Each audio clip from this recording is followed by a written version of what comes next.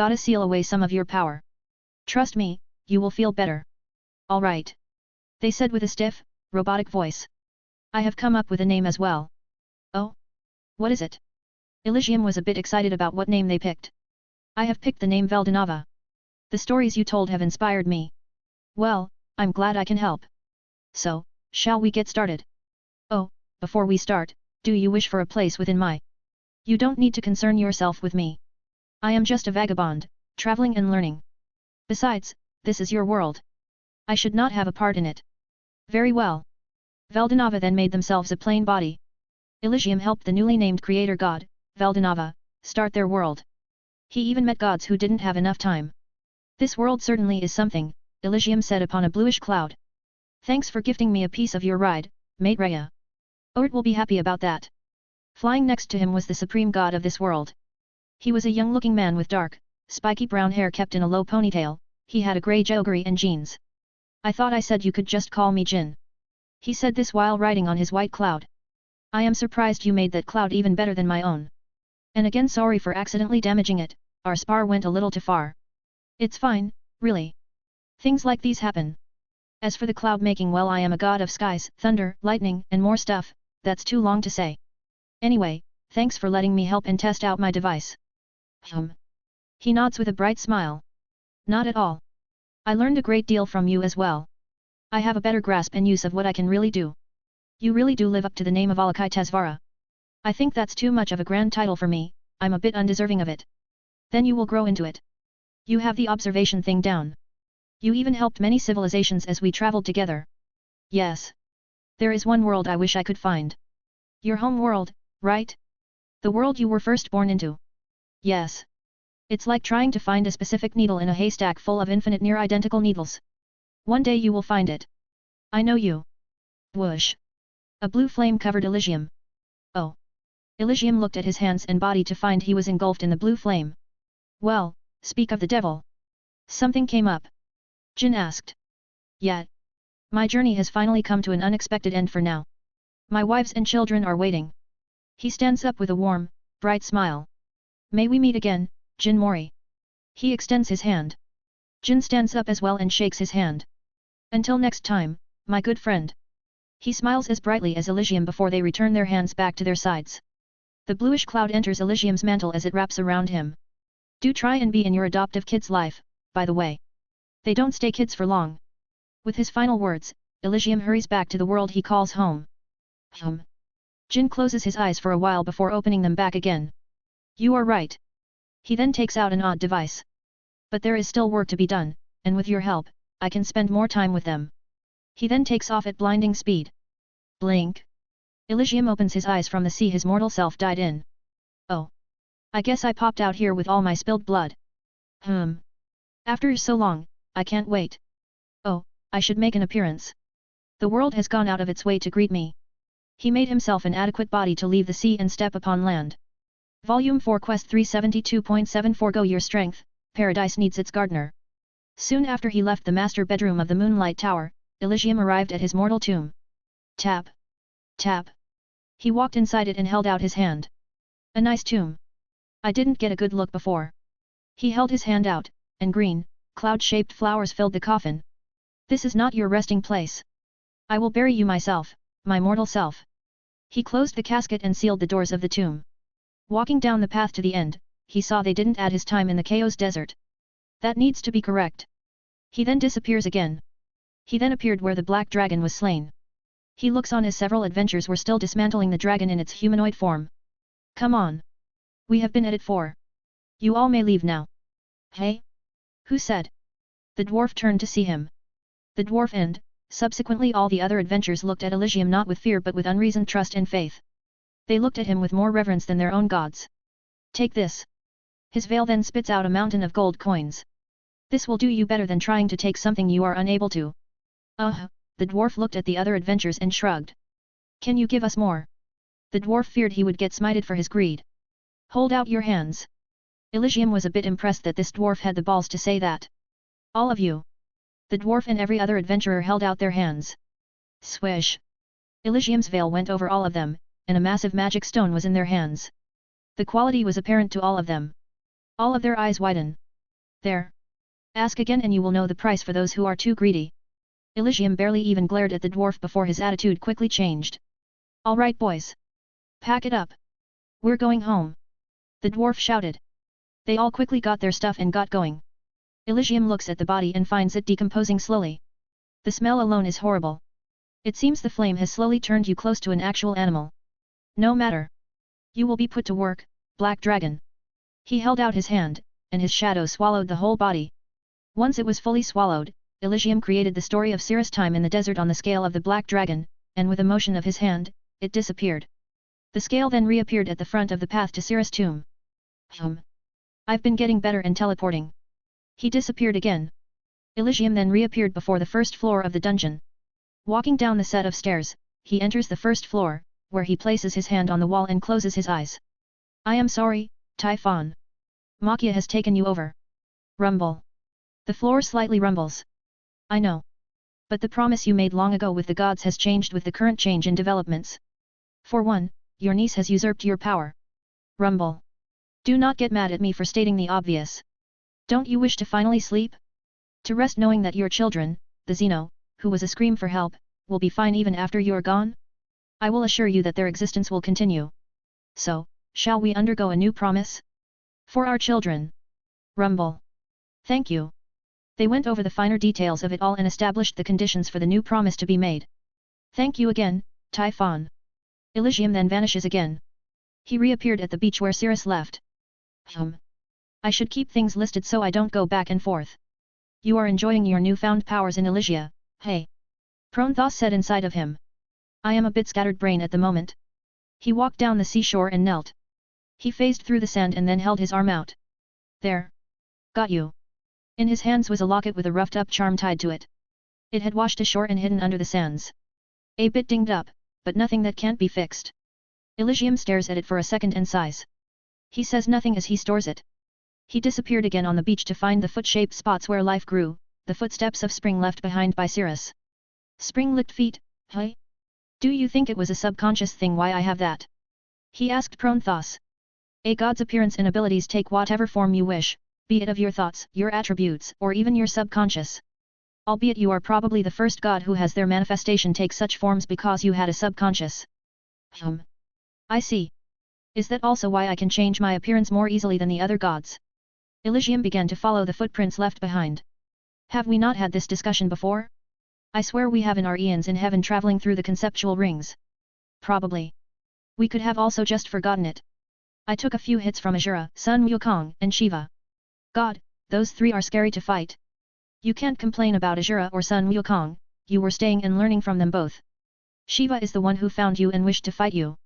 You know she wished to train me in destruction and creation. Albeit in a more hands-on approach. Ha! I doubt it.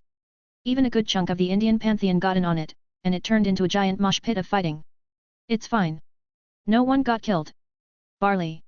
Krishna had to step in and tell Vishnu and Brahma. Was Krishna ever a god? I have been poking and prodding my memories of my first mortal life, and I feel like he was a demigod. Almost 100% he was. Does it matter? Just like how Callisto is a demigod, she too will eventually shed her mortality and ascend, just like her father.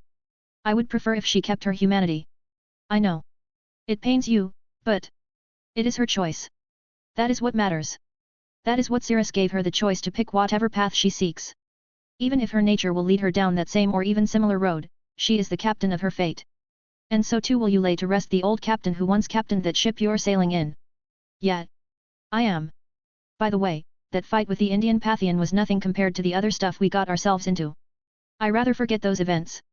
Slaanish's domain still lingers in my mind, the horrors and depravity. Ugh. The only reason I don't have you seal them away is to ensure nothing like that happens.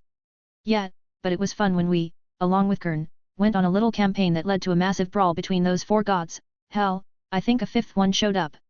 Ah yes, the Festival of Hell. That was a sight to see. Yet, too bad stuff happened. They had to end it to take care of some business within their conceptual ring. I'm surprised Gurn stopped. Albeit he was the last to stop, but yet. They all had their nice parts to them. Say, do you think it was a good idea to gift those 4 gods what you gave them? Elysium shrugs. About as good as the gifts I gave to the other gods on my travels. Besides, they gave me gifts as well, albeit some gifts I had to purify and even then kept in specialized containers. As he walked, the land began to change, the sand changed to solid earth, where life grew with even more vigor. Tap. Tap. With each step he took, land formed beneath him to make a sizable path where only flowers and grass grew. Tap. Tap. Elysium kept walking right where Cirrus passed before the sea carried his body to its depths. A massive chunk of the seashore was modified and molded so easily, like clay, to make this long bridge of earth that leads to only one thing. Elysium held his hand.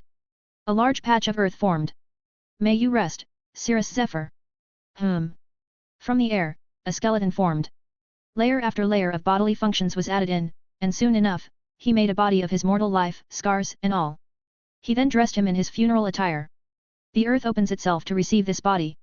Elysium gently puts the body in and, with his own hands, buries him. He kneels and buries his old life. Shift. To lie in the soft brown earth, with the grasses and flowers waving above one's head along with the soothing crashing of the sea against the shore, Elysium spoke softly as if to lull the body into an even deeper slumber. Shift. And listen to silence. To have no yesterday, and to have no tomorrow. To forget time, to forgive life, to be at peace. Shift. My and everyone else's love is always with you, a love that is stronger than death and time. Before he is fully covered, Elysium puts the locket and charm firmly in his hand. Goodbye. Elysium allows himself to shed tears. Drip his tears nourish the earth, and the earth, in response, covers the area with lilies that will never wilt. He kneels there, finding it harder and harder to put the last patch of earth on his mortal body. Come on. He said to himself, struggling. Come on, do it. You have worked through this countless lifetimes to separate yourself from your mortal self, you have a job to do, and you. He stays there for minutes, working and building up the resolve he thought he had to move on from his old self.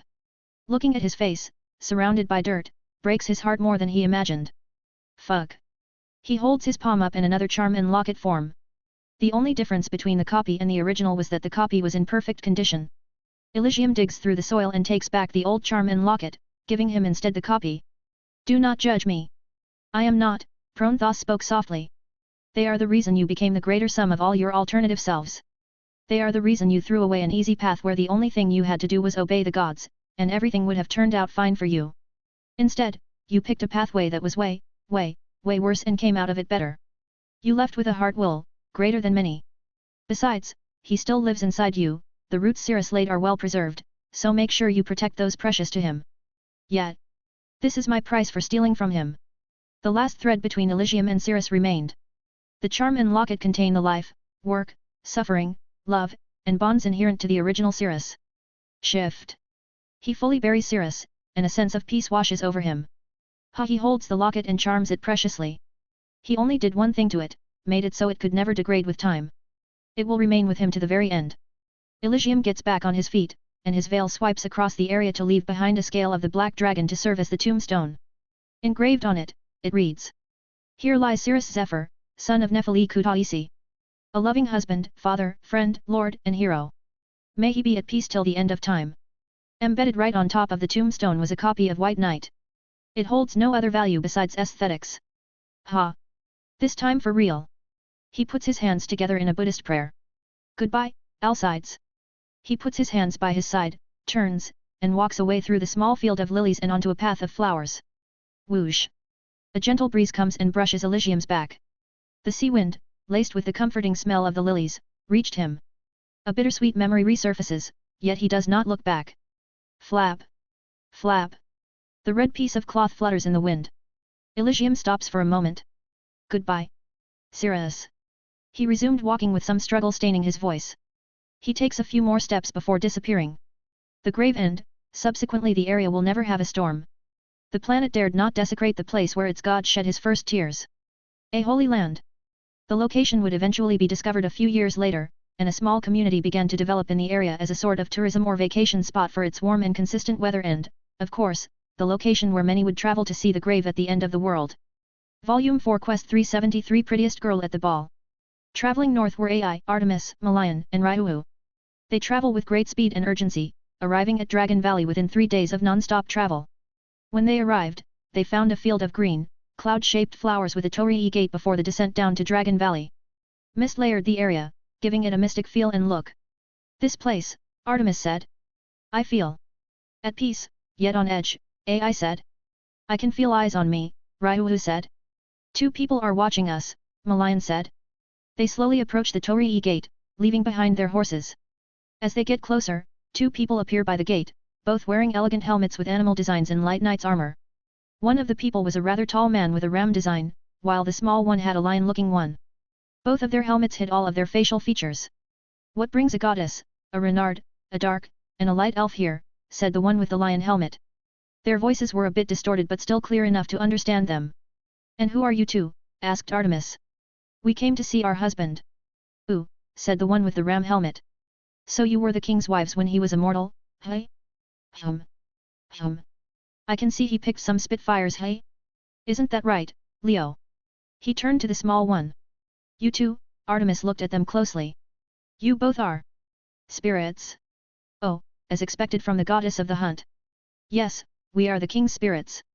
I am the grand spirit of flowing combat, Ares. It's spelled with an I between the R and E. And I am Leo, the grand spirit of foolish bravery. We are 2 of the 12 knights of Elysium that defend it from those who seek, in simpler terms, fuck around and find out. Ares nodded. Throughout heaven and worlds, our boss alone is the feared one, the lord of Petrichor, of Alakai Tesvara, grand champion of Universe Grand Prix, the deer who sings of tomorrow, the devourer of the whale from Neptune, the songbird of Aleph Null, the king adorned in colored stars, the emerald flower who bloomed in an eternity. They get it already. Leo cut him off. They got it from the moment you started this long-winded masturbatory indulging of titles. Well, I figured it was a good way to intimidate and impress people into not trying anything funny. Well, he doesn't wish for that. That is why we are here. So there are more of you. Ai said, already sweating from their strength, or more particularly, Ares. We will discuss this later. Leo glanced at Ares. Well, we say 12, but the numbers haven't been filled, Ares said. With us, there are 9. One of our positions is shared by 2 people, so 8. It would have been 10 if Aquarius wasn't so damn picky, Leo said. And are they with CIR I mean Elysium? Malayan said. They are, Leo said. They are helping build and maintain our king's domain. Then can you lead us to our husband? Artemis asked. Sure thing. He said should you, 4, come to bring you directly to him. He said if we didn't you guys would try and fight your way in and probably have sterner words to say to him when you eventually reach him. Leo, you don't mind if I take them, do you? Ares said. No, go ahead. I was gonna make some stone piles anyway. I'll take care of your horses while you all are away. Leo said. Great. Ladies, follow along. He placed his hand on the torii gate. Special privilege, Ares. Location, Elysium. Shine. The torii gate lit up with an emerald light. Come along. Ares said, walking into the light. The 4 of them all walked through the gate. Flash. When they next opened their eyes, they found themselves in an extravagant throne room. A song that did not fit the atmosphere one would expect. One more turn and I'll settle the score? A rubber fire screams into the night. Crash and burn is what you're gonna do? I am the master of the asphalt fight. Up on a throne with an elegantly masterfully crafted desk was Elysium, going over several documents. The song matched the speed at which Elysium was working. Scribble scribble scribble. Scribble scribble scribble. Scribble scribble scribble. Next to Elysium was a blue-haired spirit. Ha! Alright, what's the next thing that needs going over? Elysium said. We have reports from Cocytus, Lethe, Virgo, and Pisces. But Pisces wishes to take on the guard role from. Hello. Ares said, walking into the center of the court. Ares. Speak of the devil. What brings? Prothos turned to see company. Prothos and Elysium saw the people he brought. The music stops. Sirius. Artemis, Ai, Malayan, and Ryuwu said. Tension quickly filled the room. Ooh, this is really awkward. Slowly he began to walk away. I'll be going back to my post. Sorry sir. Ares then went back through the gate, which was on the side of the hallway. So. Who is this? Ai asked, looking at Prothos as she walked up to Elysium. This is Prothos, Elysium said. My first spirit and my assistant. Prothos stepped to the side. I am Prothos, they bowed masterfully. Formerly known as Vesta. They felt a jolt go through them. Vivesta. They all said. Yes. I came with Elysium when he returned to the world, and I have been with him through all of his travels.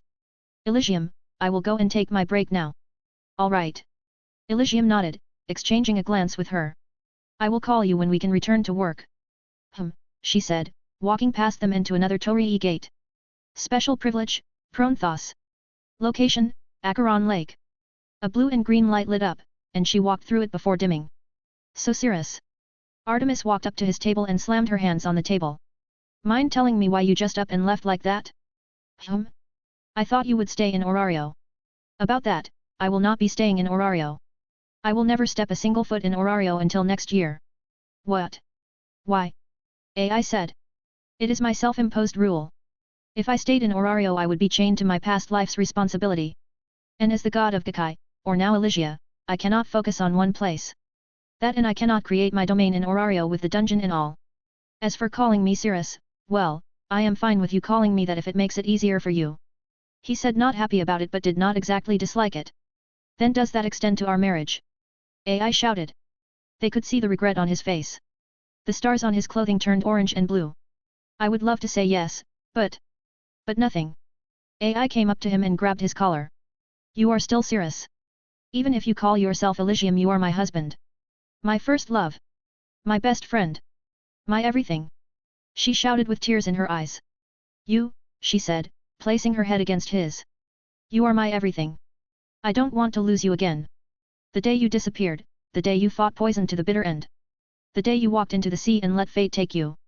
The days we spent looking for your body because if we didn't, it would eat us alive, thinking you were alive somewhere, and we just. I was shaking as tears began to fall on Elysium. Seeing her crying face broke his heart. He instantly hugged her tightly. I am always, forever sorry I made you feel this way. I'm sorry I made you cry again. But an idea popped into his head. What is it? Sniff. Elysium got up, picking AI up. He phased through his desk to stand before them. Elysium then gently put AI back on her feet. Artemis, Malayan, Ryu. I have a quest for you for. A quest. Malayan said.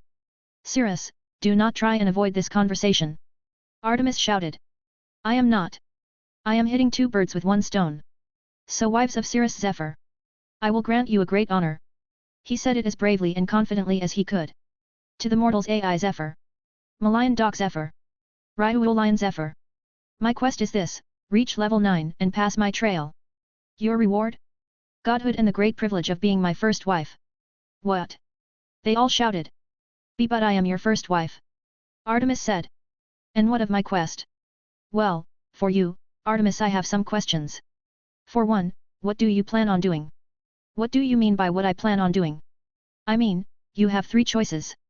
Option 1 is that you stay in Orario with Callisto. Option 2, you can forego everything and stay here with me. Cirrus what about Callisto? Or Haku, Abi, or Elise? They can visit. I never said they couldn't.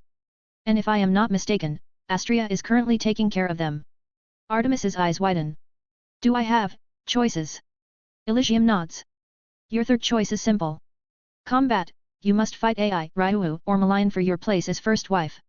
Of course, I will allow you to use your arcanum to make things fair. You're really going to make me work for it, hey? Artemis's mind weighs the options with great consideration.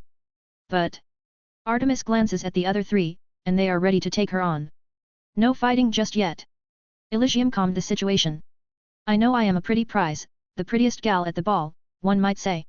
I deserve at least some effort to let someone put that corsage on my wrist. So? What will it be, Artemis? Option 1, 2, or 3. Artemis runs everything through her mind, weighing and thinking everything through.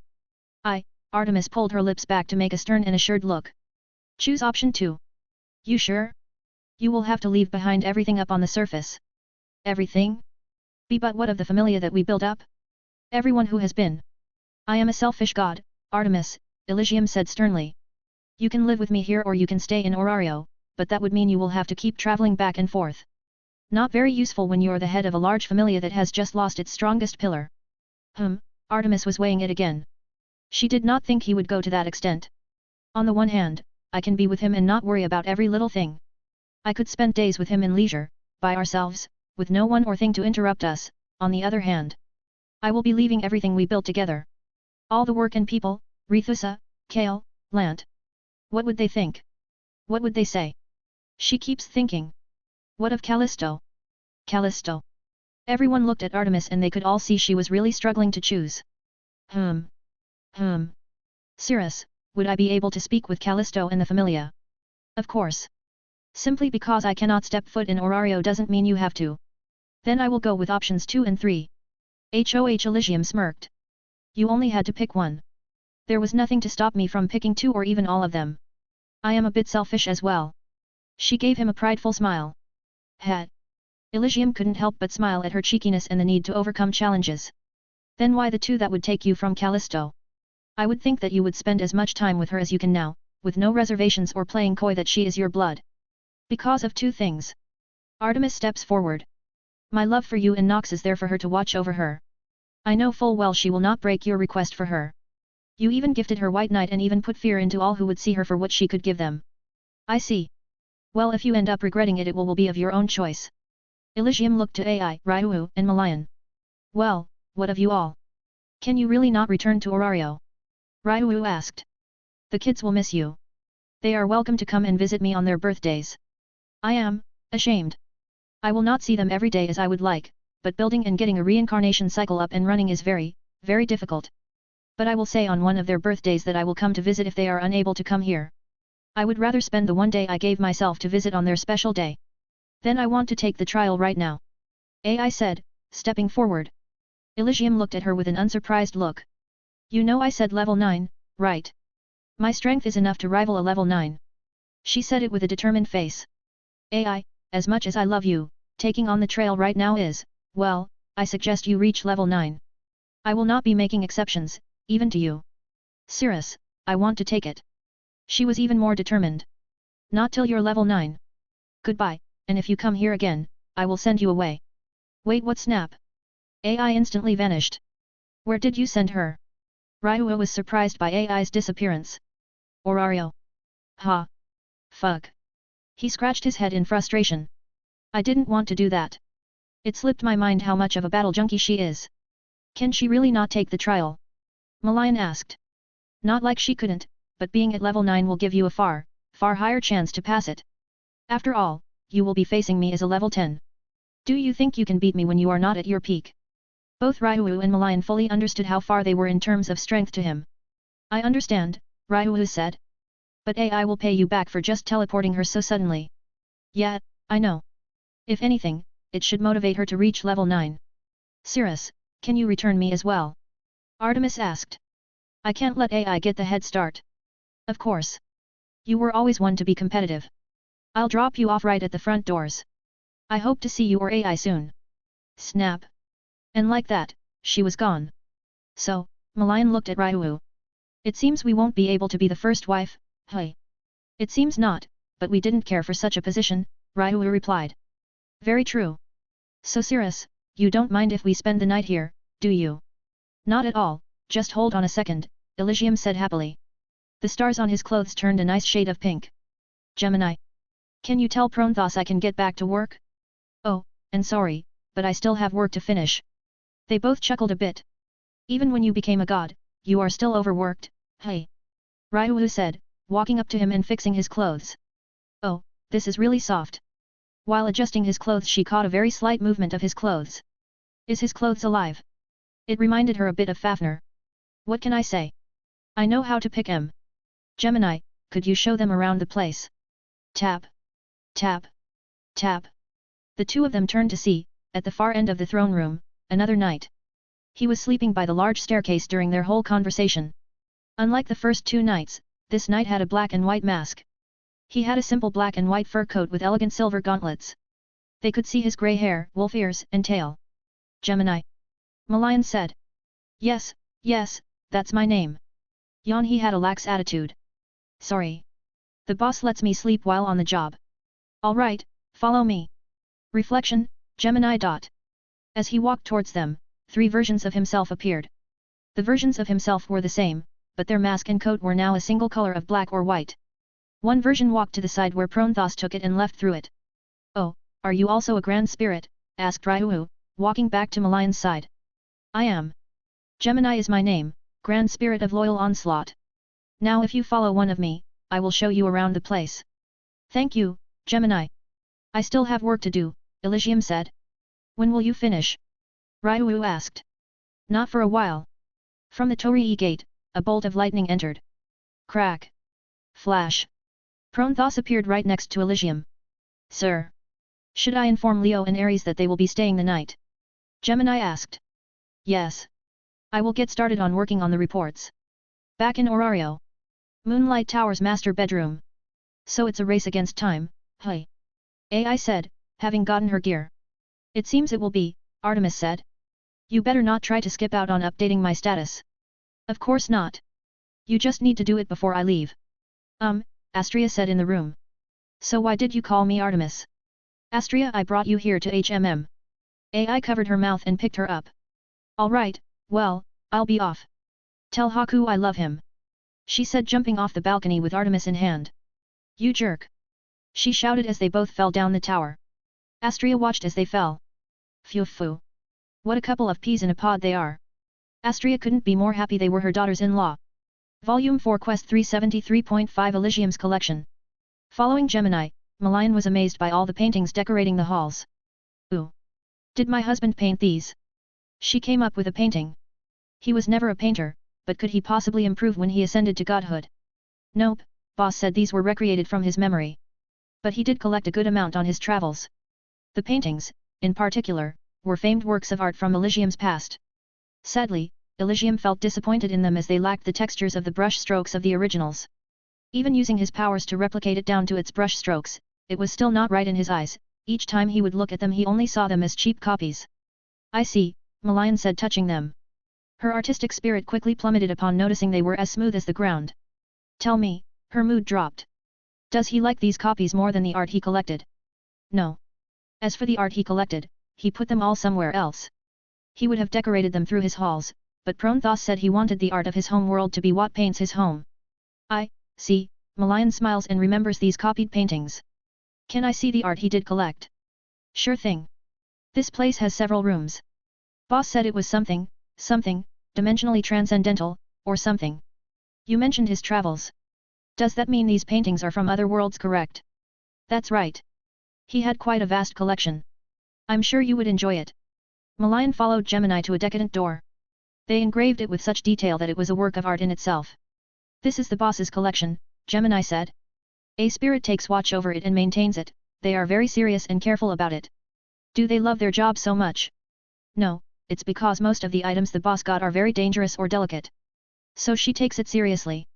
Oh, you're an artist, right? Boss mentioned you did various forms of art. I do. Is this spirit also an artist? She sure is. Is she any good? You may ask. Personally, no. But the boss likes her paintings, each and every one. He leans into her ear. Between you and me, I think she is a favorite for the boss, given who and what she does. They enter the museum, and the first thing Malayan sees is the white of a canvas. Splash. Sprinkle. Paint sprinkled around the spirit, yet she remained untainted. A nice shade of white that went down to her lower back, kept in a low ponytail. Malayan could see she was barefooted with only shorts that stopped midway off her thighs. Oi! Caesar! Gemini shouted out. Caesar stopped to look at her visitors. Gemini. She then looked at Malayan. Malayan Doc Zephyr, you interrupted me while I was in the mood. In her hands she had a paintbrush, it was still dripping paint. She was wearing simple white attire with long sleeves and blue suspenders. Her eyes were a lovely shade of blue that matched well with her hair kept in a ponytail, even more so with 2 beauty marks on the sides of her eyes. Despite her painting, her clothes were immaculate. Sorry, but the boss's wife wanted to see the museum. She turned around. She looked at her painting, an assortment of colors, and Malayan could see something beginning to form. In a second. I am almost. Do you mind if I assist? Malayan stepped forward, looking at the painting. I could vaguely see what you are painting. Gemini looked at the painting but couldn't see anything. You could see something. You are as good as my creator said. Caesar glanced at her. Come then. I wish to collaborate with someone who can see the truth in my painting. Caesar took a step back and gave a basic bow. I should introduce myself. I am Caesar, unique spirit of nascent. I am the caretaker of Creator Elysium's museum, which is an assortment of items that he has collected on his long journey. After this is done, I will show you around. Nascent. The title is only ever given to two spirits, Proanthos and Caesar. Both were given the title for different reasons. Proanthos was given it since she was his first spirit, one who had been by his side for so long. Caesar was given it because she is like a young child. She can still grow and learn. Thus, she will always grow, learn, and be better than the day before, something Elysium saw in her before she made her request. Malign tied her hair, rolled up her sleeves, picked up a brush, and helped Caesar. Gemini watched as the two painted. Their strokes were wide and precise, short and frantic. They wielded their brushes as master swordsmen wield their swords. With each stroke of paint, Gemini could see what Caesar was making and what Malign could see with a single gleam. Ooh! Gemini looks at the finished art piece. It was a portrait of Elysium with his back turned, the colors and lines made him look fantastic, and the only reason it was him was his star-touched clothing. Next to him was Proanthos, and around them were several machine-like things with smooth, soft features. I ask, do you also wish to be a wife? Malign said this to Caesar. Painting him like some sort of messiah. No, she shakes her head. Today I felt like painting him. This was the image of when I came to learn of the existence of God. She looked at Malign with a small smile. I do not see Elysium in such light. I see him as a guide, a bright star on a moonless night. I asked him if I could come with him to escape my world, and he agreed with little issue. From there, I thought if he could give a new body to that forest king, then he could do it for me as well. Thus I became his child, to learn and grow, free from my AI parameters and any influence Yorha had on me. She was a real angry piece of work, Gemini said. She gave Leo a good fight. I have tempered myself with knowledge and wisdom. Caesar then flicked her wrist, and the painting was gone, along with every other item used to paint. Now then, shall I get to showing you, Malign, the Gallery of Elysium? I would love that. But before we go, I wanted to ask you, Caesar. Are there more spirits who watch over a section of Sirius's domain? There are. She nods. Come along, I will show you around. Malign followed Caesar with Gemini right along. They entered through a door on the right. Entering, Malign walked into an array of flora, each separated into their own section and environment, from the blistering cold to the blazing heat of volcanoes. Ooh! She was taken by the abundance of it all. These are the flora given to Elysium or flora that he collected on his travels. She walks over to a section of water with several different lotuses. These are lotuses given to him by those of what he calls the Indian Pantheon, -1. Gemini, do you remember the name of the god and lotus they gave to Elysium? She glanced at him. Yeah, it was Azura. He gave him the wrathful rebellion lotus, Gemini answered. How could I forget that it's right on top of that volcano? He points in the distance to an active volcano. Ooh! What are the names of these flowers, then? Malign asked. The blue one with the skull is from Shiva. Its name is the destructive grace lotus, the lovely brown one with gold lining is from Durga. It's called the blissful earth lotus. As they walked ahead and through this section of the Museum of Flora, Malign was always amazed by what she saw. A god of plague gave this tree to Elysium. Elysium said his name was Nergal. The tree has been sealed off with a powerful set of barriers to ensure its diseases won't spread. Yes, we even considered the roots and the spacing. Ooh! It's so disgustingly macabre of horror. The way the flesh blends in and out with inorganic material with poison-like qualities really drives it home with the tropophobia. Malign was very impressed and inspired by a tree. Well, I guess someone had to like it, Gemini said softly. No one besides Malign liked it. The one next to it is another sealed one. Caesar kept going. This is Eris's golden apple tree. Looking at it, Malign wanted to pluck one and eat it. It's very tempting. Can we get one? She looked at Caesar and Gemini. Afraid not, Gemini answered. Only the boss can pluck them to be used for food. Had you gotten here about 2 days earlier, you could have gotten some golden apple pie. Gr. Malign reeled herself back from temptation. Can you keep me updated if or when they can be plucked? Sure thing. Gemini responded. They kept going into the next section of the museum. This is the art section. Painting, sculptures, murals, frescoes, automata, just anything creative is here. Entering, Malign's eyes immediately fall on a figure that looks almost identical to Caesar. That figure was standing nobly with threadbare clothing, and she held a futuristic sword. Who made this? Malign asked. Was it you or Cirrus, Caesar? No, Caesar walked up to it. It's my original body. Elysium found it very impressive and beautiful, so I exchanged it for the body I am in now. He even gave me a new weapon that fits my style perfectly. So I left the Type 40 sword behind. Anyway, come along, there are better things to look at besides my old and aged android body. Malayan was shown several pieces of art from various master artists. Ooh! This is like paradise. Malayan said, starry-eyed. Yes. Caesar stops walking and looks at Malayan. Malayan, do you wish to see Elysium's secret gallery? Secret gallery? Malayan and Gemini were surprised. I didn't plan on it. But, as you are his wife, I think it's fine to show you. It's in the sculptor's area. Malayan followed closely as they led her into the sculptor's area to find it full of more masterpieces. Ugh! I wish I could stay here forever and indulge in all this fine work. Malayan lamented. If you make it to level 9 and pass boss's test, you can stay here as long as you want, Gemini said. That. I am not so sure I can, Malayan said solemnly. I have long hit a wall. A wall that I cannot see the top of. In time, Caesar said. You are a level 8 high dark elf. You have plenty of time to make it over that wall. When you do, we will still be here. Phew. Malayan smiled earnestly. Unique spirit of nascent, hey? It seems you possibly inherited my love's way with words. Ha ha ha. Gemini chuckled. That's a pretty big compliment, don't you think? Caesar. Caesar's lips rose slightly, and even more, they could see a warmth in her eyes. Very. They kept going to a plain wall in the corner. Caesar placed her hand on the wall. Asterisk un secreto. She spoke in Spanish. The wall glowed in circuitry before forming a doorway. Come. They entered to see a room filled with several more sculptures. These are merely rough drafts for the maids, or, I guess, the housekeepers, Caesar said. Housekeepers. Oh, so these are the supposed helpers that the boss has been working on, hey? Gemini said. They are. Caesar nodded. You can call them whatever you like, maids, butlers, housekeepers, whatever. They are still a work in progress. Malayan looked around when something caught her eye. Hold on. Malayan walks over to see a section of even more statue-like creations. They were all walking in a circle, each one made from a different material and different clothing. Tap. Tap. Tap. So are they always marching? They are. They're automata that Elysium made for his domain. Caesar said. They're supposed to be used as helpers with no real mind of their own. Elysium called them hydras.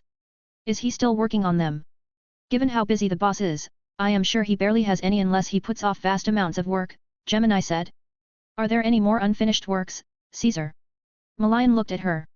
Aside from this, he is working on the other floors, but I am sorry to say I am not even allowed entry into those areas without his permission. Only their corresponding caretakers, Pronthoss and the boss himself are allowed in. Granted, I have no reason to go currently, but, this seems like a good time to tell me about the other spirits. Gemini said. Very. Gemini, why not tell her? You are fairly well acquainted with them. Fine. Gemini scratches his head. Let's see, it's been a minute, but there is Acheron, who is taking care of the second floor, Acheron's lake.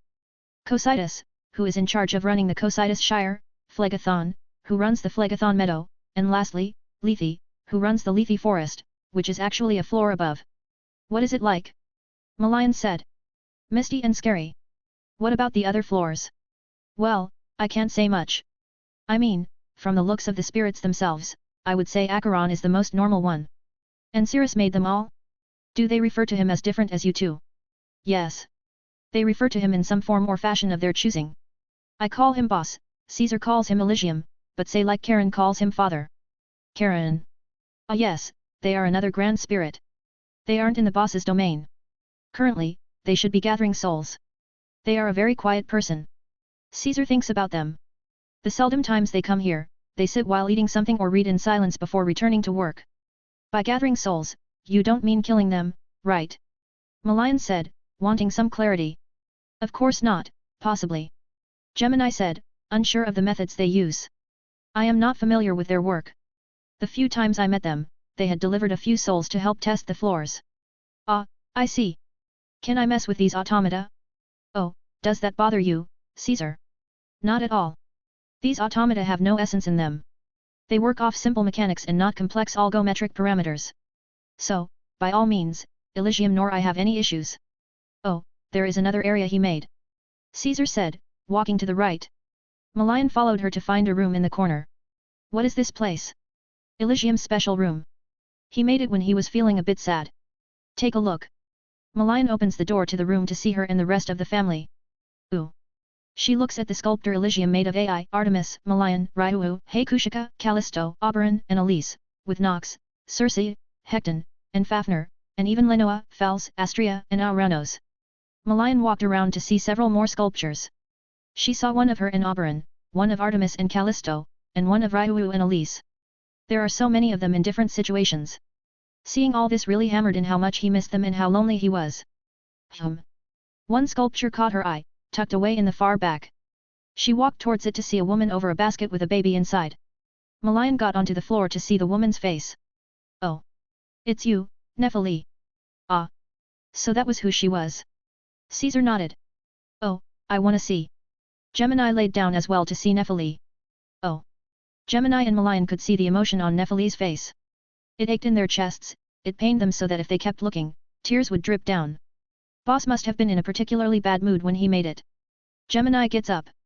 Has he been doing well? Malayan gets back onto her feet. Fine enough, but... Well, you being here brightened his mood up significantly. That's good. Malayan smiles. Very. Caesar nodded. Do you still wish to see the rest of the museum? With what we saw, it was only 9% of his collection. Malayan felt her strength sapped. I think I will need a break. Malayan was overwhelmed by the masterpieces that awaited her. Volume 4 Quest 373.6 Forbidden Room. Following Gemini, Ryuu was impressed by the size of Elysium's domain. And this is the pool. But Ryuu was more impressed by the number of rooms there were. And this is a guest room. This is the bounce room. This one is a cloud room. How many rooms are there? Ryuu said, flabbergasted by it all. Several. Don't tell him, but the boss made so many for his kids. Really? Yes. As much as he wants to separate himself from his mortal life, he is still emotionally attached to you and his wives and kids. Ryuu smiles ear to ear. That is lovely. I will be sure to keep this between us. I can see why. Gemini thought. That's a 1 in a million smile. Far better than Virgo's smile. Gemini resumed showing Ryuu the rest of the rooms when they came across another knight spinning their elegant yet brutal-looking spear around. Whirl whirl. Whirl whirl. The knight in question looked very much like a holy knight with white and gold armor and a long skirt. Her helmet had 6 eyes, and her long chestnut hair was made into a braid reminiscent of a scorpion's stinger. Whirl whirl. Whirl whirl. Her height was a bit taller than Leo's, and her presence was bigger than Ares's. She had a whole other level of strength compared to him. Oh, Scorpio. She stops her actions and looks at the two. Gemini's clone and Lady Ryuu. She makes a refined and elegant bow before stretching her hand and catching her spear. What brings you two here? Boss asked me to show his wives the place. That would take a whole week, given the nature of this place. The hydras aren't up and running yet. Oh? Are they almost ready? The Lord said in another week or so. Caesar has been tinkering now and again. So why are you here spinning your spear? Ryuu asked. This place seems rather cramped. I am guarding this room. She rests her spear on her shoulder. The spear points to a solid black door. Looking at the door, Ryuu felt nothing. It has no handles. It looks like a black wall. No, but it is very dangerous. Is it part of the trials? I will not lie to you, as it will be worthless. Yes. This door is the third part of the trial. Third part. How many trials did he make? That is all I am willing to indulge in. If you wish to know, you will need to pass the first and second trials. But if you need a nice room to visit, I suggest the garden room. Maybe even show her the first floor. You know the boss doesn't want anyone on the first floor, Gemini said. Why is that? Ryuu asked. Because the only thing there are flowers. The boss wanted to do something with it but left it empty till he could figure something out. The museum, then, Scorpio suggested. Nah, my other guy is there with Malayan. Plus, it's very, very long, and big, and very grand. Is it really? Ryuu asked. How big could it possibly be? Big enough to wear you out of excitement. Trust me, your fellow bride-in-law is taking a break from how much she has seen. Well, why not show her to the Lord's room? He has already finished it. Has he? Gemini responded. How can you tell? I am the grand spirit of unpredictable precision. I am precise on many things. Except knowing the first floor is under construction. Gemini said it with a snarky tone of voice. Quiet you. Bonk. She hit him with the flat of her spear. Ow. Come on. You know that weighs like 30 pounds. Anyway. She slightly smiled at Ryuu. It has been a pleasure to meet you. I am sure my lord's mood will be better than usual. Has his mood been bad? Not in the bad sense, but he has been rather sad since he got to work. Since he came back as a god, he wished to spend more time with his family, but obligations call to him. Not to mention the years he spent traveling and bettering himself. His obligations, what exactly do they entail to have spirits of Nox's caliber here? And can I ask how long he has been traveling? Well, that's something for the future. Better hurry along. I have no place to tell you something that should be reserved for him to speak on. Ryu nodded. She would like to hear it from Elysium's mouth, not another. It was nice to meet you, Miss Scorpio. Ryu bowed and followed Gemini.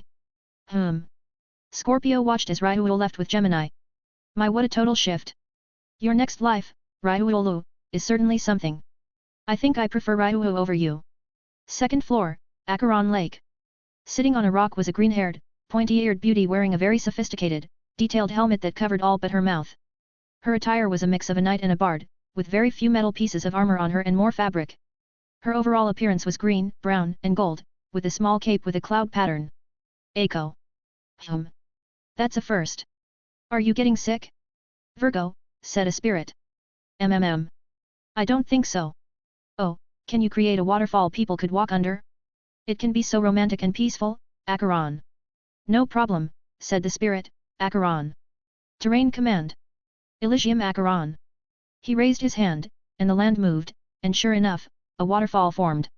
Volume 4 Quest 373.7 Night and? It had gotten late, so Gemini brought Malign and Ryu to Elysium's room. Oh, nice timing, Gemini said to his other self. Yup. His other self said holding out his hand.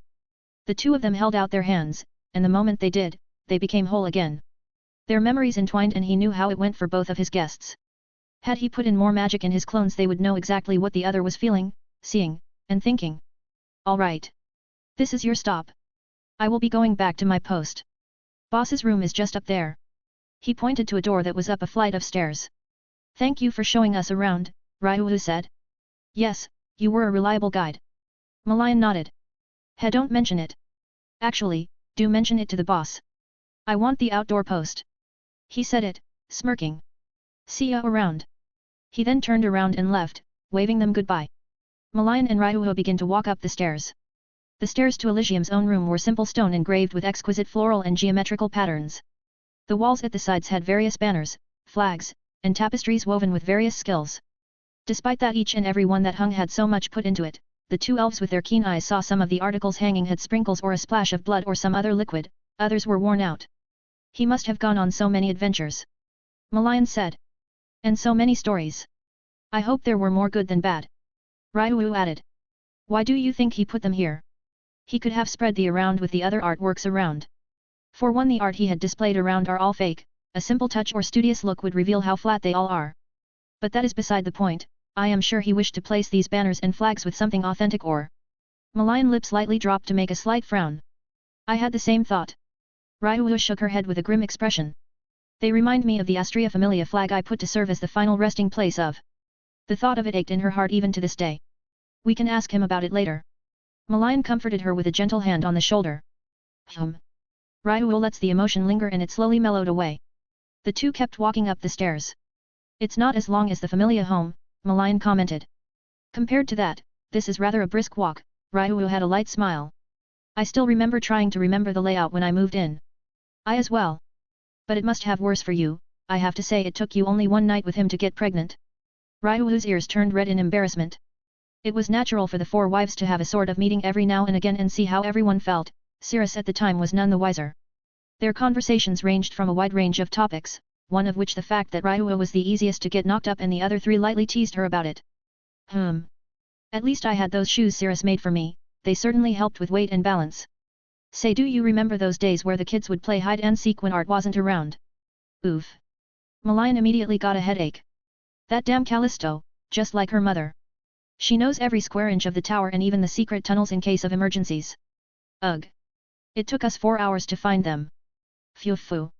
Ryu giggled. I remember Callisto had Auburn paint their faces to match the bushes. Their clothes were also covered in dirt from digging a hole and getting in it to make it harder for us to find them. Ha. Malign let out a chuckle. After we found them and saw what they looked like we had them take a deep bath. Abi even painted their hairs to really hide them. It was a good thing the magic tool Cirrus made for Callisto had taken into account if her hair changed color.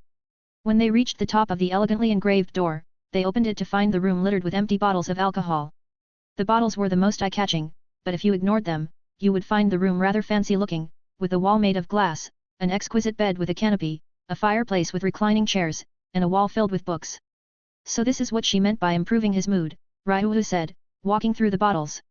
Malayan frowned at seeing so many bottles. I do not like this. The last time I saw this was with Hira when we failed to slay the black dragon.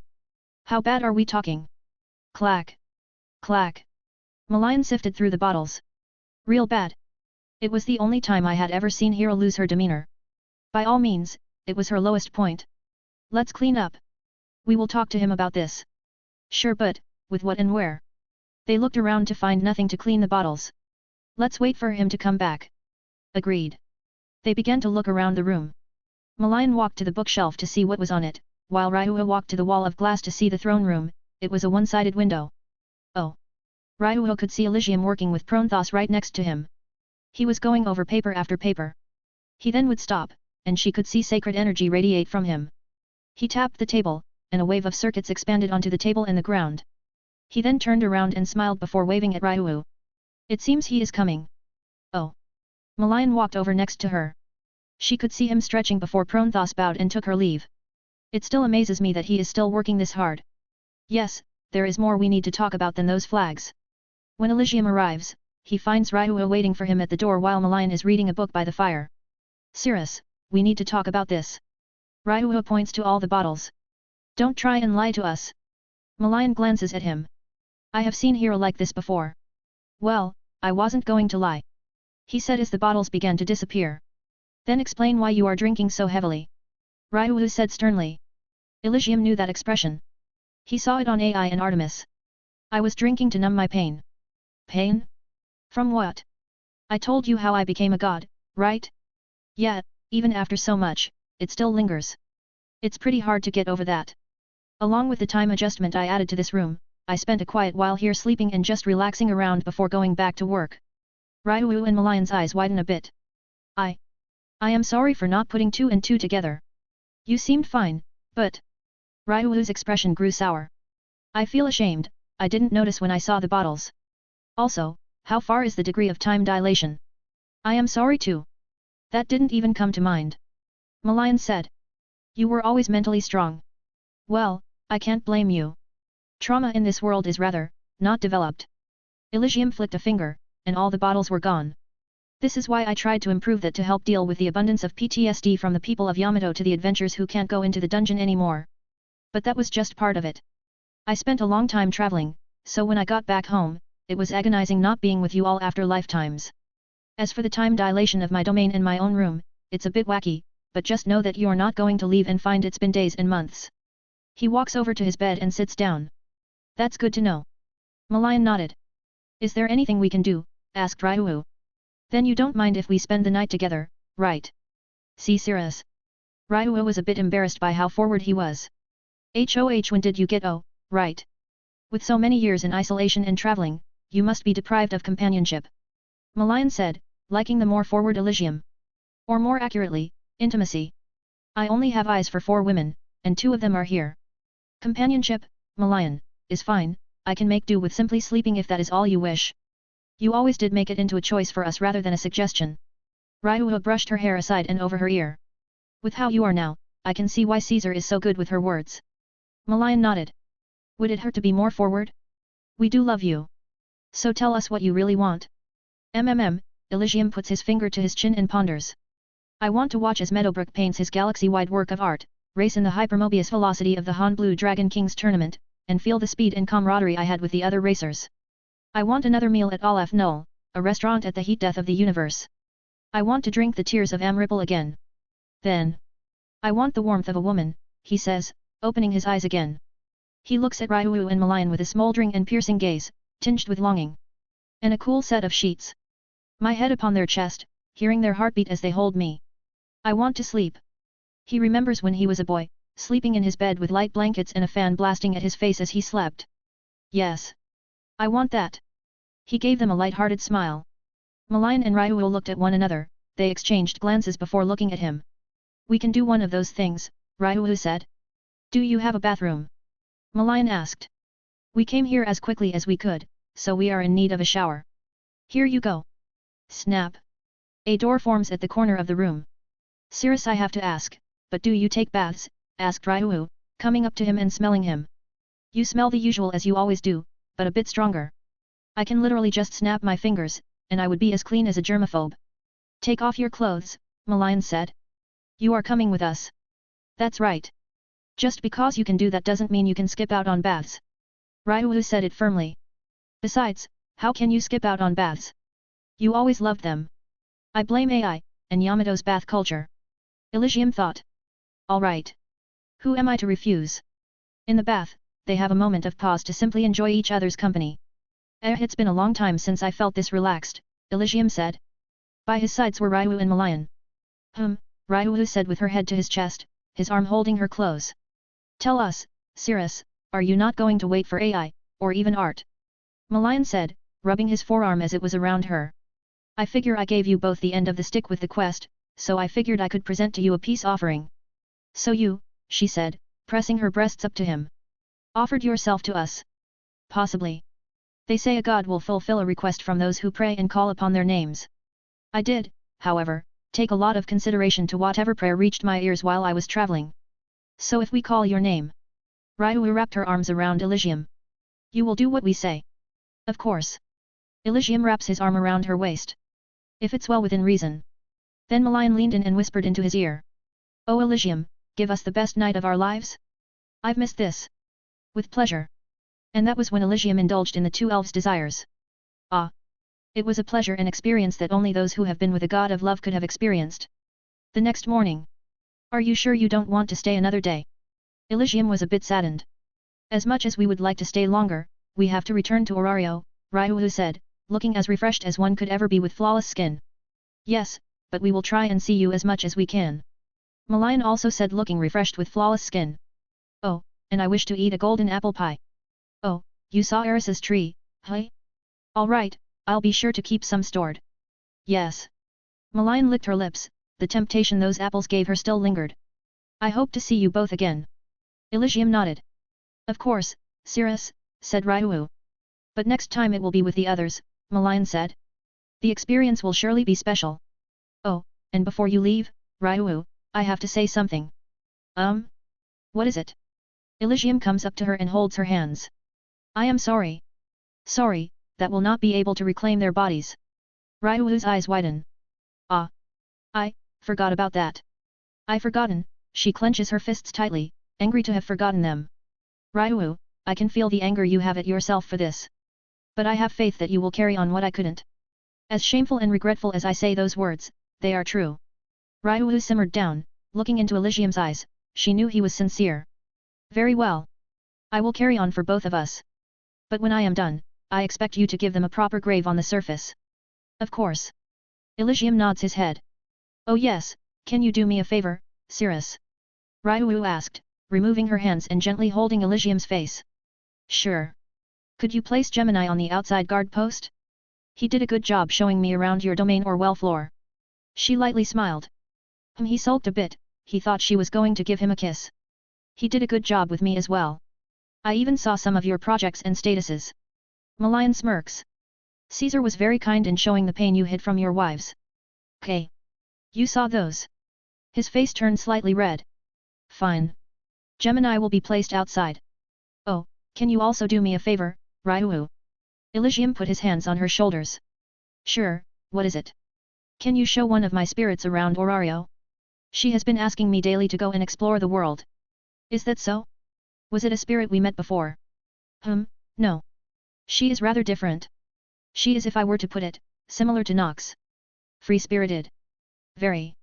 Hold on a second, I'll go inform her. He took a step back and vanished. Oh. Ryuo turned to Malayan.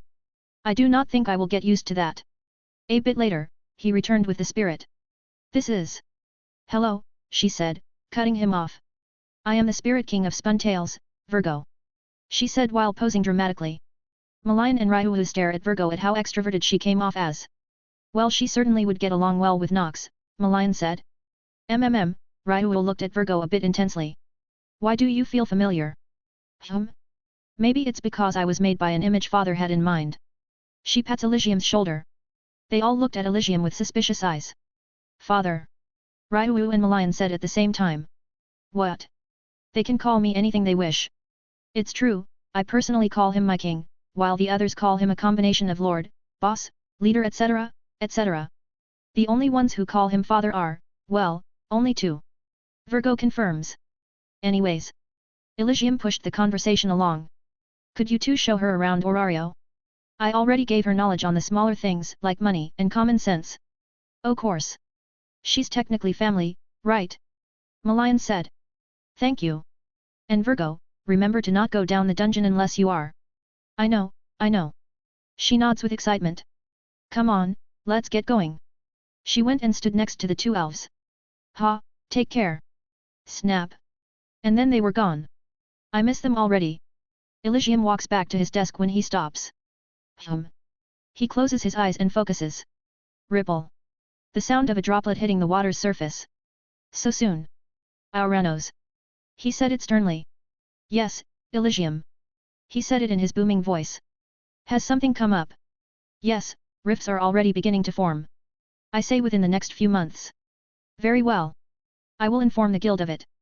Volume 4 Quest 374 Not enough. Back at the Moonlight Tower.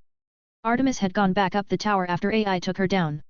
So, you wish to give me your familia? Astria said a bit taken.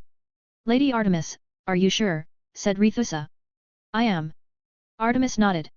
I wish to be with my love and the look on Artemis' face said it all. She didn't wish to give everything up, but she wished to be with her love. I understand Artemis. Astria acknowledges the struggle she has inside. He is your Orion. If the rest of the familia is fine with it, then I will accept your offer. Rethusa. Artemis looked at her child, who had been with her for the longest time.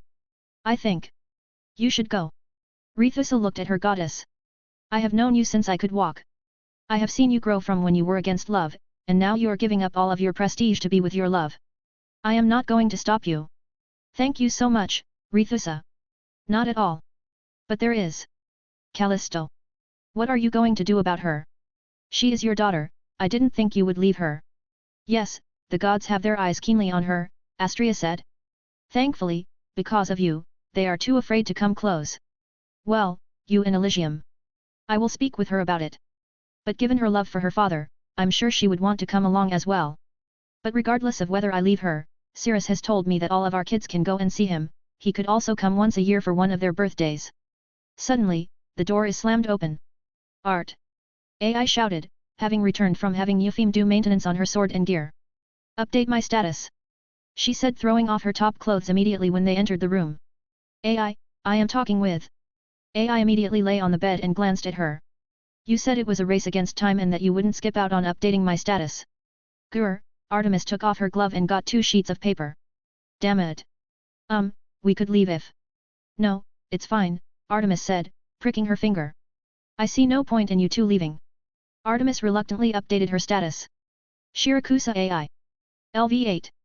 Strength, SS 1078, SSS 1109 Endurance, A836.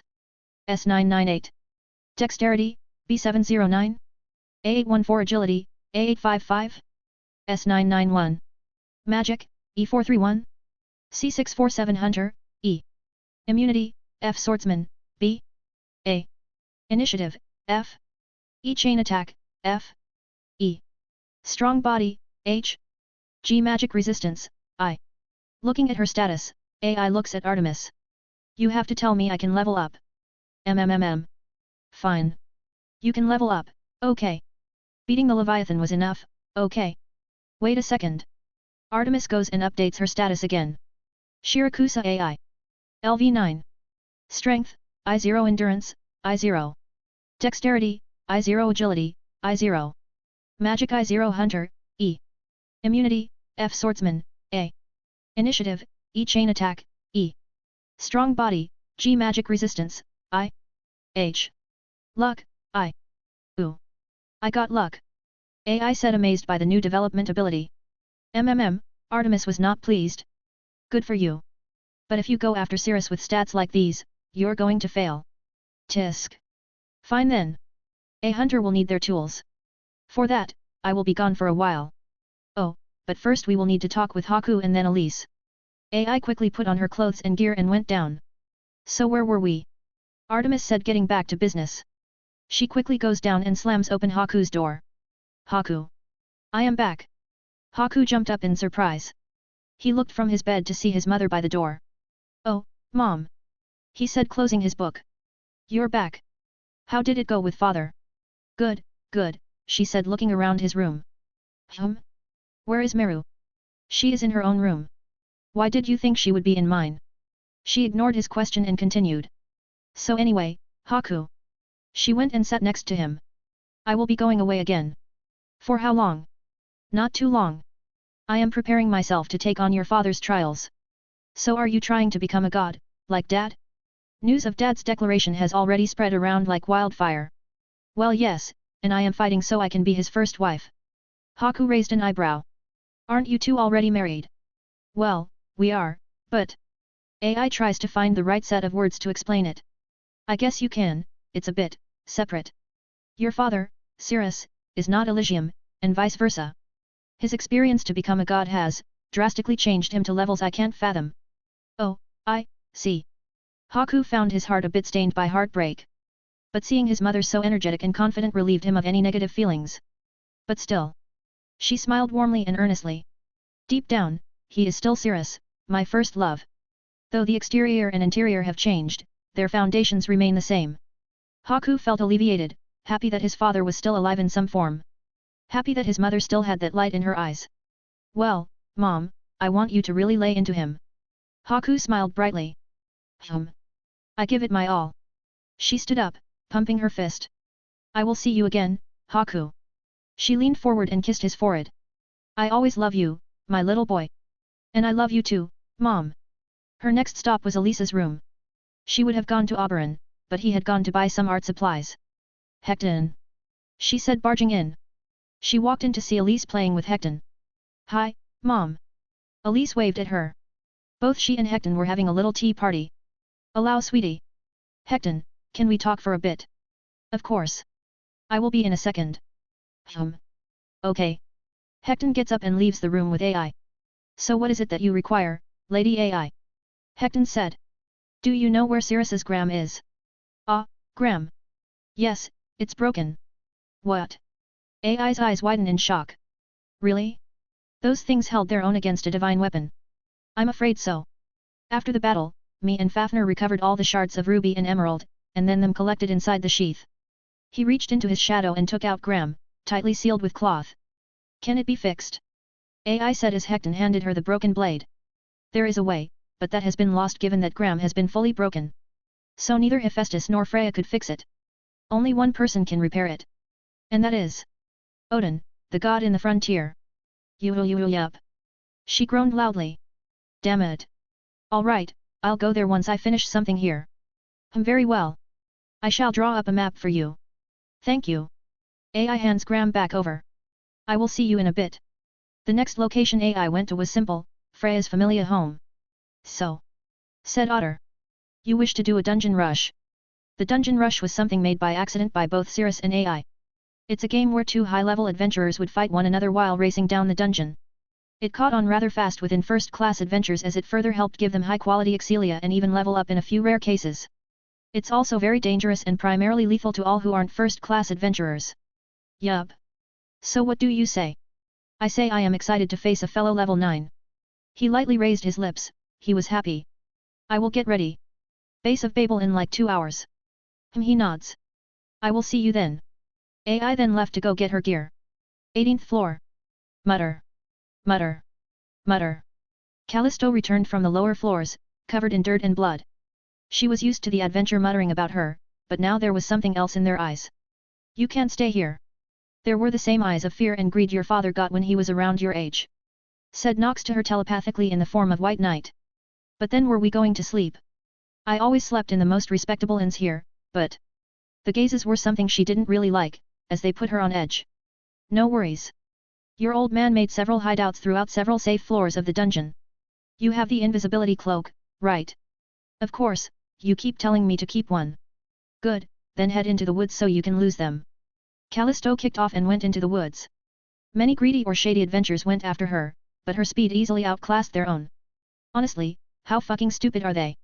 The highest leveled adventure here is 3. Say, are your stats also absurdly broken? Nox said, having returned to her owl form once no more eyes were on them. Broken? How? Callisto said as she walked to the hideout. Well, your old man's stats were absurdly broken. He spent 3 years raising his stats as a level 3 to the furthest he could. And what was it? What, his stats at your level? Or what he had when he was your age? My level. Let's see, his strength was YY1647, endurance ZZZ2009, dexterity YY1640, agility ZZZ2012, and magic at ZZZ2000. What, that much? Yet, he was a very diligent and hard-working kind of guy in his cute youth. I miss those days when he still had a baby face. Nox, we agreed not to talk about this. Seriously, you go on these very unnecessary rants that I really didn't need to know. I thought you were a big daddy's girl. You do know we are sisters, right? I'll never acknowledge it. Say, can I ask you something? Depends on the question. Well, when Dad was walking off to his death, did you know the language he was singing in? I do. When he and I first made our contract, I knew every language he did. Okay, but I heard no one speak it. The closest one would be Fum, and even then it would be bursts of what Mom said as profanities. From the small time I was recontracted to your old man, I could see that I had been spirited away. An odd phenomenon that happens unexpectedly. They're in another world, she learned a new language and even brought back some new stuff. Oh, so Fum taught Dad the new language? Sure. But do you know that even your mom knows how to speak it? Every god does. They do? Why didn't they spread it? Culture. They can't just bring over an entire culture. It sort of overrides the potential of a new one to be made. I kinda get it. So can you teach me how to speak it? One day. Come on. They walked a bit more, and they reached the crystal hideout Cirrus had made. Late at night, as they were sleeping, several loud clangs rang through the floor. Blah. Callisto wakes up from the commotion. What's going on? Fuck off, Nox said as she turned into her weapon form. Whatever. Callisto goes back to sleep, covering her ears. A while later in the dead of night. Creak. Upon hearing the creak, Callisto's eyes shot open. She instinctively went, grabbed White Knight, and swung. Ting. Ho, good instincts. I said, grabbing the sword with her fingers. Mom? What are you doing here? Callisto was a bit groggy. Callisto could see AI covered in sweat, her clothes and gear were littered with cuts. Training. Scoot over, I'm tired. Callisto puts White Knight down and scoots over. The two would sleep together. Ugh. Mom, you smell. Breath through your mouth then. The next day, in the early morning, they gathered at the center of Rivera. Ooh. Callisto looks up to see Otter. Mom, you were fighting with Otter. I was. But it ended in a draw. If I wasn't mistaken, I landed more hits. Otter responded. TCH. Well, that is why we have round 2. I noticed some leers at Callisto. Ever since they went into town, more serious eyes have been on her and Callisto. They would even, grr. It angered AI, but she kept that well hidden. Can I watch? Callisto said excitedly. Sure thing. AI said it with a devious smile. If I can get Callisto to stay here as long as I can burn Art's time. Then let us meet back here once we have eaten. I do not want a lack of hunger to lessen my victory. Otter said, walking off. Well, let's go and eat. Calli. Yeah. Oh, and before we go. Her anger erupted with killing intent. You fucking pieces of shit. Her roar could be heard all through the floor. Immediately, everyone who was glancing at Callisto turned away. Callisto immediately felt all those eyes on her gone. You keep looking at my girl, and I'll fucking cut you down. You hear me? Why yes. Shouted several people. AI turned to Callisto, and she looked at AI with awe. Calli, me and your father do not always endorse violence, but if they keep doing that, always remember the body has 206 bones, so make sure you break one person's bones, about 103 of them to be the example. Got it. Are you sure Calli isn't your daughter? Nox said it in her weapon form. Nox. A gentle smile paints AI's face. I missed your little jabs. Back on the surface, Malayan, Ryu, and Virgo appear a bit away from the northern entrance. Ooh. This is the outside. The morning sun. To bask in the sun again. Virgo said delighted. Again. Malayan said. Don't worry about that. Let us go to Orario. Nay. They look behind themselves to find 3 horses. Seems Cirrus gave us back our horses and even AIs, said Ryu. What are we still waiting for? Virgo quickly gets on a horse. Come on. Come on. I can hardly wait. After a bit of traveling, they made it to the gate. The guard looks at Virgo. She is with us, Malayan said. Hello. Virgo waved at him. Hello. He blushed. Why, you may come in. They enter the city, and much like a child from the countryside coming to the big city, she is starry-eyed. Wah! To think humanity has developed this far. You even built an entire city over the Great Hole.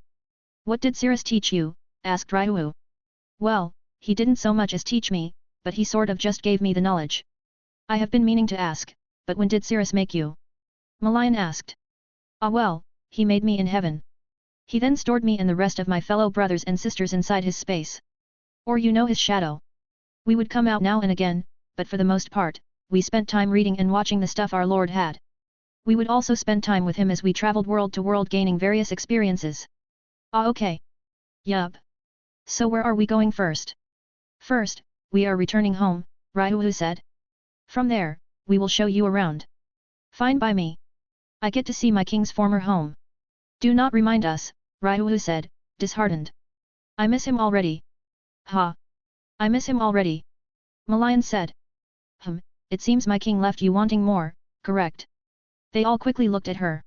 What? Did you think I would sleep with my own creator? Ha ha ha. What a good joke. Oh no, I simply made an observation. Well, that was it, and he was a hero after all. And we all know heroes always have an appetite for women.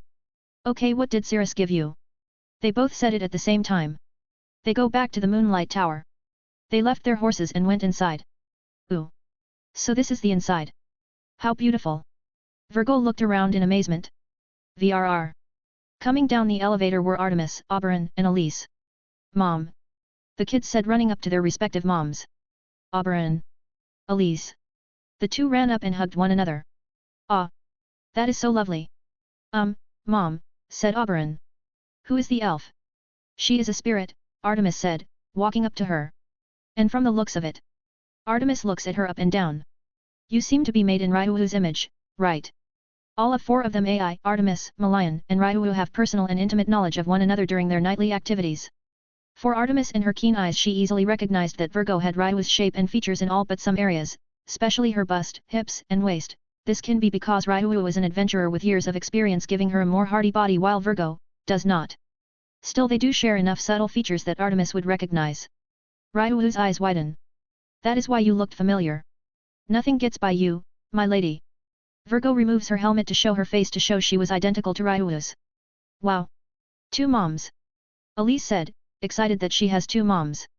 Does that mean I can play more? Phew. Allow me to introduce myself. I am Virgo. Spirit King of Sung Tales. She said giving a regal bow. I am a spirit created by your father. King of Elysian Valley. Elysium. So in a way, you two are my older brother and sister. Many were taken by how expressive Virgo was and because she and Ryu share the same face so it was a sight to see Ryu be so expressive. Elise's eyes lit up, she would much rather be an older sister than have another mom. Ooh. Is this the feeling of being an older sis? But I prefer it if we keep that between us, she said putting her helmet back on. I mean, I don't call him father or anything like that. She chuckled a bit. Elise felt dejected a bit. Not to worry, little Elise. Virgo said coming up to her. You can call me little sister if you wish. Really, she said with that light reignited. Of course. But only when I am wearing this helmet, got it, she said tapping it. Got it. Great. She puts her helmet back on. Shall we go and explore the city? I wish to see with my own eyes how far humanity has gotten. Virgo, said Oberon. Yes, that is my God-given name. She looked to the half-high dark elf. You can refer to me however you like. What a kind older brother. Well, let's get along.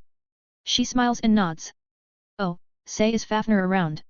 She looks around at the shadows. From Oberon's shadow, Fafnir emerged. She rested her head on Oberon's shoulders. I was sleeping. Who is? Ah. The fabled Fafnir. The six-eyed spirit. Virgo leaned in close to Fafnir. That is me. And you are? Fafnir looked at Virgo with keen eyes. She tilted her head a bit before saying a calculative guess. A spirit king. That I am. I am the spirit your former master created. She stepped back from Fafnir and gestured to herself to show how impressive she is. I see, not so bad if I do say so. Well, I'm going back to sleep. Wait, I didn't even say.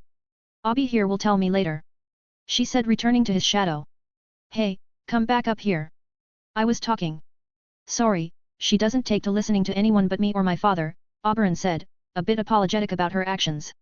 While they were talking, Artemis was talking with Malayan and Ryuu. Say, where is Haku? Asked Ryuu. He is with Linoa. Now can you explain to me why I can smell Cirrus on you both? Artemis said it with a fierce look in her eyes. Ah yet, Malayan said making a smug grin. He offered us a rather nice gift for giving us a quest we wouldn't be able to accomplish. Yes, it was very. Ryuu's face began to blush. Shall we say intense? That is the right word, Malayan. Very adept, but I prefer the word very passionate. She closed her eyes to reminisce of the last few hours ago. His hands were firm enough to shape the sky. Yes, and his fingers were delicate enough to paint the very stars. I never felt safer than when he was. Grr.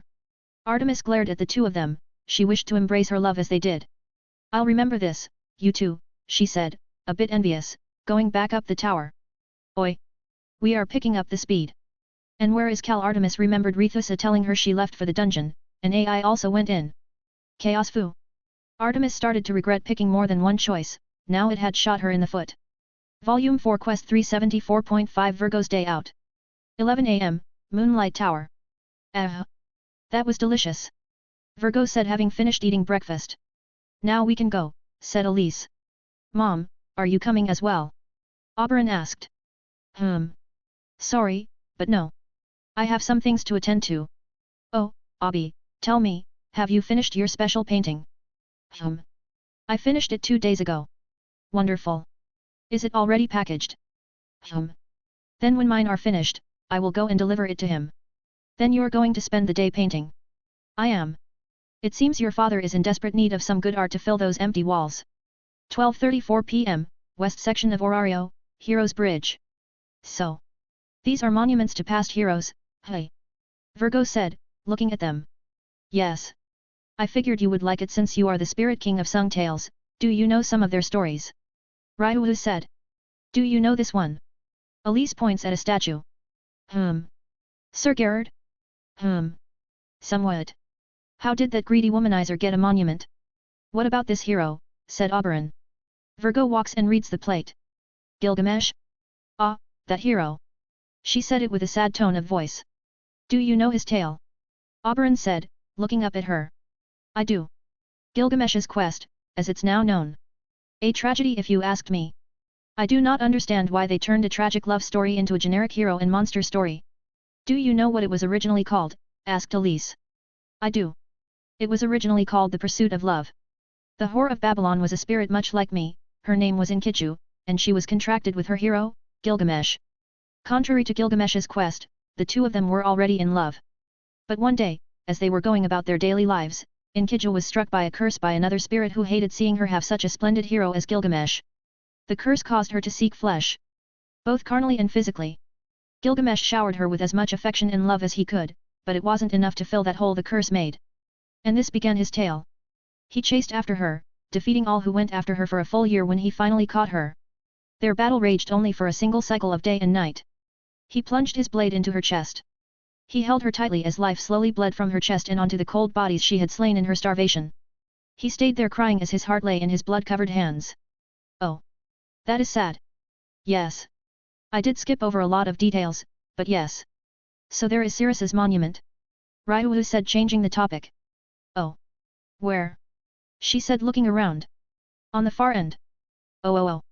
She quickly went to the far end. When she arrived, she could see a very detailed monument. It had his likeness down to a T. It even had White Knight, Circe, Fafnir, and Hecton depicted. Wow. They even got Fafnir and Hecton. Elise said.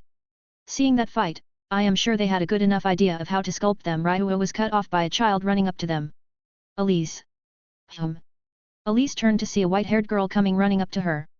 Jersemi. The two ran up and hugged each other.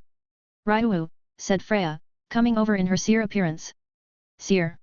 The two friends meet once again. Oh? Who is this pretty girl? Virgo said, looking at Seer. Freya looked at Virgo and then at Ryuo. Ryuo, who is this person? Seer said.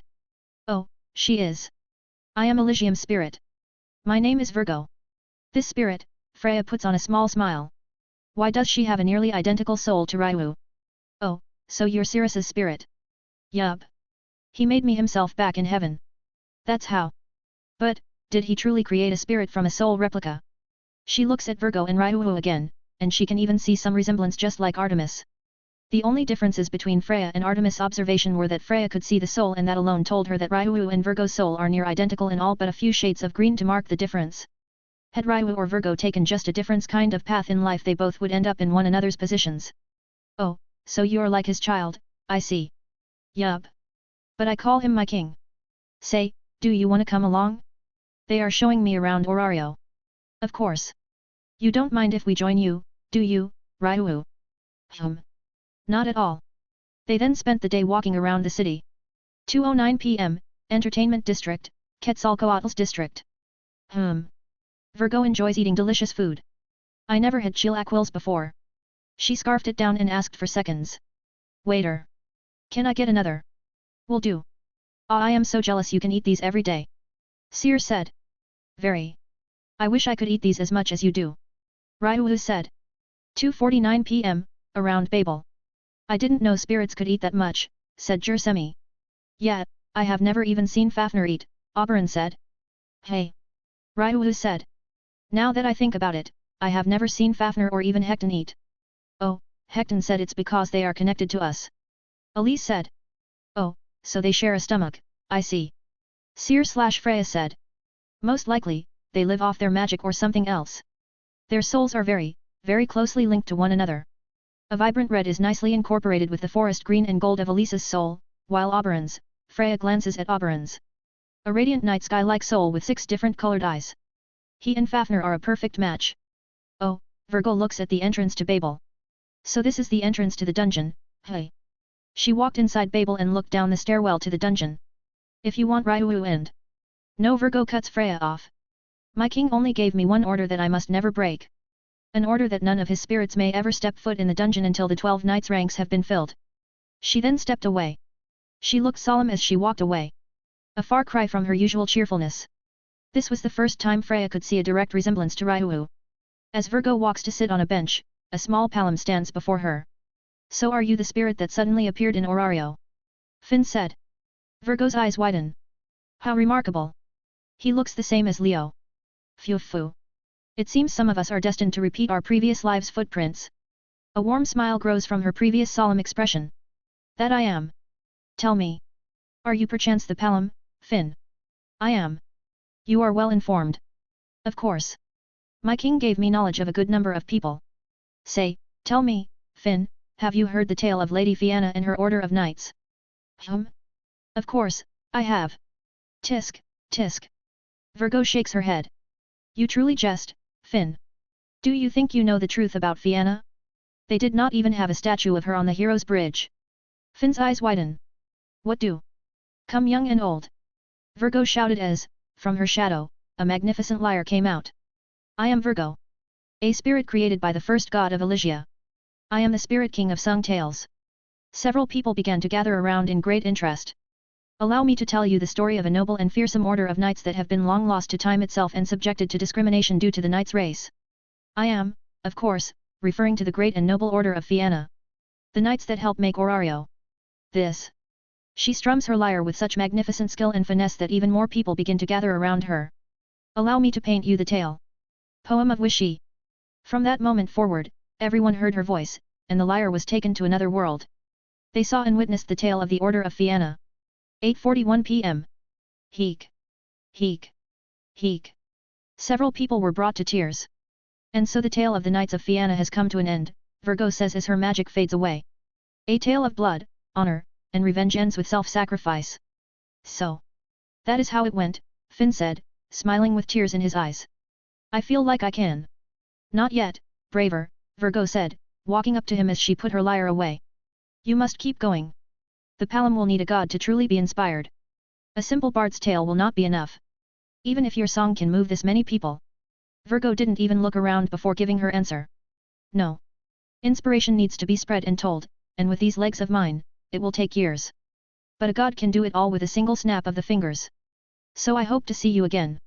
Not as a Palam, but as my creator. Goodbye, braver. Virgo takes her leave, with Ryuhu, Oberon, and Elise following right behind her. A god. A god. His eyes reignite with a bright, burning passion. Walking back home, hand in hand, were Freya and Jersemi. Mom, I want to be a powerful warrior like Vienna. Jersemi said. Phew. Very well. I will teach you how to be a great and fearsome Valkyrie. Yay. She said it excitedly. Phew. Your child, Elysium. She takes after your singing ability. Volume 4 Quest 375 Next stop. 3 days later, in front of Babel. Ah. The sun again, said AI. Callisto stretches in the same way as AI. I can see why Cirrus was so quick on his toes. You always swing for the legs. Otter said, walking back home. See ya, Otter. Thanks for the match. He said waving goodbye. Alright. Time to get back home. Let's go. I want to take a nice bath.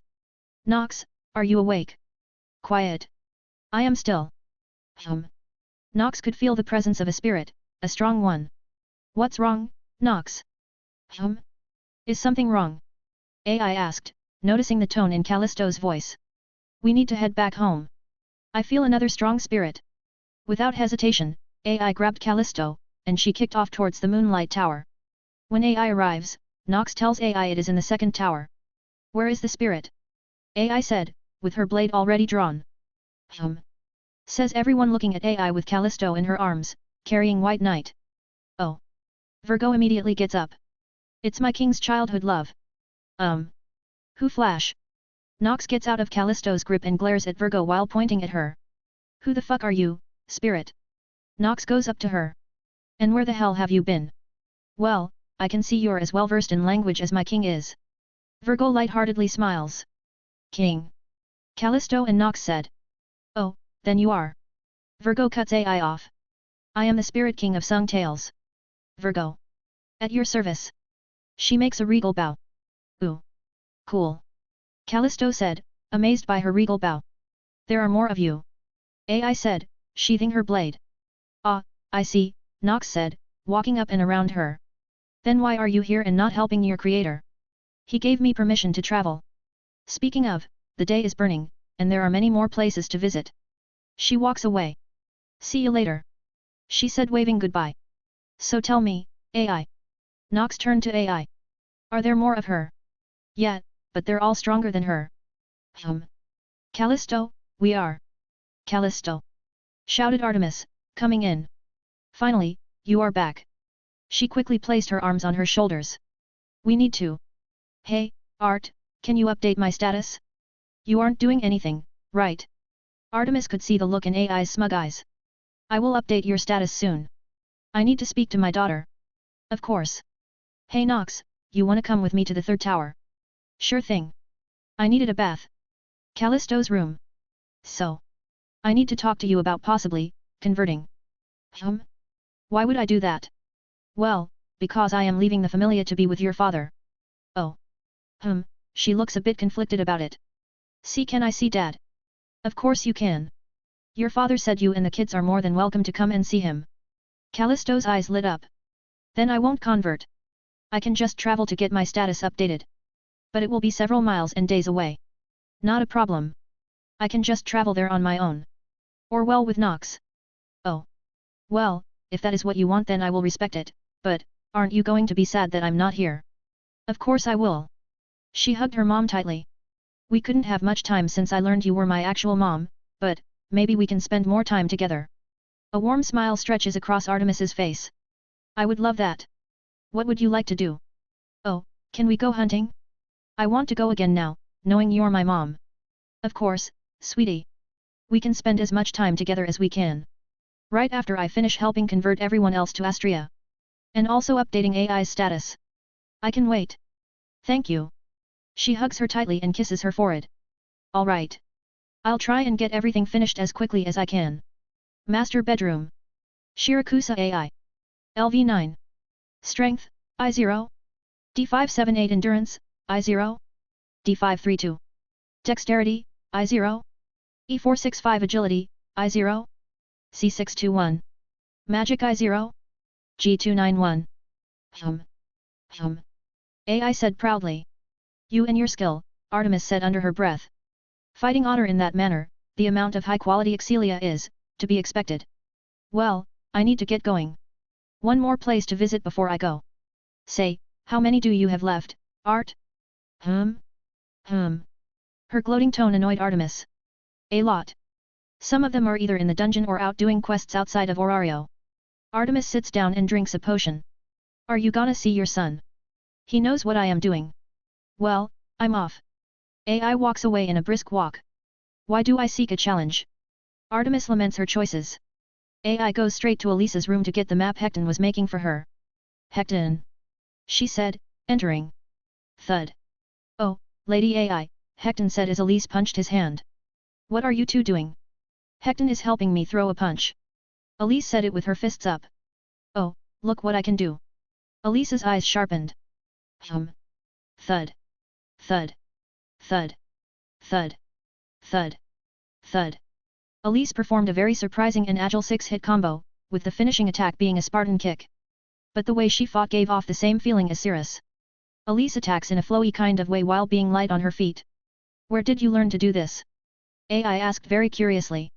Some of it I came up with. She replied. And some I taught her, Hecton added. Lady Elise is a quick learner. Ah, I see. It made sense now, Hecton was teaching her. AI did feel a bit bad for Callisto, who tries to copy Cirrus' style of fighting, but without Hecton, it will never be a perfect replication. So what do you think, Mom? Elise asked, looking at AI for praise. It's very good, sweetie. Does your mom know? No, I want to make it a surprise. She nodded her head. Well, when you do she will be very surprised. Hey Hecton, do you have the map? She glanced at him. I do. An arm sprung out of his shadows with Graham and a map. Here you are. Great. She takes Graham and the map. Bye Elise. I'll see you when I see you. Bye bye. AI waved. Bye bye Mom. AI immediately began to travel. She forgoes horseback travel over her own speed. Going as fast as she could. Huff. Huff. Huff. She ran. Huff. Huff. Huff. And ran. Huff. Huff. Huff. And ran. Huff. Huff. Huff. After running for 6 days and nights, she finally arrived at Odin's Familia home, a large town built around a massive tree. Whoa. Well, let's see if he can fix it, AI said, standing a bit from the gate. The poison seems to have left the land. The guards were looking at her but had done nothing yet.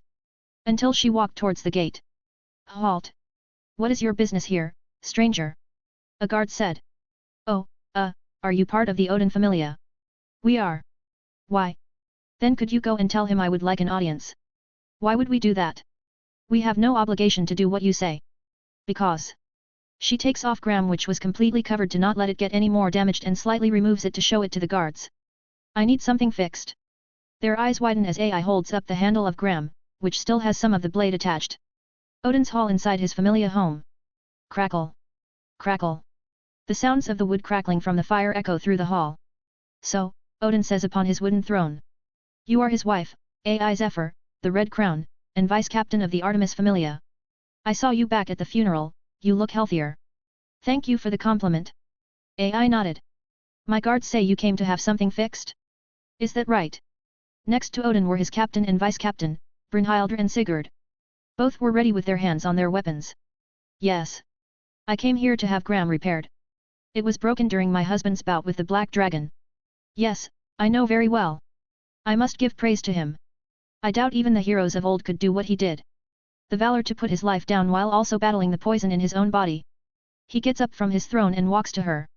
Lord Odin, please stay there, we will. Brynhildr, she will not hurt me. Besides, how could I not repair the weapon that allowed such a hero to finally finish the last of the 3 great quests? But AI knew what was coming, a request of some sort. What do you request? She said it with her eyes narrowed. I like you. He grinned.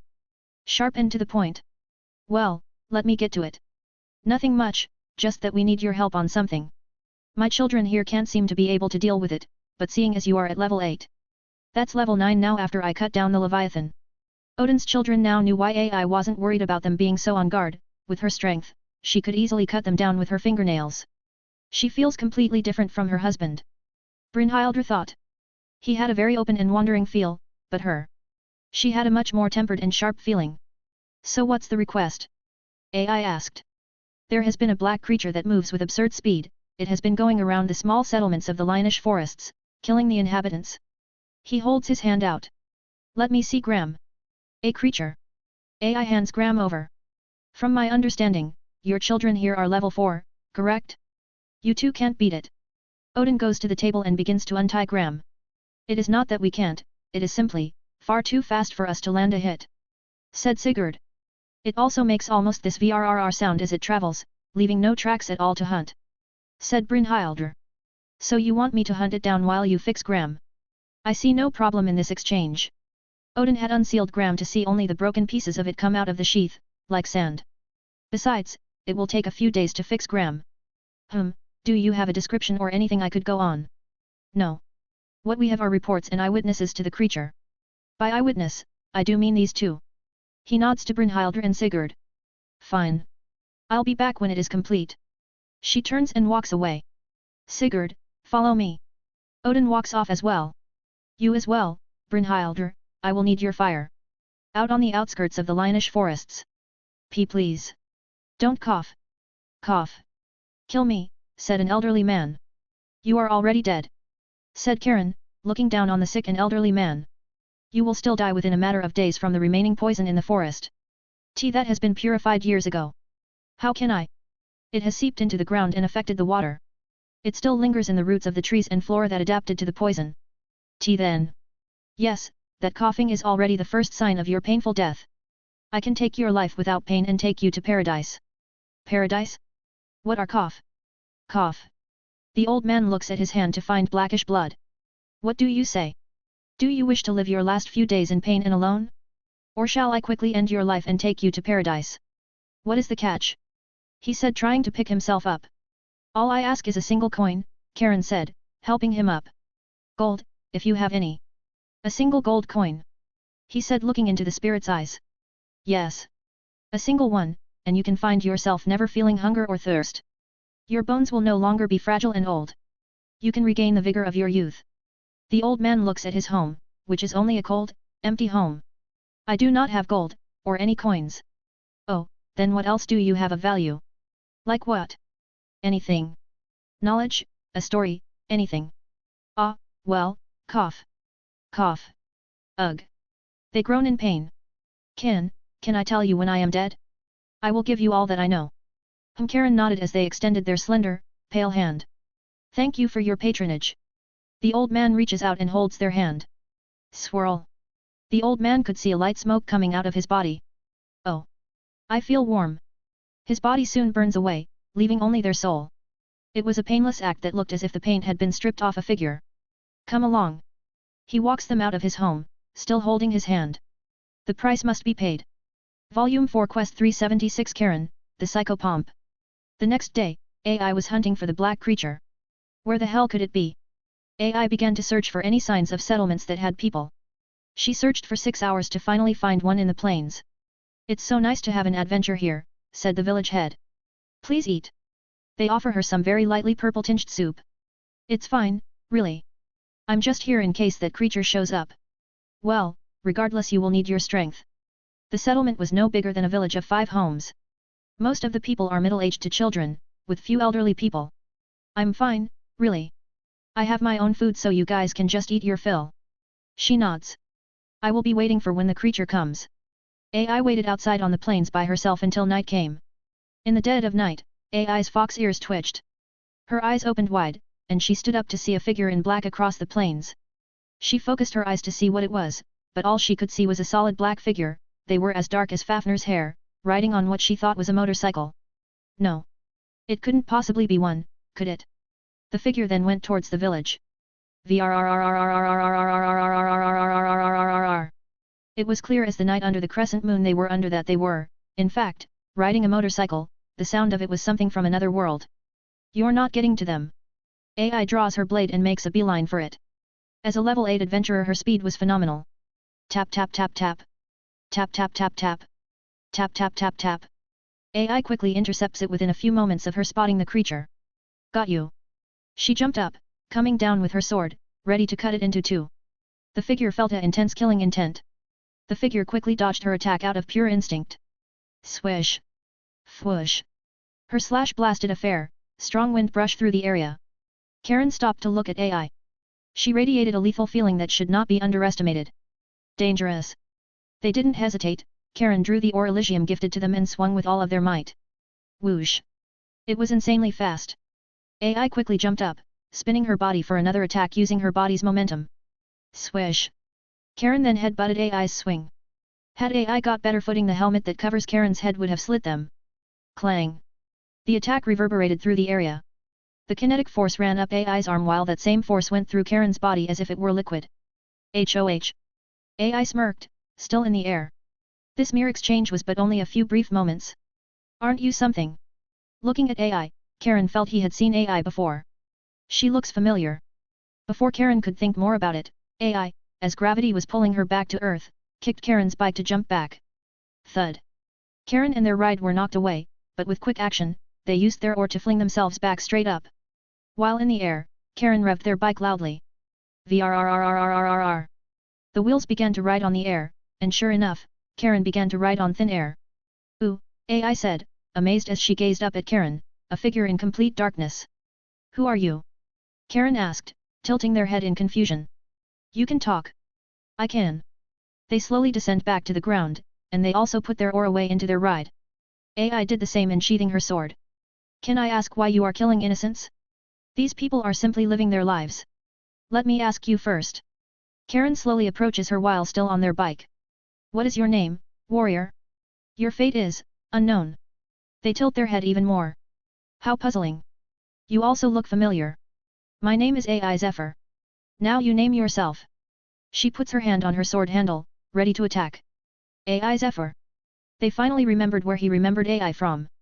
They get off their ride and walk to her as their bike fades away and their helmet reforms back into a hat. The shadows that cloak them disperse as they greet AI. AI could see a deathly beauty in this spirit. Their attire is just lavish enough to not detract from their deathly presence. I am honored to have met you, Mother. They kneel before her as regally and politely as they can. Mother. It shocked AI to be called that by them. Given the whole chain of events, there was only one person who was responsible. Then you must be one of Sirius's spirits, hey. AI had a bit of a fluster look on her. I am. They stand back up. My name is Karen, Grand Spirit of Prospering Souls. I have been tasked with guiding souls over to the Elysian Valley. My apologies for this turn of events. Had I remembered sooner the artwork my father had of you, I would have informed you to avoid this energy and time wasted. AI was taken by how polite they were and that Elysium made art of her. Oh, no problem at all. She wryly smiled. You are pretty tough as well to just headbutt my swing. Father said my magic was my greatest strength. That only one who has reached the pinnacle of this world could ward me. AI could tell. Their speed alone was that of a level 9. Yet now, with Karen before her on their own 2 feet, they seemed weaker. I see. So why are you killing innocent people? AI wanted to get back on point. I mean, Elysium wouldn't allow that. She doubts having become a god would drastically alter the core of Sirius morals. After all, it was through Sirius that Elysium could be born. I am not killing them for the sake of killing. They shake their head. I am merely speeding up their fates. So you're killing them. They are already fated to die. Their tone did not change a bit. They spoke with a cool and tempered matter-of-fact tone. The land has poisoned them, the elderly here will die within the week, they will cough and stay in bed in pain, wishing for death. For a price, I would give them a peaceful death and take them to my father's domain. Price? What price? A gold coin or simply any currency I find worthy in my eyes. And then you will just take them to Elysian Valley. Yes. I have already brought him a good number of souls. Most of them were from battlefields where they waged war, and some were bandits. By now father has gotten the process down, more or less from what he said. So, you aren't going out of their way to kill you, just granting them a merciful death. Indeed. Once they reach father's domain, they will be in paradise. Of course, they are free to refuse me, but I will still claim their soul once they pass on their own terms. Okay. Well, he must have finished his domain since I left. Yes, he has. His diligence and hard work have finally begun to bear fruit. Oh, that's nice. AI smiled brightly. Karen looked at her smile. They found her smile almost as warm and affectionate as their creator. Mother, can I ask why you are so far from Orario? I came here to repair a weapon to fight Cirrus I mean Elysium. I see, they nod their head. Then, Mother, can I give you advice? Sure thing. She nods, any information on Elysium is a welcomed one. When the challenge begins, you must fight him with the intention of cutting him down. Oh. AI didn't expect that. Thank you. I guess. Then, if you excuse me, I need to get back to work. As they turn towards the houses. Wait. AI shouts. You said for the price of a gold coin you would give them a peaceful death, then could you do anything for a gold coin? Or no? I will do what is requested for a gold coin. I merely stated it that way to prevent foolish people from making stupid requests. Father says I have the choice in how I handle people who make or demand certain requests. How very him, but if I give you enough gold coins for the people here, you won't go to them. If the price is paid, then yes. Do you wish to spare them from my visitation? You know I will return to claim their souls, right? The elderly will have drawn their last breath in about 2 months. Yes, your activity here has caused Odin to be wary, so when you do come back, it would be nice if you didn't get caught. Odin. Very well. They nod, they accept the terms set by AI. I would like to work without causing too much trouble. Do you have the money? All 97 gold coins. 97? Is that how many are at death's door? As I said, the land is poisoned from the soil deep in the earth to the water and streams. The life you see here is simply nature adapting to the poison. But I must admit, from what a gentleman I recently met informed me, the adaptation was surprisingly fast. Could it be because it's an elf forest? Possibly. Or it could be the supposed world tree. They glanced at the large tree in the distance, base of the Odin Familia. They returned their attention to AI. Regardless, do you have the payment? Yeah, hold on. AI rummages through her bag and takes out 97 gold valis. Here you go. Thank you very much. Karen holds their hands out. AI hands them the coins, and they store them within their shadow-like bodies. Say, can you give me a lift to Elysium? Or will it be on my tab? For you, no, I will be going there eventually, so it is no problem. Thanks, so what are you going to do now? I am going to get a very rare material I heard from the locals. I shall meet you on that hill when you are ready. They point to a hill with a single ash tree. They held out their hand. Pay my fee and I shall take you. Porthmias. From their magic circle, a pure black motorcycle appeared. Did Elysium also make that magic for you? Yes, Father crafted this magic for me. And are there other spirits? I have seen Prometheus, Aries, Leo, and Virgo. Yes, besides me, there are my brothers Acheron, Lethe, then my sisters Phlegathon, and Cocytus. While I do the most important work, my younger siblings are working on improving my father's domain. Then there are my father's knights. Scorpio, Pisces E, and Pisces O, Cancer, and Gemini. There are many others but there is a time and place to speak of them. I see. I wonders how many spirits Elysium made. I'll be sure to prepare myself when the time comes. I bid you farewell, mother. They bow and get on their ride, it blanketed them in darkness while riding away. AI looks at them as they ride away. They're pretty nice. Volume 4 Quest 377 Elysian Valley. After a few days, AI returned to Odin. I'm back. She said entering the hall. Lady AI, Lord Odin is in the smithery, head that way. Said one of the Odin Familia. Thanks. Heading down into the smithery, AI found a familiar heat emanating from the corridor. When she arrives at the door, she opens it to find a blazing blue flame made from Brynhildr and Odin hammering away. Clang. Clang. Clang. It was a sight to behold, but from watching Cirrus forge to watching Odin forge, she couldn't help but think about what was taking so long. Have you slain the creature? She looks next to the door to find Sigurd exhausted. I have dealt with it, has it still been causing problems? No, but it did infiltrate our home and steal wood from our sacred tree. Oh? Good thing I dealt with it. Yes, but did you also perhaps find its lair? We would like to recover the sacred wood. No, I found it in the wild. Oh well. It seems we have to look for its lair. AI took a seat next to him and waited until the forging was finished. Oh yeah, I learned that the land is poisoned. What? Sigurd looked at her, dazed by what she said. How? The look of surprise on his face was enough for AI. Seems the poison from that spirit seeped into the land deeply. Damn. No wonder immunity has started to pop up more. We will need to cure that. Wouldn't Lord Odin have noticed? From what I am told, he is a god of knowledge. Yes, but he has a one-track mind. Ah, he hyper-focuses on things, hey. It seems you know someone like that as well, hey. A few. Cirrus was like that when he was making a magic tool to hide Callisto. Callisto. I have to ask but... if it's something personal like... No, no. He shakes his head. Nothing of the sort. I wanted to ask how. How scary was it to learn that a demigod was to be born? May I lightly nods. She leans back against the wall. It was horrifying. She closed her eyes. I can still remember the feeling I had when Artemis told me. First, my blood ran cold, next, my knees began to buckle. The world around me began to spin before I caught myself. I had to lay down and fully process it. And Cirrus. He felt the same, but after calming down and figuring out how it happened, he said we could not stay in Orario. The best and most logical option. Sigurd nodded. Yes, hey Sigurd, why are you asking? Like really? Are you and Brynhildr trying for? Something like that, Sigurd said softly. She is, well, nervous about having a child. She knows they will turn out a girl and be named a Slog. Really? Yes. Her lineage has been that way for generations. When a Slog becomes an adult, they will take on the name Brynhildr. So it's a title and not a name. Both. The same could be said for me. Sigurd is a title and name given to the strongest male warrior. That's interesting. But if Brynhildr isn't ready to have a child, you shouldn't push her. She will be ready on her own time.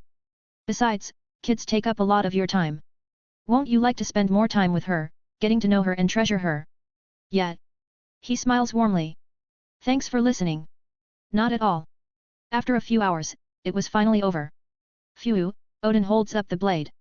The blade was far different than before, no longer was it half ruby and emerald but a brilliant topaz. The yellow blade shone brilliantly and gloriously, with runes engraved onto its spine and edges. It looks like a holy blade, AI said, getting up. But why is it yellow? Because I couldn't put it back in its original form. It has been broken beyond repair. So I simply reforged it into something new and better. So what? The curse is even stronger. Of course. He sheathes the blade. I kept the handle and guard the same. There's no point in replacing what doesn't need fixing. Here you go. He holds it out. Did you gain some muscle after smithing a bit? AI said, walking up and grabbing it. None of your damn business. Take it and go. You could be nice, you know. Yes, but then people would stay far longer than I would like. As she leaves, Sigurd comes up to Odin. Lord Odin, she has informed me that the land is poisoned. Huh? How would she know? She is a demi-human and a first-class adventurer. We should at least look into it, considering the ones who have leveled up all had the development ability immunity. Fine. We will need a large army anyway, with consequences for our actions. Now I want to make an empire and see how far I can make it stand and prosper. After taking Graham back, AI leaves the familia home. As she walks away, she glances at it and wonders how the upgraded curse was. I have time. She goes off a good distance from the town. She found a deep enough cave and knelt. AI places her sword and bags down, she then holds Graham in her hands. The weight was about the same. Phew, okay, let's see. She slowly draws it out, and in a single motion, she fully draws it. Shing. Even in the darkness of care, it still shines brightly. Even in the dark, you still. Pain rushed through their hand and up her arm. She could feel her muscles, blood vessels, and tissues crying out in pain. Clang clatter. She drops Graham onto the ground. Huff. Huff. That, she looks at her arm to find it throbbing from it. I gave birth to a child, this isn't shit. She grabs it again. She grips it tightly and begins to bear the pain. This new Graham will be the weapon she will need to pass Elysium's trial. 5 hours later, the sun was setting. Karen waits patiently on the hill under the ash tree. Mother is taking a while. Sorry, I'm a bit late. AI said, coming up the hill with a fresh look. It is fine, did you perhaps take a bath? I did. I was a bit sweaty,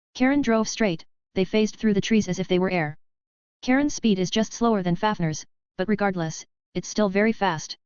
Even going through trees will cut down on the time too. Say you don't mind if I take a nap, do you?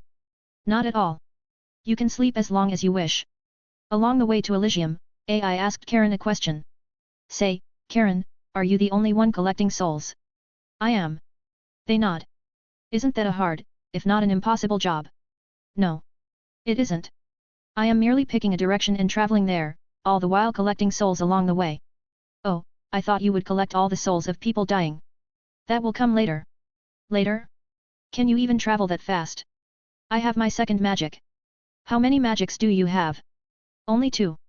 The other spirit's father has created have a different set amount. I do know for sure that the knights, at least, all have 2.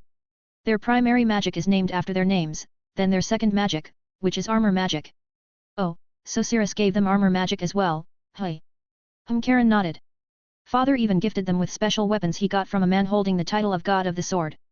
Father, of course, with the man's blessing, changed his design to fit what he needed. Oh wow, the guy didn't get angry. From what father told me, he was laughing and smiling at what he had done so the weapons could now be used in the physical and spiritual worlds. From just that alone, AI was even more intrigued and scared at what Elysium had made. So they cut the body and soul. Yes, but do not worry, Karen assured her. They are to be used for the most dangerous of situations in a future conflict. Do they have a name? And does Cirrus have one? Father does, but it's more of a spare to his primary weapon, his divine spear. As for the names, they are called Xiaochudo Cosmo Sword. Ooh. AI liked the name. After 9 hours of travel, they arrived at the valley. We are here, mother. Hey. AI slowly opens her eyes to see 3 knights by the gate. Oh thank you. They both get off the motorcycle, and it disappears into the air. Oh. It's big brother Karen. Aries said. Hey Karen, how was your hunt? Said Gemini. It was good. I've gotten a good amount of souls. How nice. Say, where did you meet Lady AI? Leo said, looking at AI. Hello. AI waved at them. Ah, I met mother out in the frontier, Karen said. The frontier, hey. Leo looks at Graham, who is on her back. Yes. I went to get a weapon to help with the trial. Aries looks at AI. Yes. You are a level 9. Karen, go on and show her to our lord. Follow me. AI follows Karen as they walk up to the Torii gate. Special privilege, Karen, location, Elysium. AI followed them through the gate and arrived back at Elysium's throne. Elysium looks up from his desk and looks across the room to find AI with Karen. Well, I didn't expect this. Karen, you brought AI. I met mother when I was in the frontier. She said I'm here to undergo your trial, she said with a fierce look in her eyes. Elysium makes grins ear to ear. So you made it to level 9. Yes, I have. Is AI looked around. Is Art here? Nope. Congratulations, you made it first. Volume 4 Quest 378 Best Condition. Having made it before Artemis, AI was that much closer to getting the title that Artemis swiped from her. If I am first then if I beat you, I will be your first wife, right? AI said, elated that she was so close to winning. Of course. Elysium nods. I did say that. Karen, you may deliver the souls you have. You may either rest or return to work. Thank you, father. Karen bows. I wish you luck, mother. Karen turned and took their leave. AI watched as they climbed up the stairs in the far back at the entrance to the throne room. She looks back at Elysium as he walks around his desk. By my duty, I accept your request. But it will not be to my liking until you have fully rested and gained your full strength. Any injuries or afflictions that cause a detriment to you will be alleviated to allow you to fight in your best condition. Prometheus, could you show her to her room? Very well, Elysium. Prometheus nods, putting down some paperwork. Follow me. Wait. When will you come? In a few minutes, I have a bit of work to finish. A warm smile grows on Elysium's face. His smile was enough for AI to know he would come. Bringing AI to the room, Prometheus took her leave. Should you need anything simply call out to me, and I will come to assist. Now if you will excuse me. Ah, thank you Prothos. Not at all. She nodded. Is there a bath? There is. Put your stuff down and we can go. AI put her stuff down and followed Prothos. Walking through the hallway, AI couldn't help but notice how empty it looked. The walls need some decoration. Yes, it is something that needs remedy, but it is not at the top of the list of priorities. A minute or two later, they stand before a rather large Roman gate with Roman columns. Here we are. And here are the baths. Enjoy them. Lord Elysium shall be on his way in a short bit. All right. AI heads in. Thank you, Pro. She waved goodbye. Pro? I guess my name does lend itself to being easily shortened. Does Cirrus call you Pro? Most times. Many of the spirits here call me that. By the way, Elysium does have a rather nice little pet name. What is it? Ellie, of course. Ellie. AI smiled brightly. It's a nice pet name. Yes. Certainly better than Zep Zep. Oh, you don't like that name Art gave him. I find it cute, but it lacked a sort of, shall we say allure. Allure. Yes. It's not a pet name one would say in bed with their loved one. You didn't listen into our private time, did you? I shouldn't tell her that I, Hecton, and Fafnir can sense when Cirrus wishes to be alone with his wives. Not at all. Me, Hecton, and Fafnir would seldom times ponder on shortened names for Cirrus. And Zep Zep was the best one. Prothos took her leave. Enjoy the bath, Ellie should be finished soon. AI went on inside, and she could already feel the low heat of the bath. She took off her clothes and placed them neatly in the basket, washed her body, and entered the bath.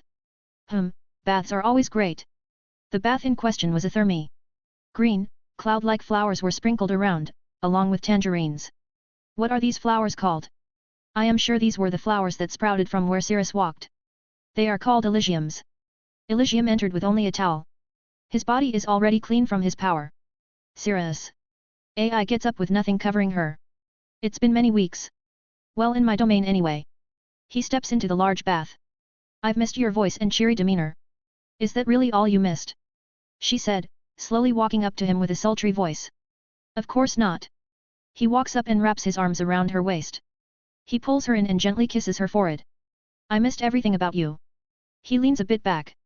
He runs his head across her body, holding her face and hands gently. Everything from your glossy white hair to your pretty purple eyes and even rough hands. You shouldn't call a girl she has rough hands. Then what are you going to do about it? Her eyes narrowed as an impish grin grew across her face. 4 hours later. They returned to a room where Elysium quickly made. So you said these flowers are called Elysiums? Did you get them because they have your name, said AI, holding one in her hand while under Elysium's arm in bed. They were made out of me, well my ichor, but I think the name suits them. He strokes her hair as he rests his head on a pillow. Do you not like them? I think I made them pretty lovely and interesting. Well, she says as she approaches Elysium. They're not bad, but they have no scent. They smell like petrichor, it's just that they were overpowered by stronger smells. Say, can I ask what gender Karen is? AI was curious as to what they were, they had an androgynous look to them. They are who they are.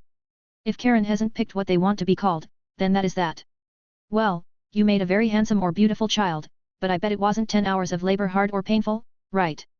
No. But say, AI. What is it? She looks at him.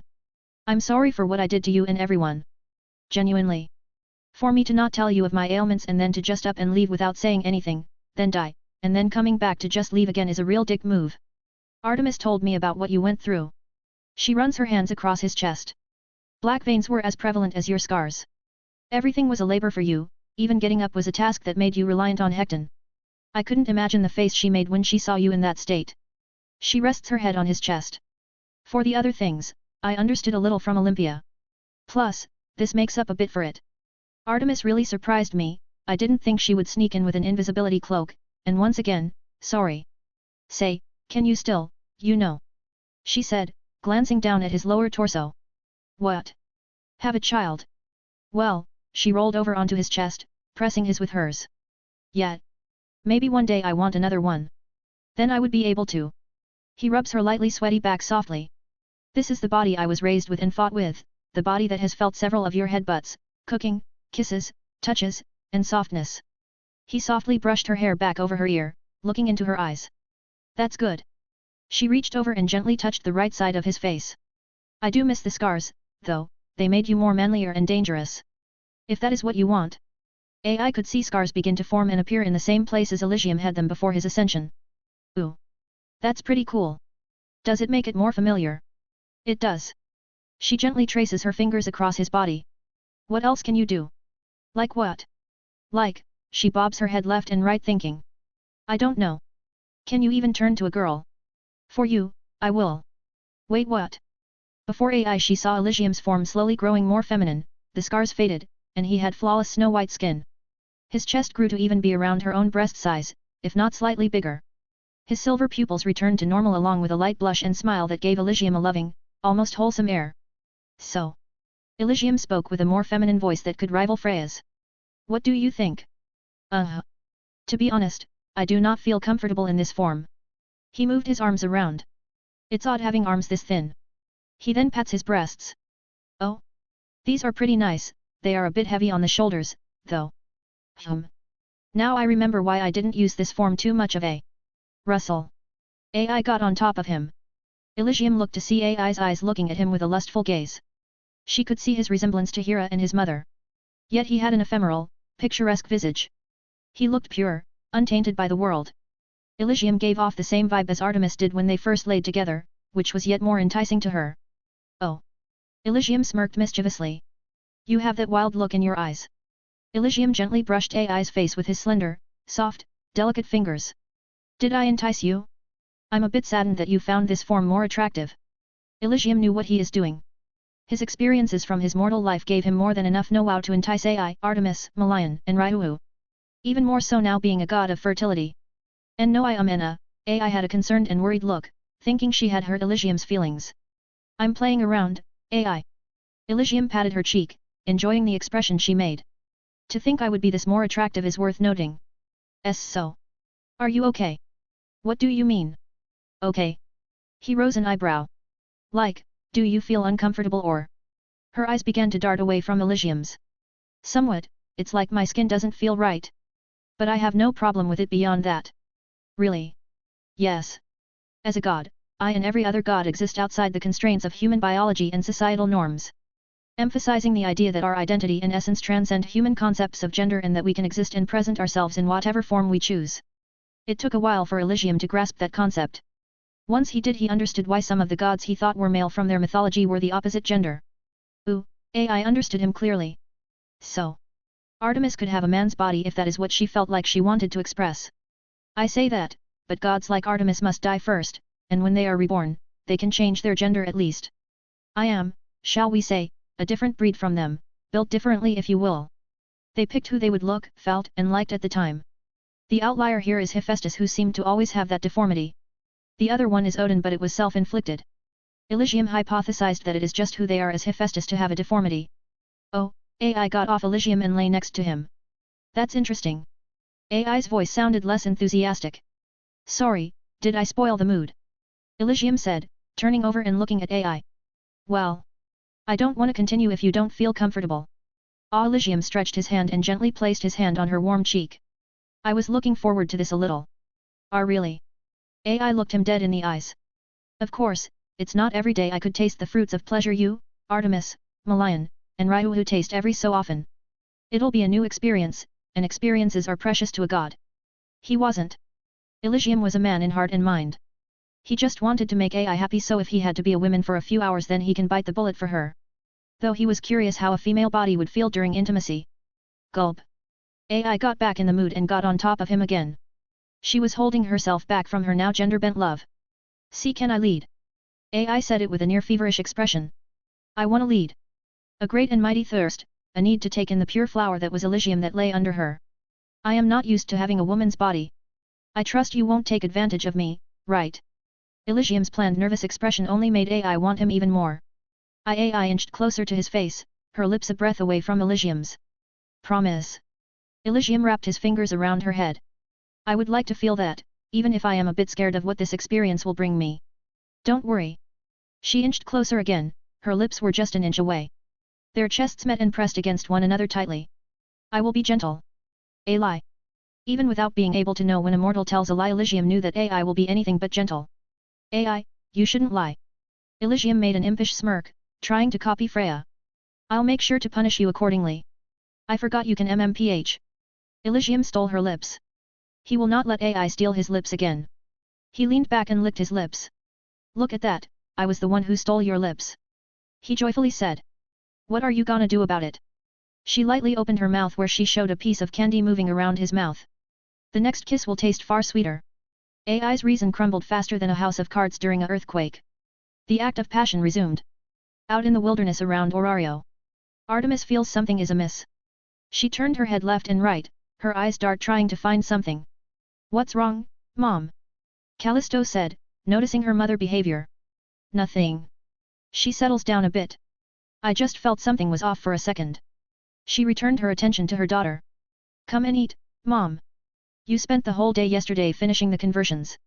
Before the mother and daughter was the elk they hunted, perfectly processed for them to cook and seasoned. The smell wafts through the air.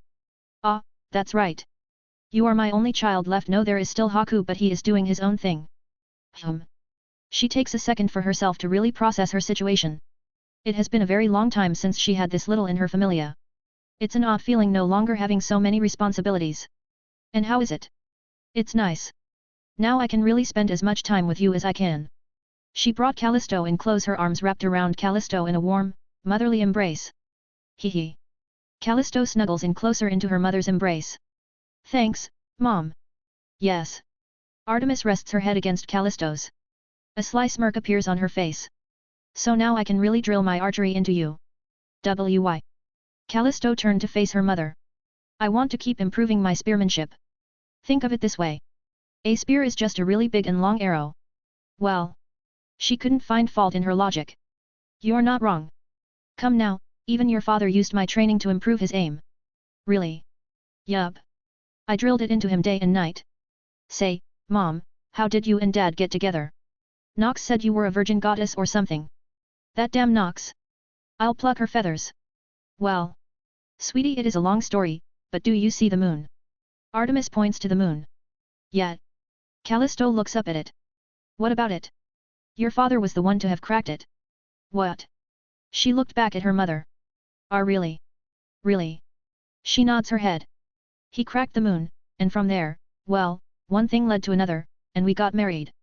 Dad cracked the moon. Yes. Really? Yup.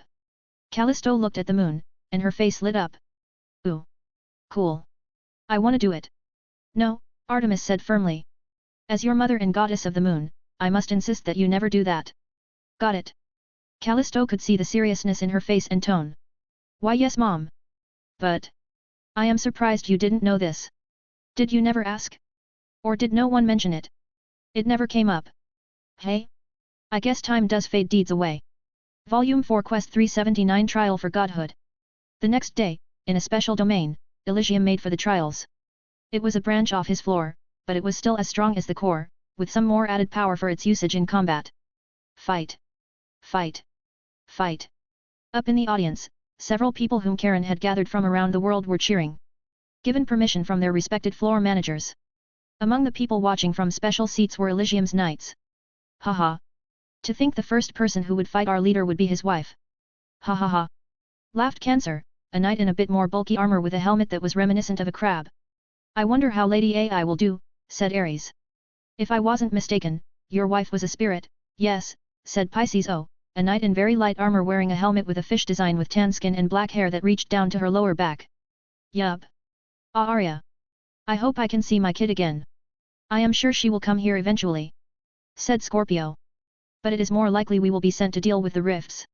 And if luck is on your side, you will see her. Or you can just ask leader for a day off to go see her. Cancer said. Either way, I can't wait to.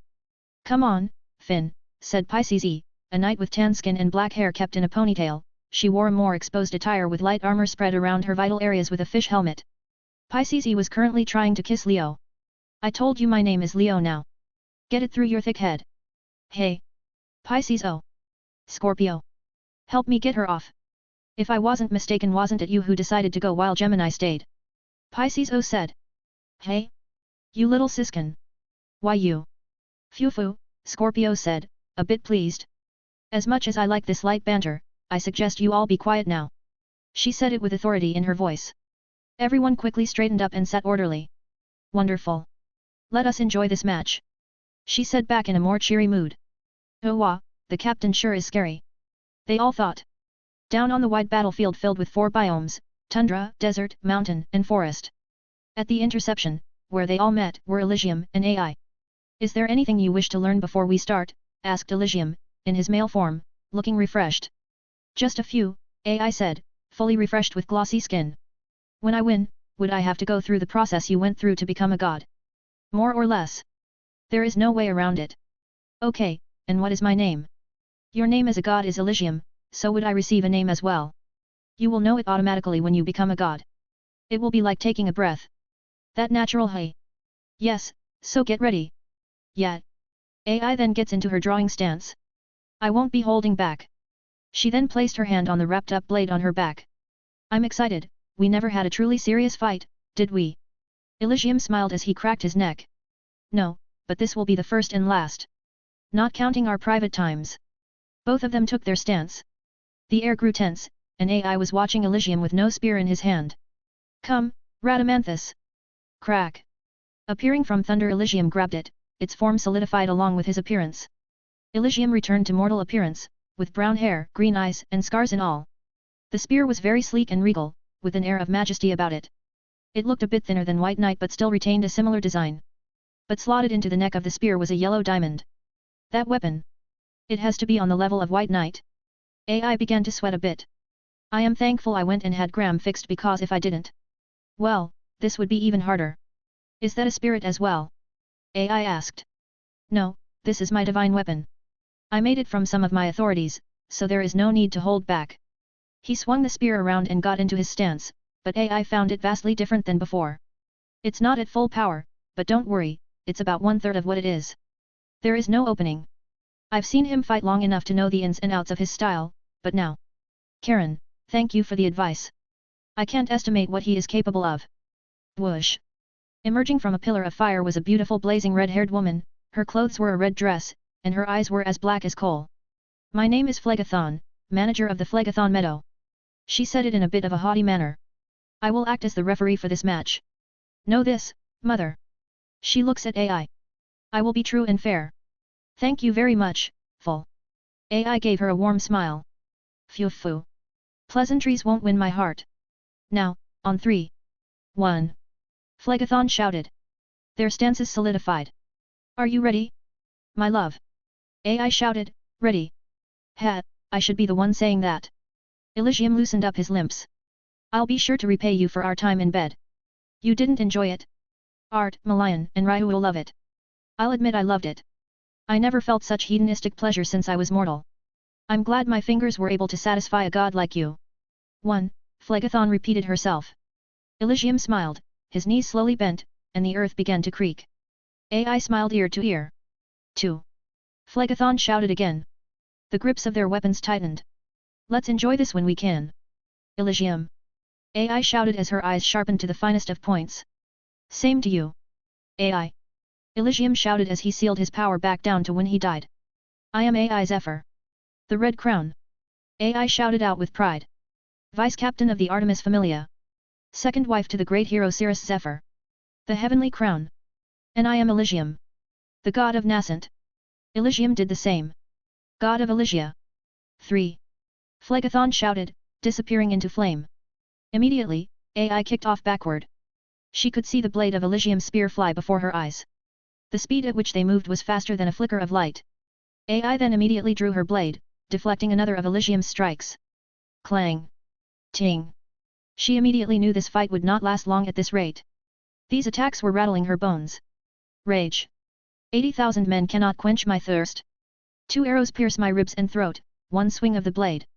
Today I will live, tomorrow I will not lose my life. I shall save myself, lament. Tamamo no me. Yanbai Kogo. She quickly chanted her magic to undergo her beastification. Swish. Whoosh. Seeing Elysium's attack that cut through the air, AI was able to evade and deflect his strikes more easily. Clang. Clang. Whoosh. Whoosh. Elysium, however, just increased his speed more. Clang. Clang. Whoosh. Whoosh! AI struck his spear down into the ground and kicked off towards the forest. Phew! A fox hunt it is, Elysium said, spinning his spear. Sing thunder set fire to the forest. AI, having run deep within the forest, heard and saw the thunder and fire around the forest. How very you! AI removes the coverings of Graham. Let's go all out, Graham. Let's show your master your new look. As she drew the blade, the runes on the blade glowed brightly. AI sheathed her blade and held Graham tightly. The wind started to converge around Graham. When the bell tolls 108 times, gather the 8 serpents. Entering the flaming forest, Elysium could feel a slight pull of the wind. No offerings of sacrifice to the earth, wind, fire, water, thunder, poison, light, and darkness. The leaves rustle along with the wind. I offer you steel and the clear sky. Murakumagari. Ah! Elysium bends back as the slash goes over. Slice. He stands straight up to see that a massive swath of the forest has been cut down. He could see a golden blade with glowing runes in AI's hands. Graham. Elysium instantly recognized it. Foam. AI quickly covered the distance. Elysium's eyes looked down to see AI coming in with a swing. Instinct kicked in, and from his palm, lightning shot out. Crackle. AI jumped back, redirecting the lighting into the air with Graham. You and Graham. A dangerous combination indeed. He grins. Thank Odin for that. So shall we get back to cutting each other? AI also said, making a matching grin. Ah, I can see the girl Cirrus fell in love with. And I can see the boy I fell in love with. HAAA. Ah. They dashed towards one another. AI swung her sword while Elysium thrust his spear. Clang. The sound and force of their attack resonate up to the crowd and knights. Volume 4 Quest 380 Heavenly Crown vs. Red Crown. 5 minutes in. Murakumagari. Thika Panoplia, Zodiac. Crack. Crack. Crack. The forest biome has long been destroyed, leaving only burned tree stumps and land. The force of their strikes sends shockwaves throughout the battlefield. Massive, deep cuts littered the forest biome. No matter how many years older he gets, he still retains at the very most the skeleton of how Cirrus fights. AI thought as she is adapting to a whole new range of attacks from Elysium. Here. Elysium reached into his shadow and pulled out a longbow. I haven't used the bow in my fights, so it's a refreshing thing to do. He then kicked back. You're not gonna run away. AI gave chase. Elysium didn't even look where he was going as he took out arrows from his sleeves, notched them and fired. FSH. FSH. FSH. FSH. FSH. FSH. FSH. FSH. FSH. AI sliced and blocked them. Swish clang swish clang swish clang clang clang swish. Yet with each arrow fired the strength grew. Cur. AI pressed forward. Nice. Elysium cracked a smile. Now let's see how you do long range. With another powerful kick of the earth, Elysium shot far away towards a mountainous biome. He also did not stop his barrage of arrows. FSH. FSH. FSH. FSH. FSH. FSH. FSH. FSH. FSH. FSH. FSH. FSH. FSH. FSH. FSH. FSH. FSH. FSH. AI had to go by foot. She knew going through air only made her a bigger target with less mobility. Art's archery is better. AI shouted, running even faster, deciding to just dodge the arrows as best as she could and block where she could to save energy. Can't hear you. Elysium said, growing the distance between him and AI. Ha! A mountainous area. I can easily work within that. 10 minutes in. Sing. Crackle. Crackle. Having moved onto the mountainous biome, AI jumps from cliffside to cliffside to avoid Elysium's thunder strikes. Those differences are so subtle yet so far from how he used to fight. Come on! Elysium shouted as chains wrapped around various chunks of earth. I'll give a boost to hack my neck. He then tossed at AI chunks of sliced and broken earth. I don't need help. I cut your bow so you're next on the chopping block. The second AI touched one of the thrown chunks, she redirected its flow. She used that chance to use it as a platform to dash towards Elysium. Tap. Tap. Tap. Ikehai. Elysium noticed. Those martial arts from that world truly are insane. He flapped his armored wings and charged forth to meet AI halfway. With the speed these two were going, there quickly clashed. HAAA. Clang. She comes down with a powerful downward slash. Elysium redirects, causing AI to head straight down. Crackle.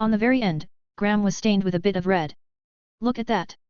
Elysium disengages his armor and looks at the cut on the back of his finger to see that the cut has reached the bone, chipping it. Amazing in fact. He said it with a smile. You managed to finally cut me. Huff. You didn't huff. Make huff. It easy. She said it with her eyes still trained on him. Does huff. This marks the huff. Huff. End of the trial. Elysium could see the sheer exhaustion on her face and body. The only part that didn't show it was her eyes. They remain firm and determined. Phlegathon. Whoosh. Coming down in a pillar of fire, melting away the snow, the spirit of the Cinder Meadows appeared. From what I have seen, Mother has completed the first requirement, Phlegathon said. First requirement? Ai said, loosening her guard. Yes, you have completed the trial of the body, 2 more are left. Ai looks at Elysium, who has already put away his spear. A throne of earth emerges from the snow for him to sit on. His godly appearance returned. Phew, he lets out a breath of relief. Honestly, I can finally rest. I have been lying, saying you didn't drain me of my stamina. His appearance returned to that of a god. I guess having fought with Hecton and Fafnir for so long I grew accustomed to it. That and my years as a god had gotten a bit rusty in how I fight with mortal limitations. Then, our fight is over. Yes. Said Phlegathon. By spilling the blood of a god, you have proven that your skills and abilities have reached the gods. Even if father was holding back his power as a god, you still managed to cut him, as such you passed. She walks over to Ai and holds out her hand. Congratulations, mother. Ai's magic wears off, and her hair returns to normal. She extends her hand, and Phlegathon grabs her. Sorry, it seems my legs gave out from exhaustion, she said while smiling at Phlegathon. Then maybe having a seat will do you some good. Humph. Phlegathon then tosses Ai over onto Elysium. Thud. Gah. Fuck my dick. I'll be going back to my lair, father. Whoosh. She bows and disappears within her flame. So now what? Ai said on his lap. Now we get some sleep. Snap. He snapped his finger, and they returned to their room. Up in the stands. I must say our leader sure has a taste for powerful women. Ares said. Even her swordsmanship is a step and a leap from mine. Yes. I think I even fell for her because of how she held herself and kept pressing on with such a determined will. Even in the most dire of states, her swordsmanship never wavered and, if anything, grew more refined and polished as the fight went on. Scorpio said. It is also nice to have heard my lord's wonderful singing. Yet, I can say for certain that our lord's spearmanship is his greatest strength. His swordsmanship is good, but it's a child's play compared to hers. Leo said. Hat. I bet Virgo would have paid to hear him sing once more while fighting. A hero in her own right. Pisces said. I am sure if Virgo were here, she would have been head over heels. I feel like me and her will get along very well. Pisces said it with a smile on her face. Ah, this invigorated the warrior in me. Cancer said. Say Leo. Aries. Do you wish to spare a bit? I'll take you up on it. Leo said. Sure thing. I really got in the mood to fight. Aries said. Then I'll join in too. Said Pisces. Then I will return to my station. Try not to hurt yourselves too much. Special privilege, Scorpio, location, second trial. She then quickly vanished. The other knights began to spar down on the field. Volume 4 Quest 381 The Second Trial. The next day, after recovering and enjoying themselves, Ai follows Elysium to the second trial. So, Cirrus, what is the second trial? Ai asked. The second trial is the trial of the mind. This trial is to see if you are mentally strong enough for the third and final trial. So what do I gotta do? Read or take a test or something? No, this will be a very long process. Thankfully, I have some pretty good authorities so I could just make a special room. What am I doing exactly? You are going to spend the equivalent of 1 month isolated. 1 month. By myself. Yes. It is a very, Elysium has a slight pause, remembering his time in the void. Ai, before we begin, you can return to Orario and talk with. Let's get this over with. Ai said it firmly. I want to be the first god you sleep with. Are you mad? Yes, I am mad. Ryua was the one who took your first time as a god. I wanted it to be me. Just like when you were human. Even if when I switched my gender. I wanted both of your first times. You're very selfish about me, hey. Well, now that I have the chance to be your first wife yet, I am a bit more selfish now. Truth be told, I never wished to share you with anyone. With Art then Malayan and then Ryua, well, what's another wife when you have two already? Elysium smiled. You say that, but you have to admit you also looked forward to more fellow sister wives. Particularly you vouching and pushing for Aisha. So where we going? She smiled brightly. Elysium could tell she wasn't going to answer him. Follow me. Sore loser. I am not. AI followed Elysium to the next trial. Standing there nobly was a spirit the size of a palm. She turned her head to show her scorpion helmet. To AI, she seemed familiar as well, but a feeling of strength overcame that familiarity. With a single glance, she could tell she was a cut above Ares. Ooh! Who is this spirit? AI asked Elysium. She is my strongest knight. Scorpio, if you will. My pleasure, my lord, Scorpio said, walking up to AI. I am Scorpio, the grand spirit of unpredictable precision. It is a pleasure to meet you, Lady AI. I am the guard to the door to isolation. Oh hello. You remind me of someone. AI could see a familiar visage much like Virgo and Ryu. AI saw Scorpio like another person that is on the tip of her mind. My lord, will you be explaining to her what the next trial is, right? Yes, I will. You can go do what you want. Thank you, sir. My lady. Scorpio bows and takes her leave. AI watches as Scorpio walks away and suddenly disappearing. So. Why didn't you put this in a more secure place? AI looked back at the door to isolation. It's just out in the open. Sorry, I was busy building other shit. And quite frankly I didn't expect someone to go for the trials so damn early. Ha. But you are right, I should move where it is. Elysium then looks her in the eyes. Alright, listen to me, you are going to spend the equivalent of 1 month isolated. So it's gonna be like what you went through. Yes. Think of it as a warm-up for the third trial. If you can get through this, then you will be ready for the next and final trial. AI looks at the now bleak-looking, solid black door before her. Scared? A bit now, but I came this far. So let's do. AI reaches for the black door, but Elysium grabs her hand. Wait a second. I haven't even made a backup of your memories. Do you want to just mess up your memories? Oh, what are you gonna do? Make a backup. Elysium slams his hand on her head. Thud. Ow. That hurts. Just a second. In his other hand, an iridescent ball of light slowly began to form and grow. There. You can go and take the trial. Oh, and some words of advice, always keep yourself busy no matter what and focus on the things you love. Alright. Here I go. AI stretches her arm and touches the black door. Hey? Is it supposed to? She fell through it. She quickly turned to see Elysium slowly disappearing into the darkness. Before she could even speak out, she was already in darkness. She looks around and sees nothing. It was utterly dark. From the left or right, up or down, she could not see or feel anything. Thump thump. Thump thump. Thump thump. Thump thump. I can even hear my heart when I don't talk. Did Cirrus really spend an eternity in a place like this? AI then went and got comfortable by crossing her legs and simply meditating. She sat. She sat some more. And even more. Eventually, the isolation started to set in. Fuck. She first started with her swordsmanship.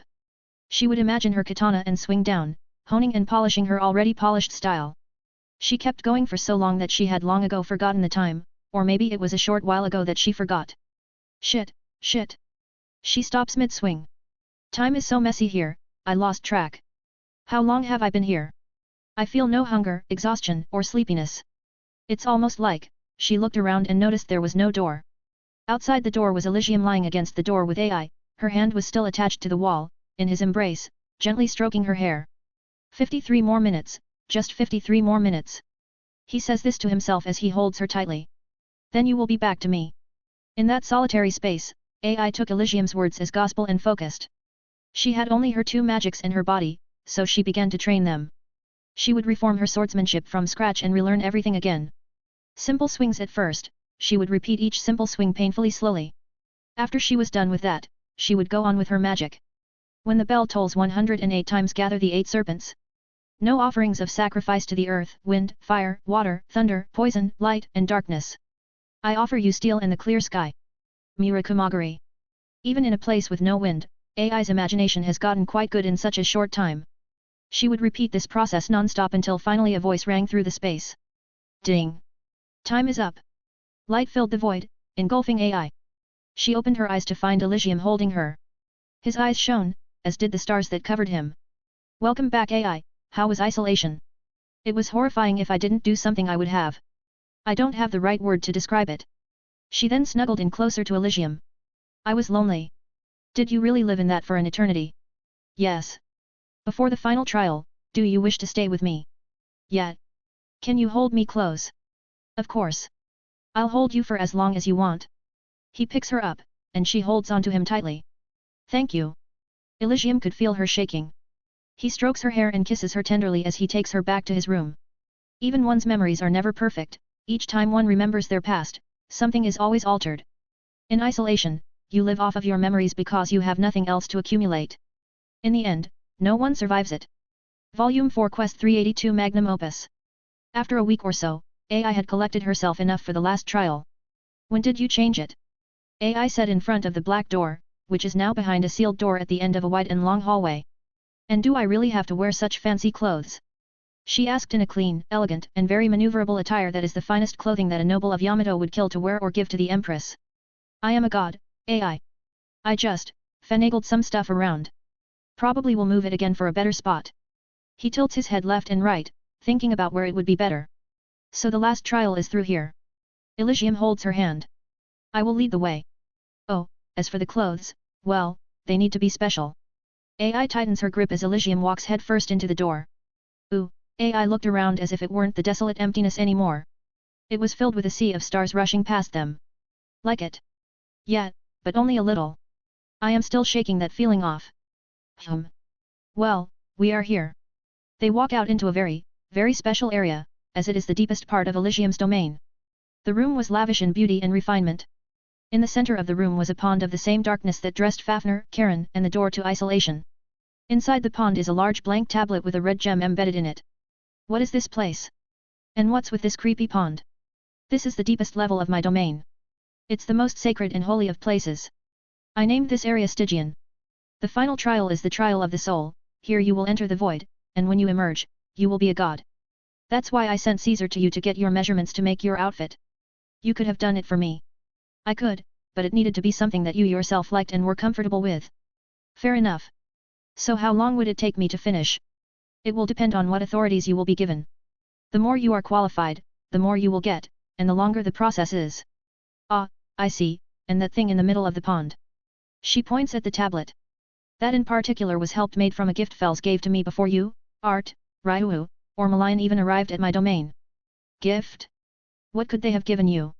A very special item that they are happy to give away.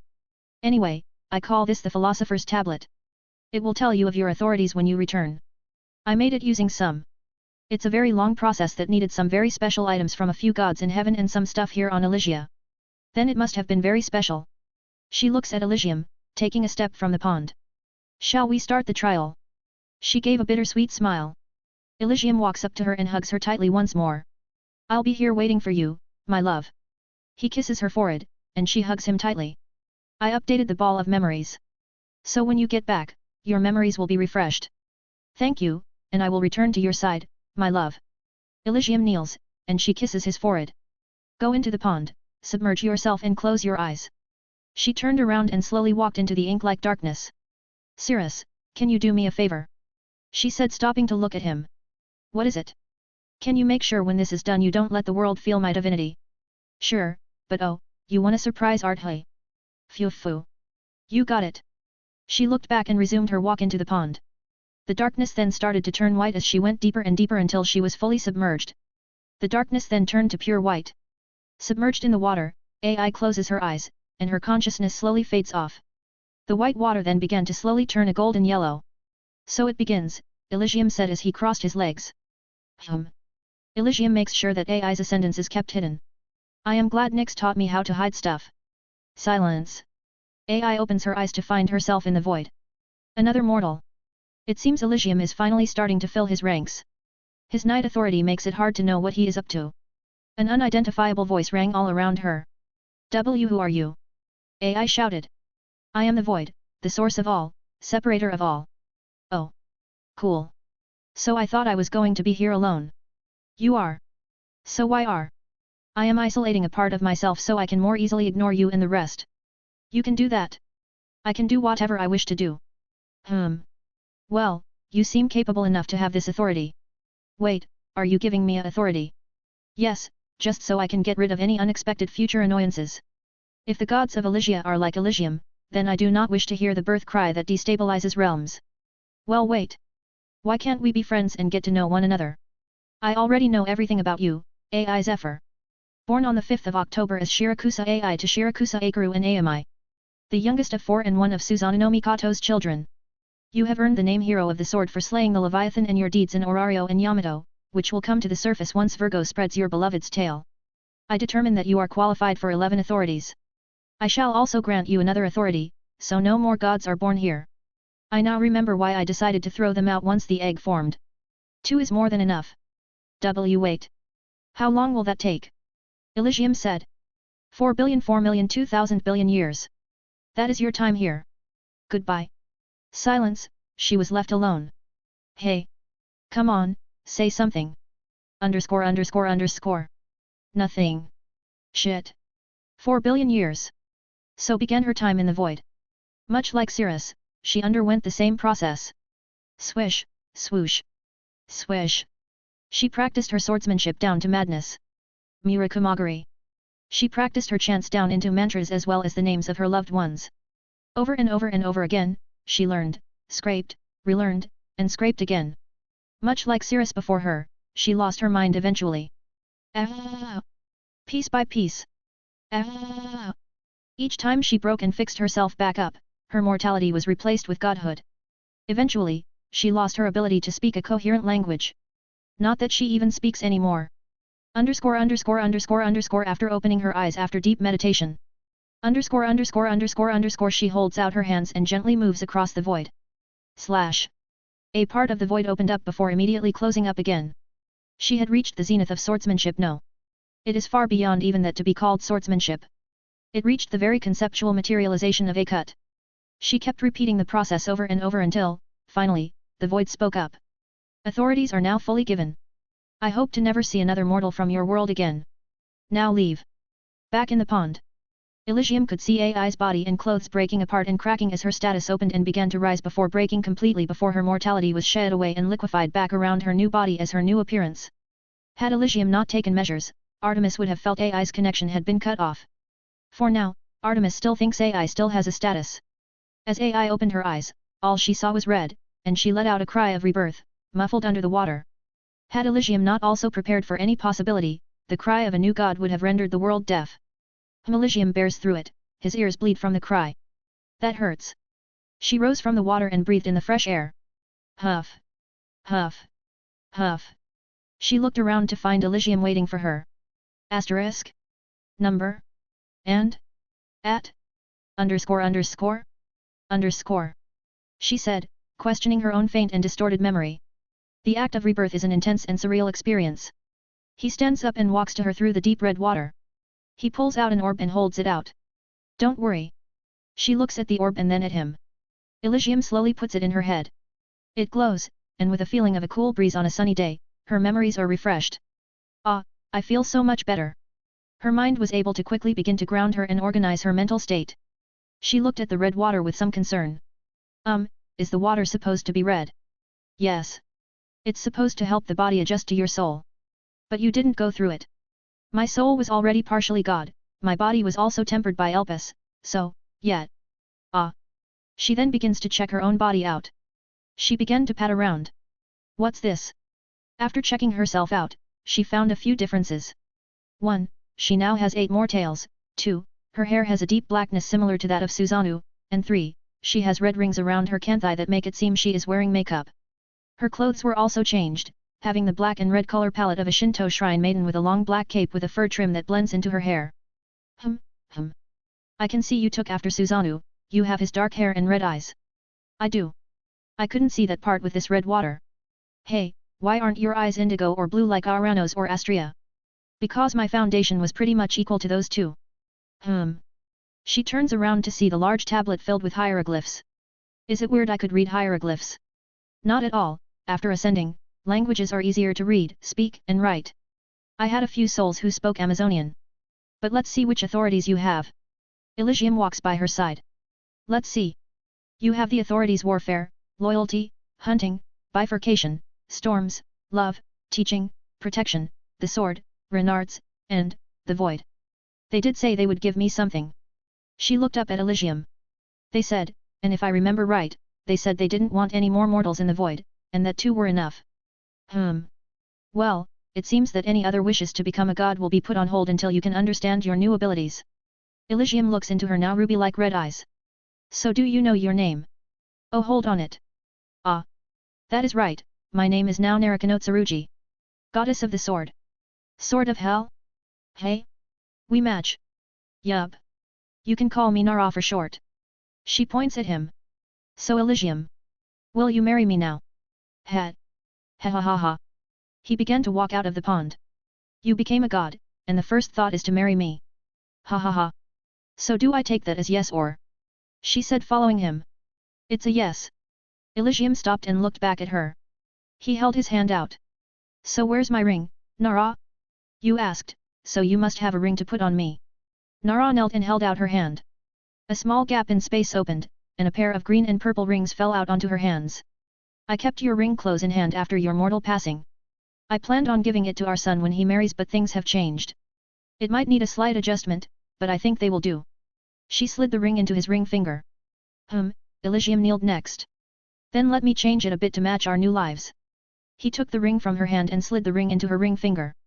The purple slowly changed to red. Nara smiles warmly as she wraps her hands around his. Then let us walk this life together again. Until the end of time, my love is eternal. The 2 gods gently place their heads against one another. And my heart will always be yours. I am you. And you are me. We share and walk the same path. The words they speak are the same ones they said to one another long ago when they were 18. I will make sure tears of sorrow never stain you. I will ensure that your days are filled with joy and happiness. No matter how much the world changes, let the only constant be us together. Elysium, do you take me as your bride? I do. Naraka-no-Tsurugi, will you let me be your husband? I do. Then until the end. Both of them lean into each other and kiss one another, holding each other in one another's arms once more in matrimony. Volume 4 Quest 382.5 Dungeon Spirits Oracle. Down in the dungeon. Tears?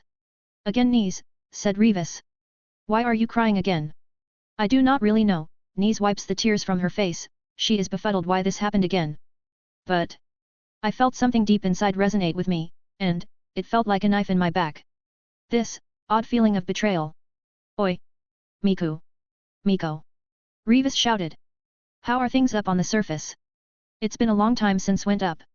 We do not know. Said Miko, the unique sprite of space. I can no longer see the surface. Once the world shook, my vision was cut off. I would assume it had to do with the hero, Cirrus Zephyr. Right, sister? She looked at Miko with her blue eyes slightly covered by her bangs. What? Miku. What aren't you telling us? Revis shouted. You left something out, didn't you? No, Miku, with her eyes half open. You simply left as I was saying it. I can repeat it if you do it. Her voice echoed through the dungeon. In short, during the Black Dragon's return, Cirrus Zephyr went and faced it. He fought valiantly till the bitter end and managed to bring it to and through death's door, but his body was afflicted by a great poison. With the strenuous labor he did, his body finally gave out, and he passed on, at least at first. Nox then returned, and with her help, Cirrus slew the Black Dragon and then passed on. You should have told us. Revis was now in her face, shouting with fury, both in her voice and face. Come on. We need to go and let me finish Revis. Her glare landed on her. What is it? The greatest obstacle is now gone. Nox and that coward Circe are dead. Now we can go and they are still alive. A silence filled the room. What do you mean? I mean, Revis, that they are still alive. Nox had reincarnated into someone who would be called the Moonlit Hero. Along with her siblings, the Polytropous Hero, the Phantasmal Hero, and the Dungeon-Conquering Hero. Their threat is equal to or greater than their father. Sister, can you explain why I can no longer see anything past the 90th floor? You must know, correct? Asked Miko. Indeed. Knees, you said you felt something just recently, correct? I did. Knees nodded. Is it connected? Miku nods. When the earth shook, a new god appeared on the surface, and they took some of Auranos's job so Auranos could further strengthen his seal. In turn, your powers have significantly been cut down as well as my own. Looking into the future has become more cumbersome. That didn't explain anything, Rivas said, still angry. So the only way for a god who watches over the world to make sure no god uses their arcanum to now extend to the 90th floor could only mean one thing. A new god has appeared upon the surface, and it's able to use some foreign power to muddle with my powers greatly. Let me see if the earth can tell me, Nise said as she kneeled with her hands open. As Nise was about to place her hands on the ground to learn from it, Miko and Miko felt something deadly approaching from afar. No. Don't connect with the earth. They both shouted with their eyes wide open. Back at Elysian Valley, within Elysium's domain, he opens his eyes. Oh. He softly says this with Nara in his arms in bed, her tails wrapped around him as they lay in bed in one another's comfort. Even their long hair are tangled together. Look at that. What's wrong? Nara opened her ruby eyes. She gently touched his face. I see anger growing in your eyes. Nothing that concerns you. He kissed her forehead and holds her even closer. I will deal with it. When Nise placed her hand on the ground, the instant she reconnected with the ground, she felt something look at her with emerald eyes and silver pupils. It quickly turned its gaze at Nise with fury in its eyes. A familiar, cold, rage-filled voice rang in her mind. I see you. Down on the... Bam. Gah. Rivas kicked her off the ground. Huff. Huff. Everyone in the room was tensed up, they all felt something coming for them. Tap. Tap.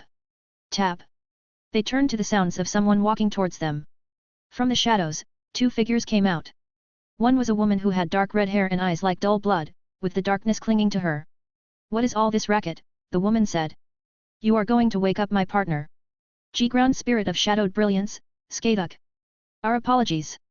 They all said that except for Nise, who was still trying to recuperate. It is no longer Skaduk, I have chosen the name Ferdiad. Ferdiad looked at Nise. Nise, why are you kneeling down in fear? I have seen death, she said, trying to pick herself up. Well, keep it quiet, my partner and your vessel's old friend are tired after feasting. She held out her hands, and from the darkness, Lyra formed in her arms. Her body has changed, with her arms, legs, and the ends of her hair covered in darkness. Its appearance is as if the darkness is alive and trying to consume Lyra's body. I now know what that foreign power was you were speaking of. That new god, it's Cirrus, the earth itself is undyingly loyal to him now. The moment I connected with the earth, it immediately betrayed me. The spirits who knew and met Cirrus felt their blood run as cold as a Russian winter. Ah, now I see. Said Miku. We are stuck here in the dungeon. We can no longer reach the surface without dealing with him and his children. Then we should prepare, Ferdiad said. Like we have been doing these past years. You still should have gotten us when Cirrus died. Rivas said, still very angry. Without him we could have made it to the surface without issues. Had I informed you it would have resulted in a complete annihilation. Miko sharply glared at Rivas, she was getting annoyed by the redundancy of Rivas. I am the great sprite of time. If I say the time's not right then it's not time. I make my choices very carefully and deliberately to ensure we all have the best chances of success. Do you think seeing into the future is easy? Do you know how many times I have seen the deaths of our fellow sprites? Enough to fill the dungeon up to the brim. Then when can we move? Or are we really stuck in the dungeon? We are stuck here. We are trapped in a cage. Could Miko not take us to the surface? Ferdiad suggested. Blocked. Miko spoke up. Ha. Miko sighed. Sister. It is like our words left one ear and out the other. I was not here when you were discussing this. Did you think we wouldn't notice you eavesdropping? Well. Ferdiad looks keenly at the sprite of time and space. If you ate enough magic stones would you be able to take us to the surface? Of course.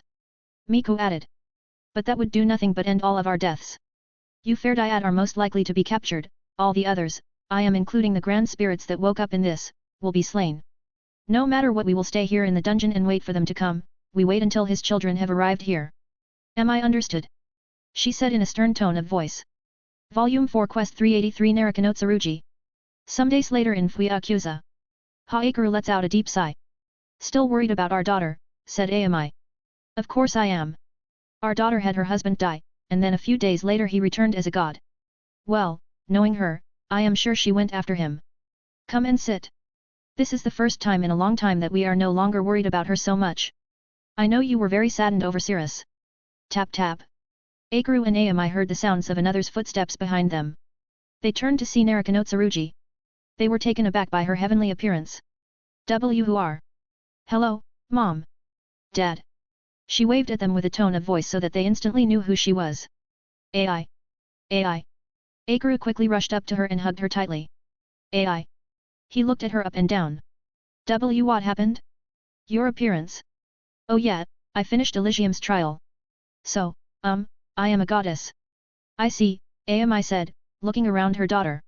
You do have the magnificence of one, but where is your divinity? Cirrus had. Mom, his name is Elysium. Now that I went through what he did, I understand why he wanted to make that distinction between Cirrus and Elysium, and now Ai from Narakanotsurugi. Is that your name? Akaru said. Yes. I am the goddess of the sword, Narakanotsurugi. Daughter of the god Susanoo. I also now understand why Elysium felt so off with Astria. Mom, Dad, you both are still my parents, but now. I guess you can say Susanoo is my spiritual father. And your divinity? Ami said. I am hiding it for personal reasons. I came here to see you both and kind of tell you I'm fine. Ah, sweetie. Ami hugged her tightly. You don't have to worry about us. That's right, but we are happy you came to us. Akaru hugged her as well. We will always be your parents. Thank you, both of you. They share a tender moment. A while later in Amaterasu's court. Susanoo, tell me, do you think we should make our own donatus with the gods of Chiang to help inform one another of the current situations? Amaterasu said as she was going over documents. I think that would work, it would save both sides time, Susanoo said, helping her. Ha! Are you sure you don't wanna ask Suka for help? I am sure, Suu, Amaterasu said, glaring at him.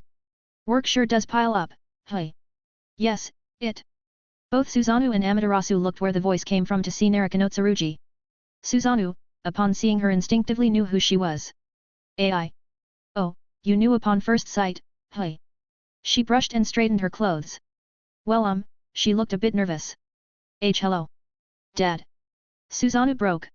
Oh my, Amaterasu said, looking at Susanoo, broken. Well what is your name? Amaterasu said, retaining more of her nobility and preventing herself from laughing at Susanoo's face. I wish to learn the name of Susanoo's daughter. I am Narakanotsurugi, goddess of the sword.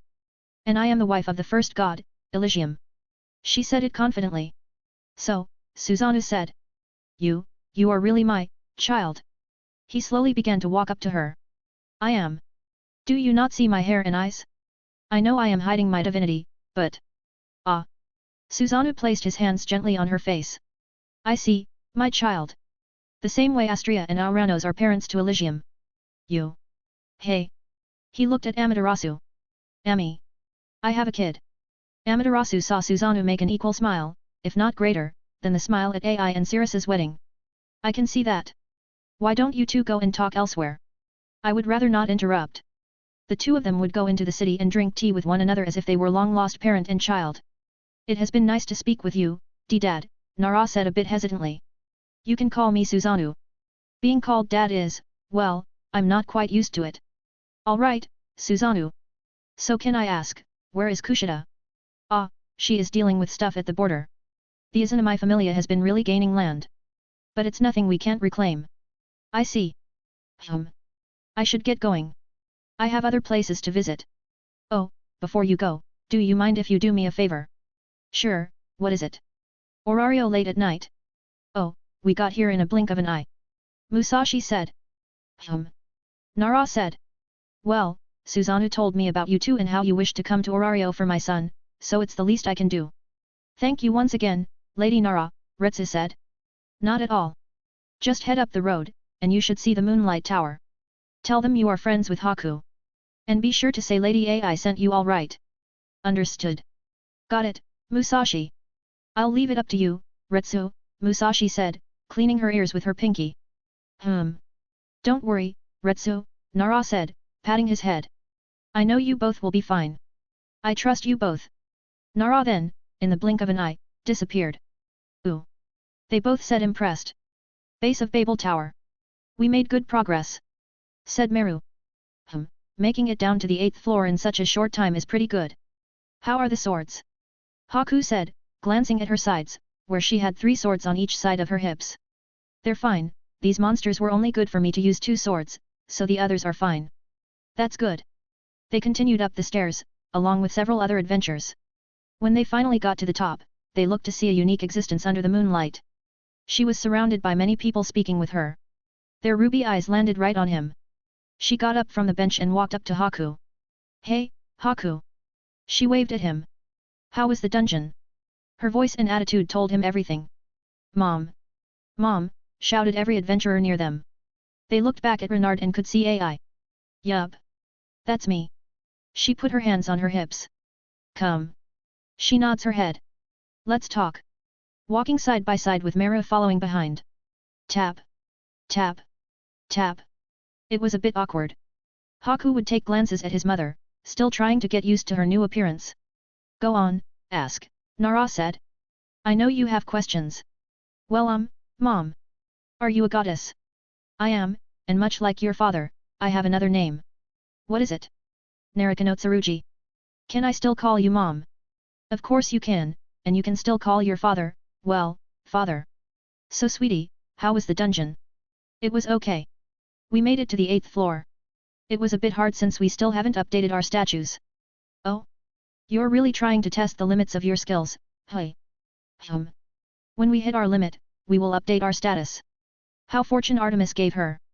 Nara glanced at Meru. Falna. Meru noticed and looked a bit away in a blush. Speaking of her, she has more or less helped convert everyone to Astria. And what of you two? I have discussed it with her and Lady Astria, but I want to convert to a different god. Oh? Anyone in particular? None. I wanted to convert to a god who has nothing so I could help build up the familia. I see, very well. I trust your judgment. She pats his head to show what she means. Meru noticed his fox ears perked up a bit. So, Mom, did you give father a punch? Well, less of a punch and more of a slash. Oh, your father actually wanted to give you one of these. She held out her hand, and an emerald ring came out. A ring. Haku looks at the ring to see intricate hieroglyphs on it. Yes, your father made them for you and your siblings, along with Artemis, Ryu, and Malayan. It's a bit big. He said as he slid it in his right index finger. Glow. Haku looks to see the ring glow as it fits nicely on his finger. See, it fits just right. Cool. So are you going to stay here? No, I am only allowed to stay for 24 hours, or, well, 22 hours left. Oh, by the way, Retsu and Musashi are in town. They are? How did they get here so quickly? I brought them. It seems they wished to come and even asked Susanoo to head to Orario. They continued to walk back home, and by the time they arrived in front of the Moonlight Tower, Artemis was already there with the rest of the family. Artemis looks directly at Nara. Hello. Nara waved at them. So you managed to hurry and finish the quest first, hey? Malayan said, coming up and walking around Nara, admiring her appearance. A grin grew on Nara's face as she puffed her chest in pride. Yup. Her tails began to flutter. I am now the first wife. Grr, Artemis's look turned into a glare.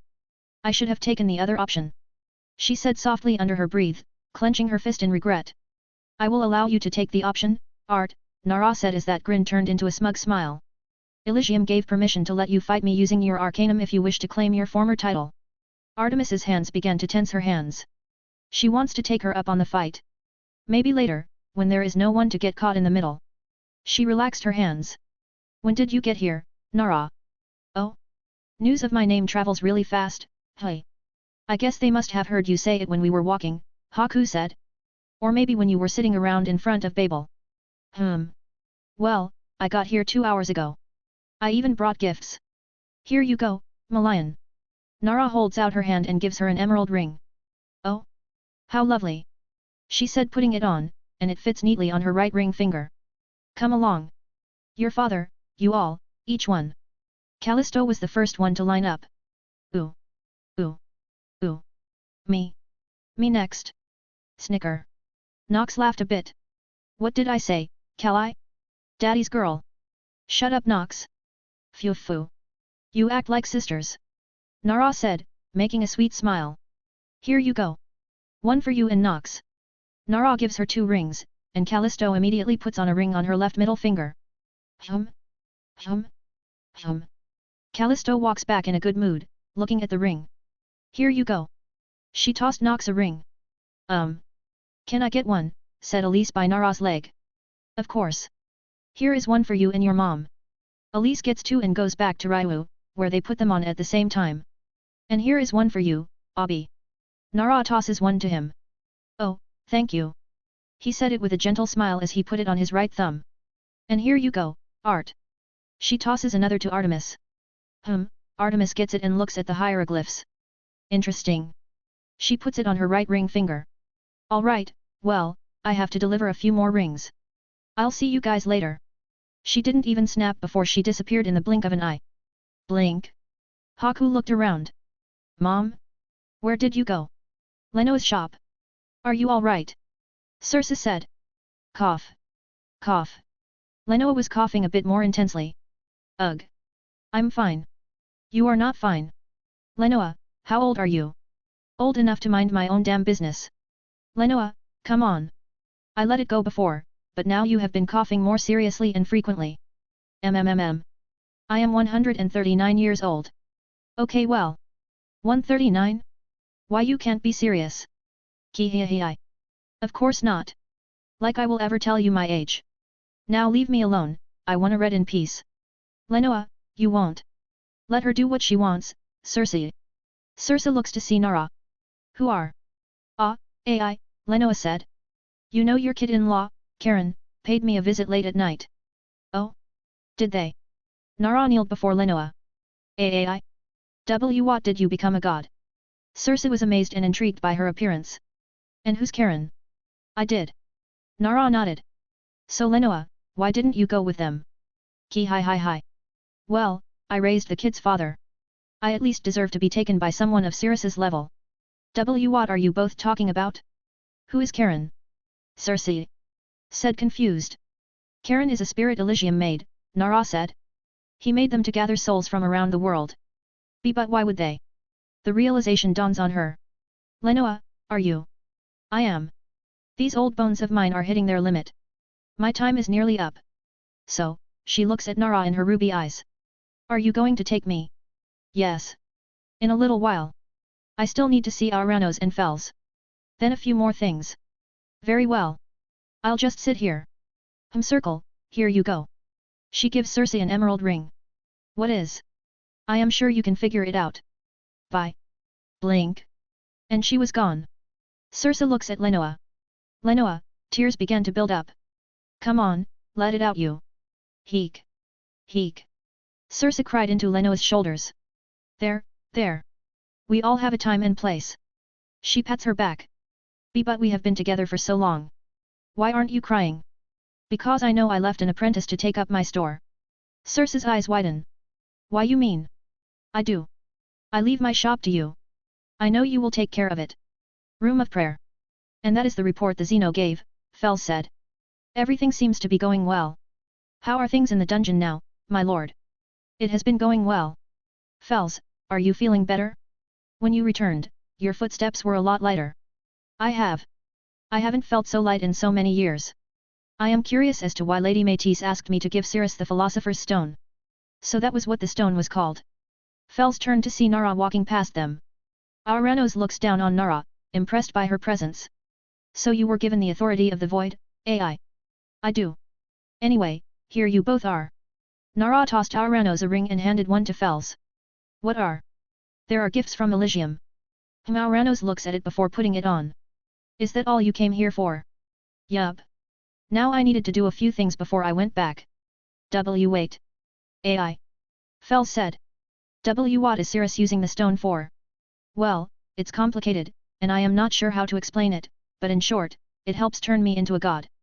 If Fells had any eyes, they would have greatly. Truly. Yup.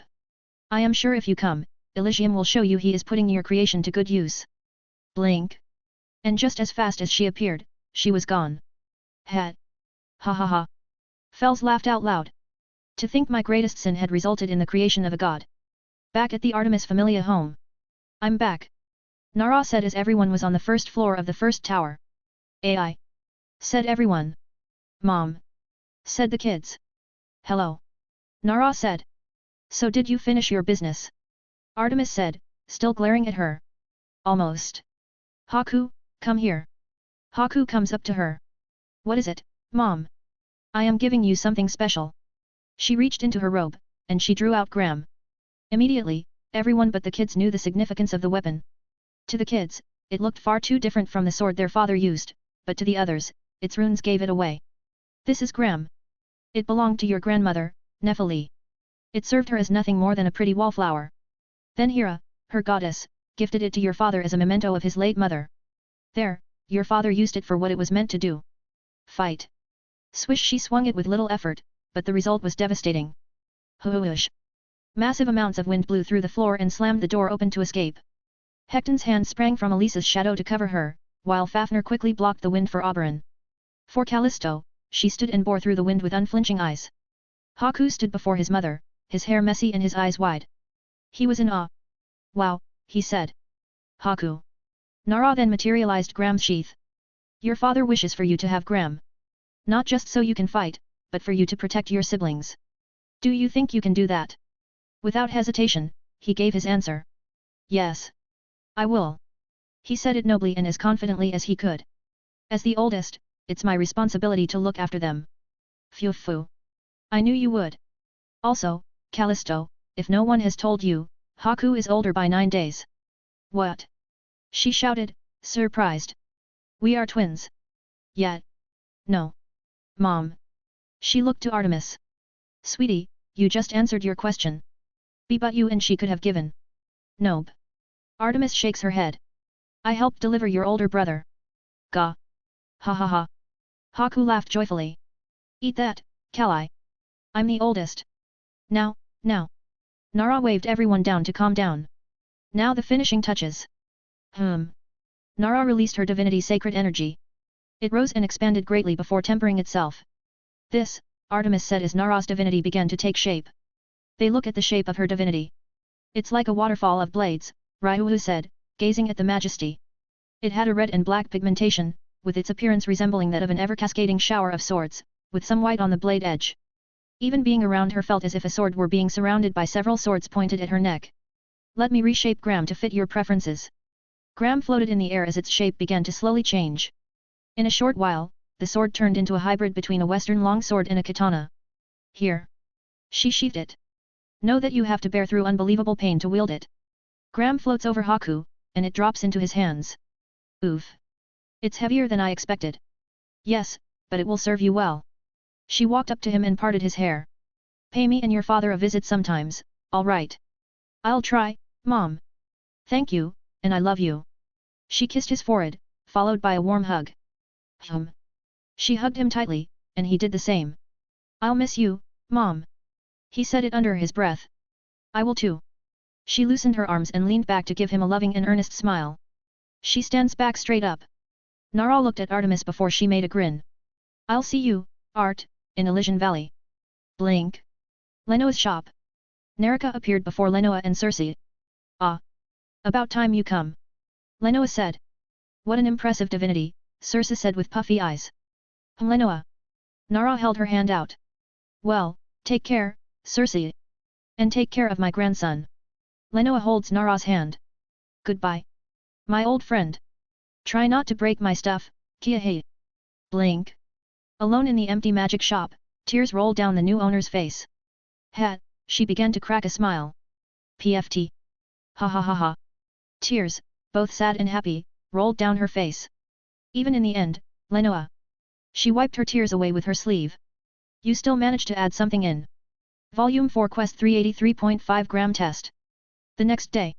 All right, Haku said as he, his friends, and his siblings, along with their mothers, so I just pull, right? He looked to Artemis. That is right. Artemis nodded. From what your father said, you must hold on to it for 3 hours. At each hour, the pain increases. Did Dad actually pass it? If you don't want to do it, can I try? Callisto said. Ignore her, Nox said. Your father did complete it. He hated every second of it. You just need the grit to push through. So once you draw Gram, you best brace yourself. Neat. He was a bit nervous. So why is everyone here? Just to watch me suffer. Well, Circe said. We wish to see how the process goes. You're not going to laugh, will you? Of course not. Your father admitted that he cried from so much pain. All right. He holds Gram in his arms. Here it goes. He unsheathed it and drew it whole in a single motion. Shing. It shined under the sun. Ooh. Everyone said looking at it under the sun's brilliance. Hey. He said, looking at them. It's not that. A twisting agony ran through his arm as if his nerves were caught on fire. Gah! He tried desperately to hold it, but only pain flooded his thoughts. Gah! He lets go of Gram, and it falls to the ground. Thud! It lands on the grass, still shining under the light of the sun. Haku! Meru came up to him. Are you all right? No. My arm hurts. He said, rubbing it. Should fade away in a bit, Nox said. So any one of you want to try? Immediately, Nox grabbed Callisto's head. Mika! Not you. Come on. May I try? Musashi asked. Go ahead, Haku said, stepping away a bit. Ugh. Musashi walked up to Gram and picked it up. It is. She too felt the unbearable pain of Gram's curse. Grr. She gritted her teeth, holding on to Gram. I can. The pain spread past her shoulder, and the feeling of bones twisting came in. Gah! Thud. She dropped it as well. Ah! Damn it, she said, rubbing her arm. Well, good thing I do not use a sword, Retsu said. Yup, said Oberon. Elise said. Come on, let me try. Callisto said. Haku. Nox looked at him. Yeah, go ahead and try, Haku said. Here. Circe hands him a potion. It should help numb the pain. Thanks. Nox lets go of Callisto, and she quickly grabs Gram. Ooh. Dad's airlow. She felt the twisting agony. Ow. You never said this twisting agony. Why did you think we dropped it? Musashi shouted. Don't yell at me, I am very angry. She said, tightening her grip. On to Circe, can I get that potion? No, Haku answered. You are supposed to work through the pain. Circe, how long till the potion wears off? In an hour or two. Quicker if you move around more. Mom. Can you? Nope, Artemis replied. It is as your brother said. You must work through pain to earn the right to wield it. Ugh. But the pain went past her shoulder, and her bones began to twist and ache. It's like a massive cramp. You can drop it if you want, Ryuhu said. It's fine to give up and try again another time. Himalayan nodded. Yes, so long as you try again, that is what matters. But I want to pass it. Callisto complained. Callisto. Ryuhu walked up to her and held her face. Listen to my words, it's okay to let go of that pain. You already have something special from your father. Ugh, her face scrunched up before letting go of Gram. Thud. There. Ryuhu patted her head. This sucks. She stomps away. I'm going to my room. They see her stomp away back to the tower. Well, good luck Haku. Ryuho quickly picked up Gram and sheathed it. I know you can do it. She walks over and hands him Gram. He takes it back. Thank you. Haku would try it again later. Volume 4 Quest 384 New Home. 5 days later. Artemis and Callisto ride up on horseback to Elysian Valley, they take their time getting there. Wow. There is a lot of mist here. Callisto said. There is, Artemis said. Your father added it to give it a sense of mysticism. Really? Very likely, knowing him. Callisto could hear a slightly aggressive tone in her mother's voice. Mom, are you mad? Of course she is, Nox said, riding with Callisto. She lost her spot that she swiped right in front of AI. I am not mad, Nox, Artemis said. Just a bit. Okay, I am a bit mad. Hat. Sore loser. I am not a sore loser. I just like to win. Tomato. They travel a bit more to reach where the Torii gate is supposed to be. Hey? It's not here. Artemis said, looking around. You're back, Lady Artemis. From the mist, Gemini appeared. Oh, one of Sirius's knights. I am Gemini. I will. Hello. Callisto said, jumping off her horse. I am your big sister. Callisto. She said, landing right in front of him. Hello, Callisto. He nods and puts on a light-hearted smile. You're an energetic one, hey? Follow me. I will show you the way. Hey. Come on. Ha ha ha. Nox cackled. I like him already. They followed him through the field of flowers, which now had red flowers. Both Callisto and Artemis noticed they looked like marigolds. Say, what are these flowers? Artemis asked. They seem new. They are Lady Nara's flowers. She asked her boss to make them for her. Ooh. They're pretty. Callisto said.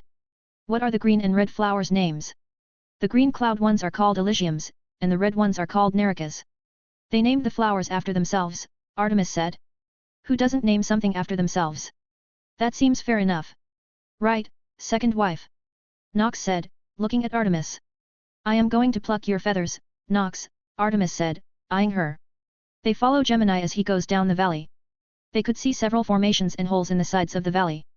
Down in the dead center of the valley, they saw a red Torii gate covered in mist with more Elysiums and Naras. The gate in question has a solid black and red film sheet. Through here. Just walk through. No special privileges. None for now, Lady Artemis. Through you, you will meet our new leader of the Elysium Knights. It's Nara, isn't it? Gemini looked at her for a second. Yes. He nods. Scorpio is still the captain, though, so he shrugs. Not too bad. The three of them then walk through the film sheet to find themselves in a whole new place. They found themselves in a tropical environment, the heat was enough to tell them that. They look around to find that they are in a stone temple reclaimed by nature, with a waterfall a bit ahead and a bridge to walk over the water. Ooh. Pretty. Callisto said, running across the bridge. This has Cirrus written all over it, Nox said, following in right behind. AI does love her streams, Artemis said. They kept going, and as they walked down the stairs, they could see a spiral mountain. River and forest. They spiral to the top, where a red Shinto shrine stands. Oh yeah, Cirrus made this, Nox said as she turned into an owl and flew ahead. Come on mom, I'll carry you. Callisto said. Thank you, sweetie. Running along the swirling pebble path, lined with Elysiums and Naras, Artemis holds onto Callisto tightly. What is it, mom? I never noticed how big you have gotten. Artemis didn't really notice, but Callisto was surprisingly big for her age. I have been eating my green. No, you didn't think I never noticed you tossing them under the table. Okay. And no. No, I didn't. They kept going, crossing over 3 bridges before stopping right in front of the shrine. They walk in to see Nox drinking tea and eating cake with Nara. Look who's finally here. Nox said as she took a bite of the slice of cake. Says the bird who flew over everything. Callisto said while Artemis got off Callisto. So is this your domain? Artemis said, looking around and noticing 5 torii gates around the area where they were eating. Something like that, this is my floor, Sanzunokawa. Nara spoke up. I added mine to Ellie's, that's his pet name, which helped him finish and get his reincarnation cycle up and going. I see. So do we have to walk to Cirrus or what? Also Ellie is such a nicer name than Zep Zep. No, but now that everything is running, he is busy fixing any problems that occur. Also really? I thought you would dislike Ellie. I can admit a better name when I hear one. And when will he not be busy? Nox asked getting back on topic. Yeah, I wanna see Dad, said Callisto. He should be done in about 2 hours. In the meantime, you can spend your time here. Can I go and see the rest of the places? Callisto said it eagerly and excitedly. Capricorn. Tap. Tap. Coming from behind the main shrine building was a brown-skinned woman in Amazonas attire who showed off her body with pieces of armor scantily scattered around her body. And like every other knight, she had a helmet that covered her face, and its appearance was that of a goat. Yon sorry, my queen. What is it that you fucking desire? She said it in a regal yet brutish tone of voice. Nox and Artemis could see that she also looked familiar. Capricorn, can you show Callisto around Elysian Valley? Sure thing. Capricorn walks up to Callisto. Hey kid, you wanna go through a water slide? Depends on how big the slide is. Oh, it's gonna be big. She holds her hand out to the Torii gate. Special privilege, Capricorn. Location, Acheron Lake. The gate lit up. Come along. She rushed on ahead. Oh, wait for me. Callisto quickly chased her through the portal. With them gone, Nara looked towards Artemis. So, Art, do you wanna come and join me and Nox for some tea? I'm sure after the trip you tired. Nara said. I would like a tea, thank you. Nox could feel tension in the air between Nara and Artemis. So how is it living here, AI? Nox said. It's lovely. Well, from the times I can spend with Ellie for the most part, I am monitoring the space and time fabric of the world. It is rather annoying how complex those rifts are.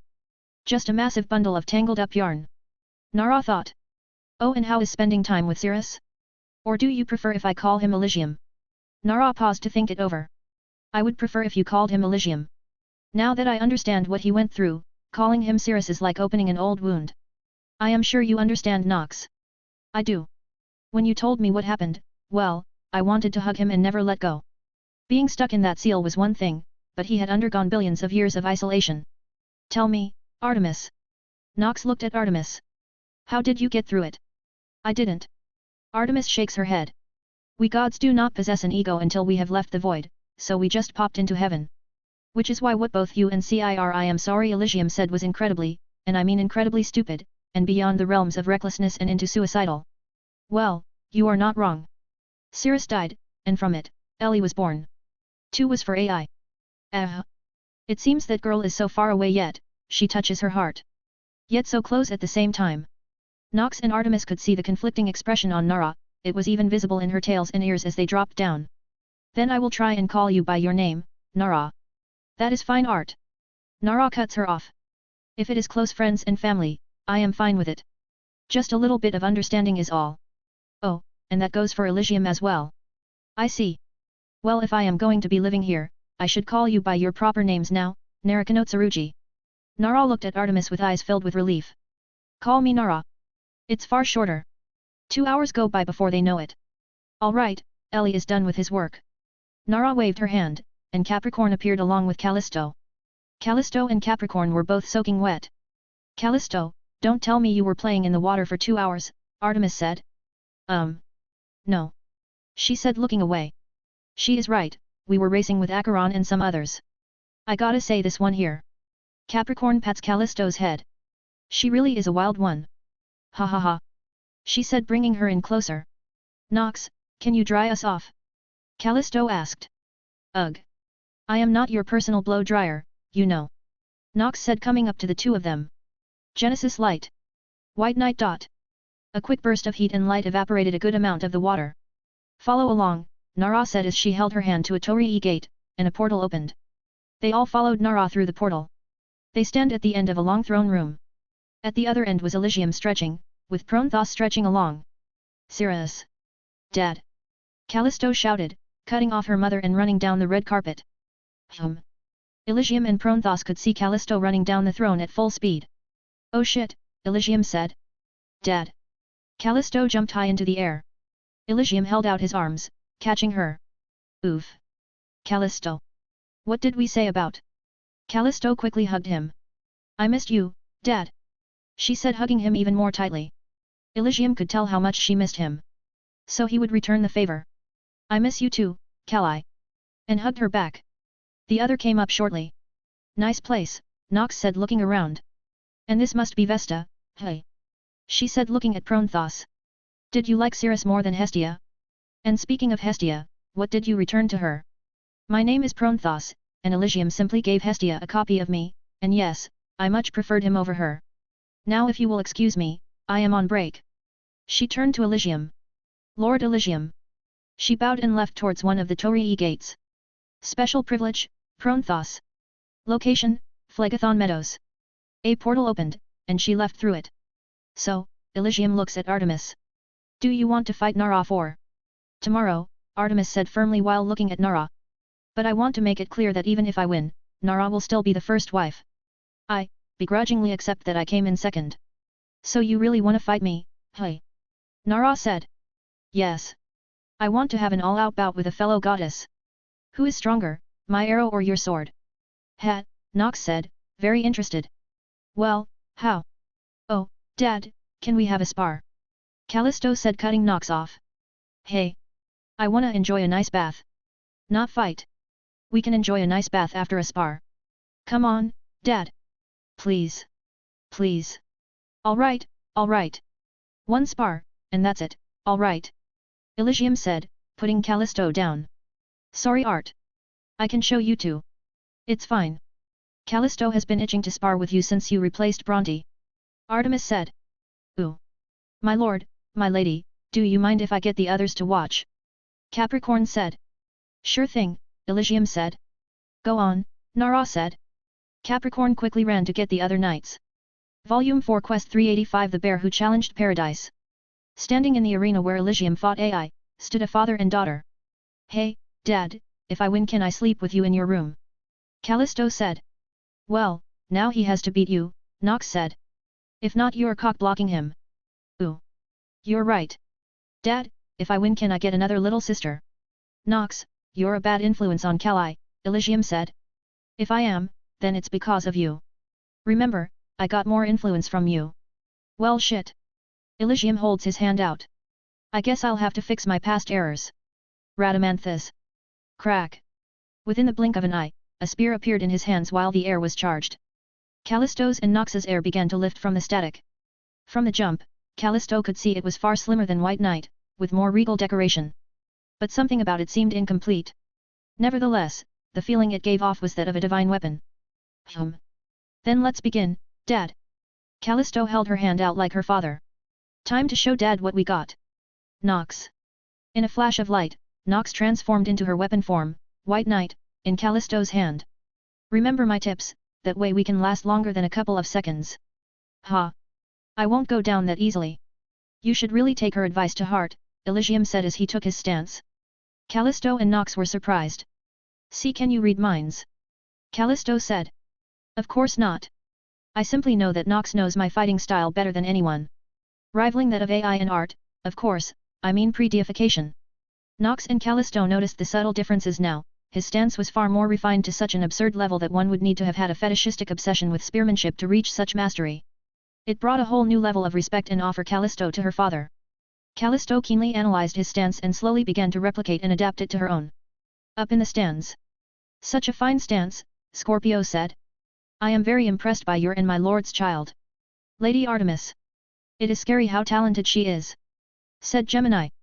I thought Scorpio and Pisces were monsters, but that little 11-year-old girl is something else. Tisk. Why couldn't you have been up top, and Leo be here? Pisces said. Lady Artemis, Lady Nara. Said Aries. Could I ask your personal opinion? Sure, Artemis said. Go ahead, said Nara. Ah well, how long do you think your daughter will last? Me and Scorpio held our own for an hour or so. Artemis and Nara looked down at Callisto. I haven't seen much of what she can do, but she is Art's daughter. I wouldn't put it past her to pull something out. Nara said. Artemis' smirk grew ear to ear. Of course. My daughter will impress everyone. After all, now that she is contracted to Nox, I am sure she will make Cirrus break a sweat. Back at the arena. Say, Elysium leans against his spear. If you are scared, sing this song. What song? Callisto gets back into form, her body tense, ready to move at the second. It's a song that is playing that makes one feel invincible. It goes like this. He raised his finger, and a voice filled the whole area, even up to the stands. Affirmative, now playing 20th Century Boy by T-Rex. Music began to play through the arena, even the lyrics, despite being spoken in English, could be understood in any language. Hey, this is pretty good. Nox said, still in her weapon form. If this song is being played, it makes me invincible. Callisto raises her right foot and stomps the earth. Then let's fucking. Her heart steadies and her eyes focus like a laser on her father. The two sisters grin excitedly. Go. Nox shouted. Bless me, mother. A magic circle of pure white formed above her with Artemis's emblem on it. Artemis Agnos. The barbaric yet knightly armor dons her. I am Callisto Zephyr. The Ursa Major Knight. The bear helmet adjusts itself, and a sacred radiance comes off her. Level 4. Level 4? Did you level up? I'm proud. Elysium smiles. I sure did. I fought the Amphisbena with one hand and one eye. Famin Otter watched my greatness firsthand. Elysium noted how much more prideful Callisto has become. Seems some traits of her mother began to show itself. Then, as one former adventurer to another, let me show you the respect you deserve.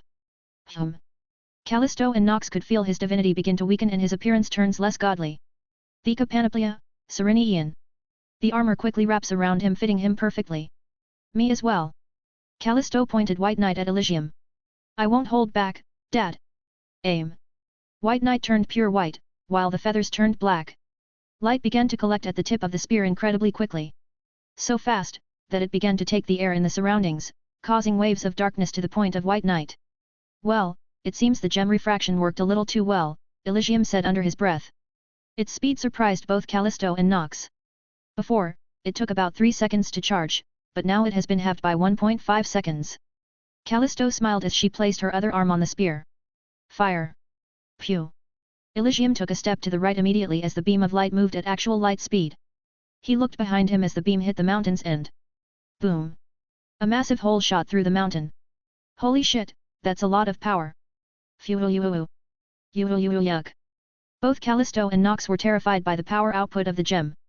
The amount of power it put out was not what they expected. Hey Nox, maybe we should limit how much we put in. We could really shoot our foot here. Why yeah, I'll be sure to limit it. How's your magic? Still good. It took a good chunk of my magic, but thankfully we got the mage development ability to lessen the toll. Well, keep your head in the game. We'll learn while we fight. Got it, said Elysium, appearing before them. Always remember to keep your head out of the clouds while in a fight. Elysium struck Callisto with the flat of his spear. Thud. Gah. Callisto blurted out as Elysium knocked the air out of her and sent her far off into the battle arena. Skid. Callisto quickly slowed her momentum by impaling White Knight into the earth along with her feet. Rumble. Rumble. Rumble. Rumble. Huff. Huff. Huff. Huff. Slowly picking herself up, Callisto gasps for air. Well, you did say you weren't going to go easy on him. Why you call this easy? He knocked the air from my lungs. Callisto said, looking at her father, far off in the distance. Hey, Dad. You said this song makes those who hear it invincible. I was joking. Elysium chuckled a bit to himself. He could have used the pommel of his spear, which would have hurt even more, or, you know, the tip of his spear. Grr. I'll pay him back. Nox, we will have to use spirit drive. Head, are you sure you can handle me? Even your father couldn't use me without severe damage to his body. I am dead sure. She stands up, and her armor fades away while the spear begins to glow. We are sisters. You and I have been together since birth. So let's fucking go.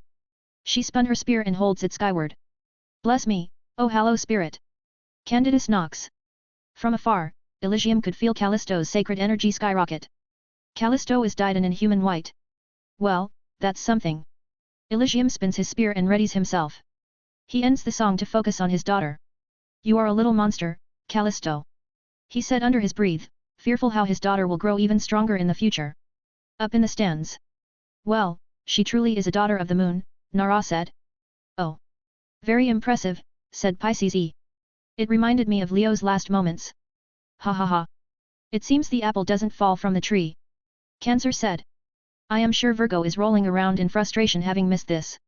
Pisces O said. Get him. Shouted Capricorn and Artemis. You can do it, sweetie.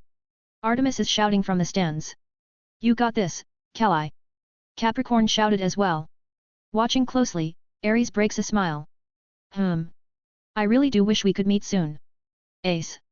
Back to the fight 3 minutes later. Pew. Pew. Pew. Pew. Pew. Pew. Crackle. Crackle. Crackle. Clang. Ting. Huff. Huff. Callisto was breathing heavily, her bleached skin and appearance were stained with blood, dirt, and sweat. Her armor resembled Elysium's when he bonded with Nox, but it was far more armored. Shit, she said weakly. She fought with everything she had, but spirit drive drained her stamina massively. Lasting 3 minutes while sparing against Elysium is more than impressive enough. Phew, you really did give me a drop of sweat. I gotta say I'm very proud you became this strong. So shall we end this spar? And not yet. I can still fight. She shouted while her knees were weak. I always wanted to try this. Elysium bent down and flung a massive chunk of the earth up, said Earthhead Callisto. Rumble. Wah. Callisto was flung forward towards her father. She gritted her teeth and aimed White Knight at her father. Ura. Cirrus let go of the chunk of earth and smirked. He waited till White Knight was more within range and simply stepped forward to the side and grabbed Callisto's leg. Given his speed, this was easy to do. Grab. A bad feeling filled Callisto and even Nox. We are boned. Nox said through Callisto's mouth. I call this the. Callisto's eyes were now a blur. Whoosh. Whoosh. Oh-ah-ah-ah-ah-ah. Callisto yelled out along with Nox as their father was using them as a nunchuck, swinging them around his body. Ha ha ha. Elysium laughed as he was enjoying it. Whoosh. Whoosh. Elysium always wanted to do this at least once, he is unbelievably happy he could do this. Dad. Cirrus. The sisters shouted for Elysium to stop. Give up. Elysium said, still swinging them around. Yes. Yes. Just stop, Dad/Cirrus. They both shouted at the same time, their voices overlapping one another. The world is spinning. Callisto said. I'm gonna hurl out my tea. Nox said. Elysium then gently puts them back onto their feet. Ugh. The blue returned to Callisto hair and White Knight returned to its slumbering black state, her armor also fades away. My head hurts, my feet are wobbly, everything is still dizzy. You did well, Callisto. Elysium pats his daughter's head. I had a lot of fun. Good thing I am not in your body still. Nox said while in her weapon form. Did I do good, Dad? Callisto said regaining her balance. I'm not even dizzy anymore. She smiled proudly. You always do good. He knelt and began to comb her hair with his fingers. You are very strong and I will always be proud of you. Elysium lips pulled into a big smile.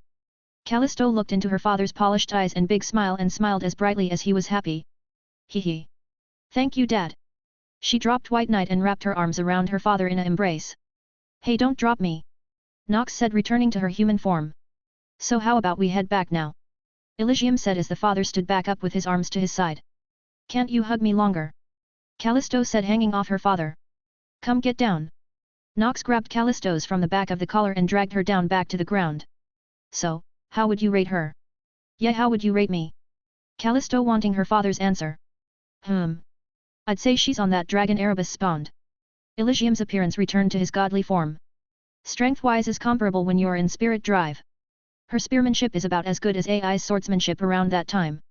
Maybe a bit worse. Elysium leaned back, and the earth formed beneath him to let him sit down. But she still has a ways to go, do you understand, Calli? Yeah, Callisto said while walking slowly toward her father. But couldn't you have gone easy on your cute daughter? You swinging around was a messed up thing to do with your daughter. You didn't hold back, so I decided to as well, and you didn't know when to call it quits. Callisto turns around and falls on her father's lap. I'm glad you are still, Dad. Elysium gently strokes her hair again, this time braiding her hair. Yes, you also smell of sweat. Dad. She shouted, hitting him. Back up in the stands. It seems she is still a bit too wet behind the ears to really beat her old man. Cancer said. Still, she fought well, said Ares. Given a few more years, she could put up a good fight. Even so, her spearmanship is commendable. Said Scorpio. Lady Artemis, your daughter is very impressive. Thank you, but she still doesn't use her archery. If she had used it, she would have lasted for longer. Artemis said. Oh, is that disappointment I hear in your voice, Art? Nara said. Disappointment in the fact that she still refuses to use the bow and arrow. Well, now that the spar is over, I will return to my post, Scorpio said. It was a nice, short little spar. Pisces said. Hey Capricorn, you wanna spar later? I'll think about it. She said as she went next to Nara. My lady, will you be returning to your floor or helping Lady Artemis? I'll show Artemis around. I'll send everyone back. She waved her hand, and all the knights disappeared. You seem to enjoy using your authority over the void, hey? Artemis said, glancing at Nara. It's very handy. Now, shall I lead you to our room? I'm sure you wish to spend your first night with our husband after so long. I have to ask you, has what Ryuu and Malayan said about him improved in bed? Since before, you know, he always satisfied all four of us with some struggle after the 6th hour. Very. We can even do some stuff we couldn't before. Well, let's not get ahead of ourselves. Artemis blushes. Back in the arena. Walking back for a bit, Elysium took this opportunity to get something done. Calli, can you do a quest for me? A quest? What is it? She said excitedly. Is it hunting down an escaped soul? Killing a monster? Well, maybe. Yes. I'll do it. She said it proudly. Callisto. Some words of advice, when taking a quest, make sure you listen to or read through it. As far as you know, you could have taken on a quest to kill a person. Sorry, Dad. So what is the quest? She said it a bit more calmly. There are rifts that have been nearing the edge of opening up. Ever since the 3 black beasts returned with the corrupted flame of heaven, they have started to develop. As strong as I am, it is too risky to mess with them. Space and time stuff are very, very delicate. Really? Is it serious? More or less, the last time it happened, a bunch of giants came out, Nox said, walking next to Elysium. Are giants going to come out? I do not know.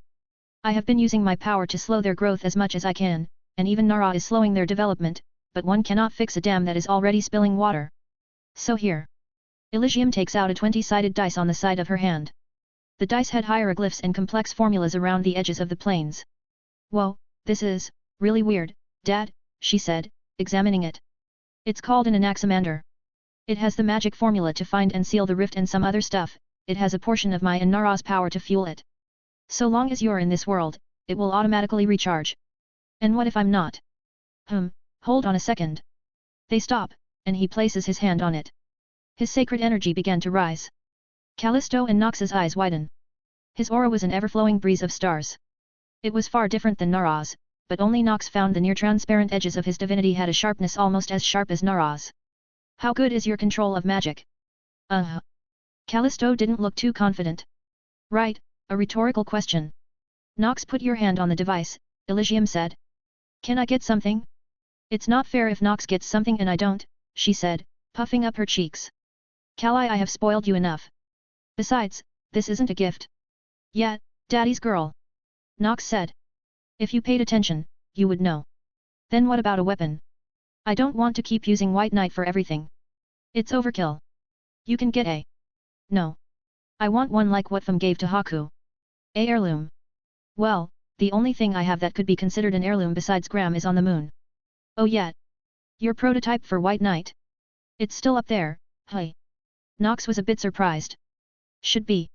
If I cracked the moon, it should still be there. Unless you know it broke or something. Callisto's mind raced before smirking. Okay. Let's go back. Callisto said, walking ahead. Elysium and Nox look at one another.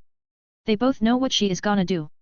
Volume 4 Quest 385.5 Sword, Bow and Thunder. A while later. So. Elysium stretches his limbs. Callisto is away sleeping. So I thought I might as well have some fun. A three-way fight, hey. Artemis said, stretching as well. This chance doesn't come around very often. If Callisto was still awake, she would jump right in. She has a very dangerous mixture of you two, Nara said.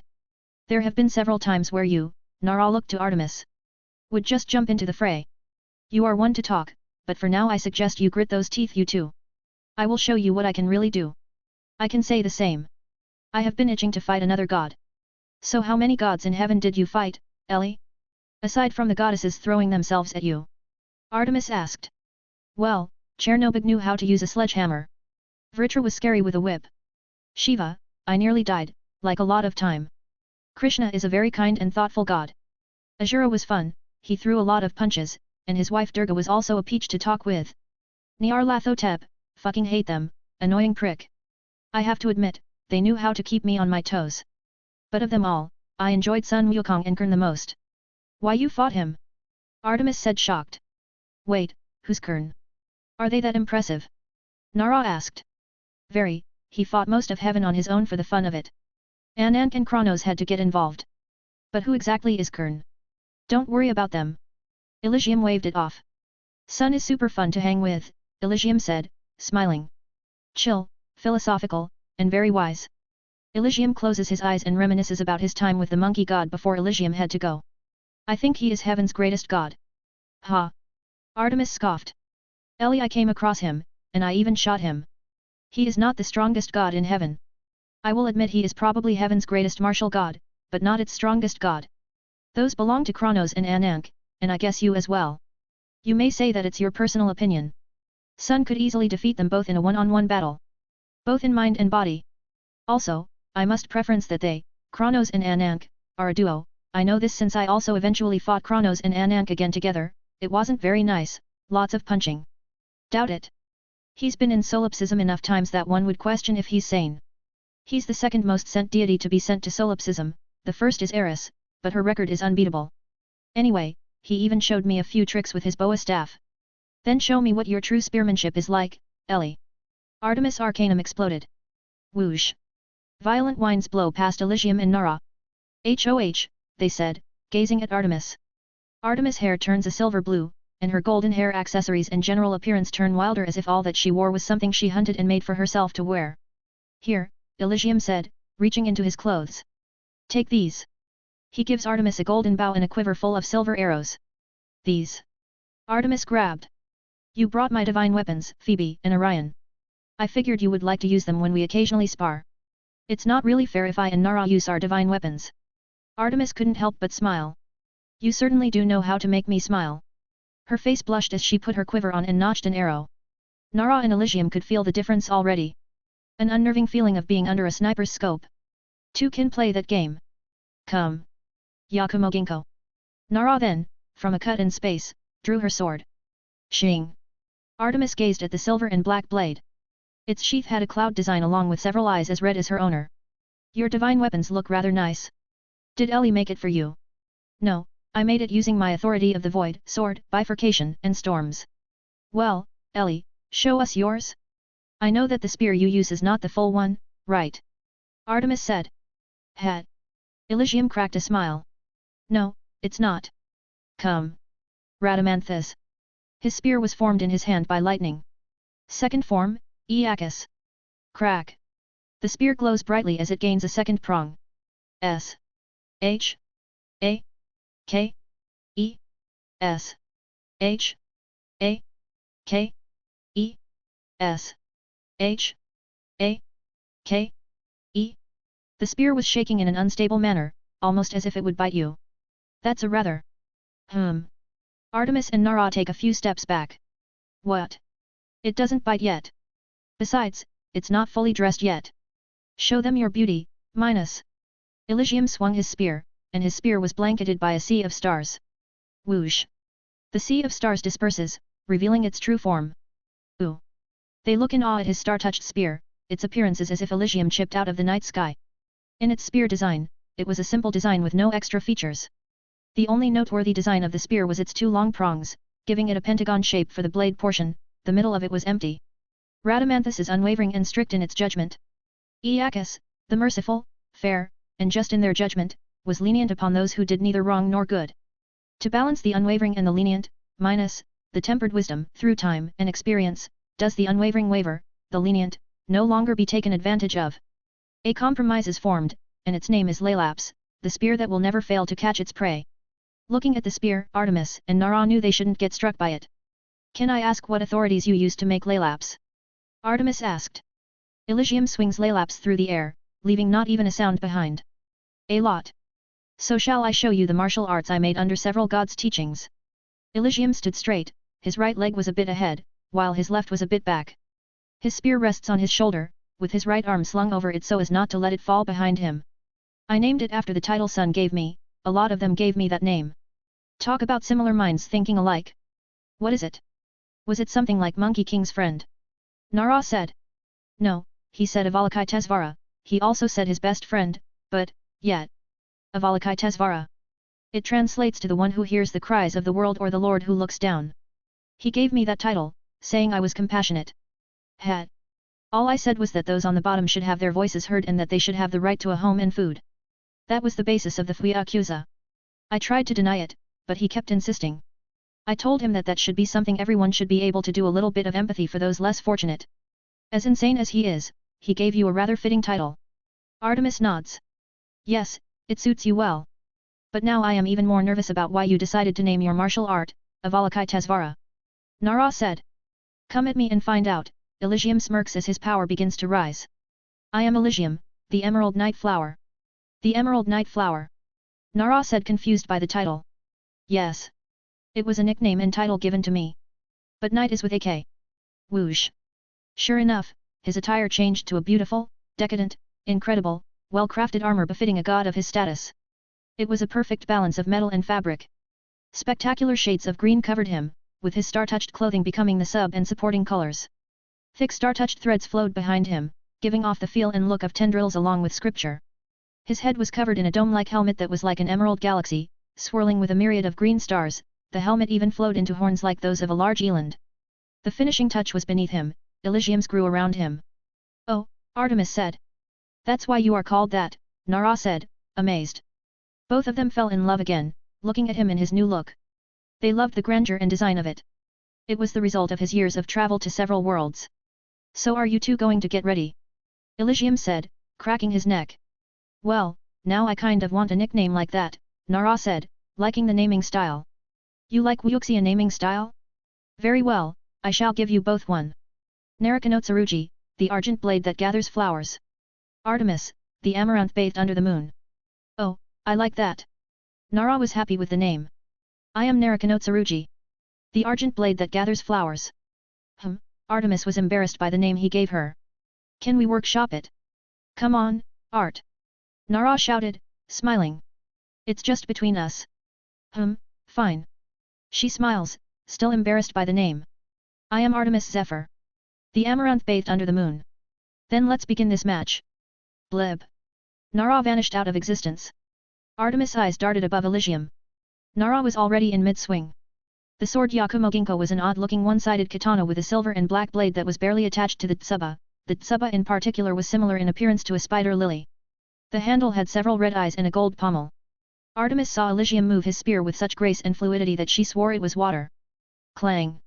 Laelaps and Yakumo Ginkgo clashed. Hoh Nara was amazed by the ease at which Elysium moved. Om Mani Padme Hum. Elysium strung a mantra as his body vanished briefly before appearing again in a different pose. Two can play that game. Fwish. Nara found herself getting further away from Elysium, yet she felt no pushing motion. Ting ting. Clack clack. On the ground, 2 silver arrows land. Artemis. Elysium looked at her with 3 arrows already notched. Well, don't you have eyes in the back of your head, hey? She jumped back and fired off 3 more soundless arrows. Elysium held his hand out and spoke softly. Ort. Crack. Crack. Crack. 3 bolts of white lightning struck down Artemis' arrows. Tisk. Artemis looked up to see a suspicious-looking cloud. Did Sun Wukong give you his cloud as well? Well, one version of Sun Wukong gifted me a part of Jiandaoan, as he called it, as a thank you for helping them with their world. That and also beating him after, tisk, let's see, it was about 9 or 10 billion years using my limited authority of time on a planet without using Elpis. His name was Jin Mori, that guy can fucking kick. Elysium rubs his head and forearms. Head. When I told him what this world's Sun Wukong called me, he laughed, saying he was about to call me as well. He also warned me about facing an unenlightened Sun Wukong should I ever come across another world's version. I cannot blame him for the warning, they are terrifying martial masters. It took me just about as long to beat him as this world's version. It seems you spent a lot of time in heaven or well, worlds, shall we say. Of course, time was only relevant. Time in which I created Ord, named after the Ord cloud of Mai in his world. That is. Artemis froze for a second. What? Elysium moved his arms. Clang. He stopped Nara's strike from the back. As I said when I told you my story when I returned. When I was born, I was an artificial moksha. This is a secret that not even Nox or Circe know. What's going on? Nara said, feeling as if she had cut in on a discussion. Elysium was finally going to tell them something he could never have done when he was mortal. This piece of him that he wanted to let his wives know. You are a reincarnator. Artemis' eyes widen. Thinking back on Circe, it added a surprising amount of context. After countless eras, I can admit that. Yes, I once had a life before I was born as Alcides. I actually visited a world similar to my own. Nara loosened her stance, no longer in her fighting stance. Both Nara and Artemis walked up to him with their weapons lowered. Ellie, how old were you when I met with Circe? Artemis spoke a bit hesitantly. I do not know, by that point, the modern man had fully died. Killed and buried within the Chaos desert sands, you know where. Did you know what AI was saying in English? Back when she returned from being spirited away. Nara asked. It was the first language he ever spoke, followed by Spanish, Japanese, and then Koine. I also knew how to use a smartphone. Elysium smiled. Even now, in his hand, a black plastic rectangle formed. When AI handed Circe the phone, he felt an unbearable feeling of nostalgia. Did you know? Elysium walked past them as his appearance returned to normal. A sea of stars covered them and the whole area. The Greek word for return is nostos, and algos means suffering. So nostalgia is the suffering caused by an unappeased yearning to return. Not my words per se, but spoken by a Czech French writer. The area changed to that of an office, found in metropolitan areas. I thought we were going to just fight, not have this bombshell dropped on us, Artemis said, looking around. This place, Nara looked around to see Tokyo Tower. Is Japan the last place before Alcides was born? Elysium stares down the open elevator shaft. I am telling you this now as, well, I figured you would want to kick my ass for keeping this from you.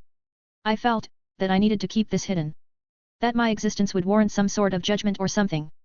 I didn't know what could happen, but I sure as hell wouldn't want to figure it out. Thus, I kept my mouth shut. Who knows? Nara asked. 4 people. Hecton, Fafnir, Vesta, Odin, and probably Nox. Odin. They both shouted. You told that angry old man before your wives. Nara shouted. I told him as a threat. He would tell me what he knew about Elpis or how to break from Ananke. Didn't give me much to go on. Let me ask you this. Nara walks up to him, his back still turned. When Ai and Cirrus were kids, he was an adult in mind, yes. He was. Then, can I ask when he loved Ai? I must preference that Cirrus did not love Ai until that surprise kiss on their way back from Tel Skyra. By that time, the modern man. What is your name? Artemis asked. Your real name? Elysium. Not your name as a god, your name as a man, the man who worked here. That is not important, no. It is unnecessary. Why is that? Because just like Cirrus Zephyr, the man who worked in this office, he gave this half-baked company his time, effort, sweat and well-being to get off the ground. Shakingly walking over to this elevator and Elysium takes a step forward. Ellie. Nara reached for him. She reached to grab his hair, but her hand phased through it. And fell to his death. He fell down the elevator shaft. Ellie. Artemis also rushed over. Nara and Artemis watched as Elysium fell down the shaft, and just before he hit the bottom, he struck his head against a metal railing. Thud. His body spins from the force before his head splatters against the roof of the elevator, crushing it a bit from his weight and speed. Thus ended his first life. Elysium then melted away. The scenery changed to a dark corridor. Nara and Artemis know this place. Huff. Huff. Huff. They turn to see a young child, they look past their bangs to see their face. Cirrus. They both said softly. They could see him breathing heavily, his eyes unsteady. His whole body was stained with fear and exhaustion. Nara briskly went over and knelt. Hey. You're gonna be all right. Yet when she reached for him, her hand went through him. This is but a memory. Elysium phased into existence, walking out of the air. You cannot do anything to alter it. Cirrus's body shook before some vomit leaked out of his mouth. Ugh. He moved his body, getting on all fours, and he vomited violently. Barf. The look in his eyes was one of horror and regret. Yet, Elysium grimaces. The underdeveloped mind of a child certainly couldn't handle what an adult mind could. Even their modern-day sensibilities didn't help. Once his vomit stopped, he remained there, staring into the pool of vomit in a trance. Ugh. He wanted to vomit, but he had no more to give. Ugh. His arms grew weak, shaking again. He pulled his body back and slowly leaned against the wall of the secret tunnels. They watched as he slowly drew his broken spear with shaking hands. Stains of dried blood stained it, along with his hands. Fuck. Fuck, he softly spoke with words laced with desperation and despair. The events that had unfolded today had taken a heavy toll on his psyche. The horror and regret gnawed at his soul and child's brain, leaving the modern man at death's door. Nara and Artemis watched as he desperately tried to wipe away the blood, but it remained. His face slowly scrunched up, and tears flowed down in thick droplets. He would do this until exhaustion took him and he fell asleep. Elysium softly. This was the event that would lead the man to eventually die and give birth to the child known as Cirrus Zephyr, son of the Sage Fells. Much like the man Cirrus Zephyr also suffered the same fate, dying alone, surrounded by darkness, then giving birth to another like some fucked up butterfly. Nara and Artemis' faces were contorted with emotions. They had so many thoughts and feelings, but they didn't know what question to ask. The world falls away around them, and they return to Elysium's domain. I did not show you to get your sympathy. I only showed you to have you understand that he was born into this world, the same as Ai, the same as Malayan, Ryuu, Haikushika, Callisto, Oberon, and Elise. Albeit a bit differently than most. This is hard, Ellie. Nara's fox ears drooped down, her eyes watery. Ellie. Artemis looked him in the eyes. Did Cirrus know of the goddess Artemis? He did. Universe number BOO 41222021. Nara, the BOO stands for Base Observation Universe. They are universes that no one could look into, Artemis added.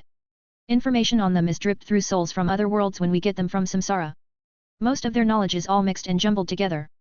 I actually wanted to ask Ai if she had looked into the goddess Artemis. She does not. She spent her time trying to get back. Nara replied.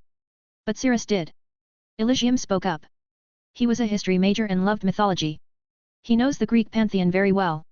Shall I recount a story about the famed goddess of the hunt, the virgin goddess, Artemis? Gulp. Artemis swallowed her saliva. Nara could see her beginning to sweat. The story begins with a hunter named Actaeon. Actaeon, a skilled hunter, accidentally stumbled upon the goddess Artemis while she was bathing in a secluded forest. Upon seeing him, Artemis was furious at the intrusion and, in her rage, transformed Actaeon into a stag. Actaeon, now in the form of a deer, was chased and torn apart by his own hunting hounds, who no longer recognized him. That seems like something you would do. Nara looked to Artemis. Artemis's lips stretched back. She hated how accurate that was to what she would actually do.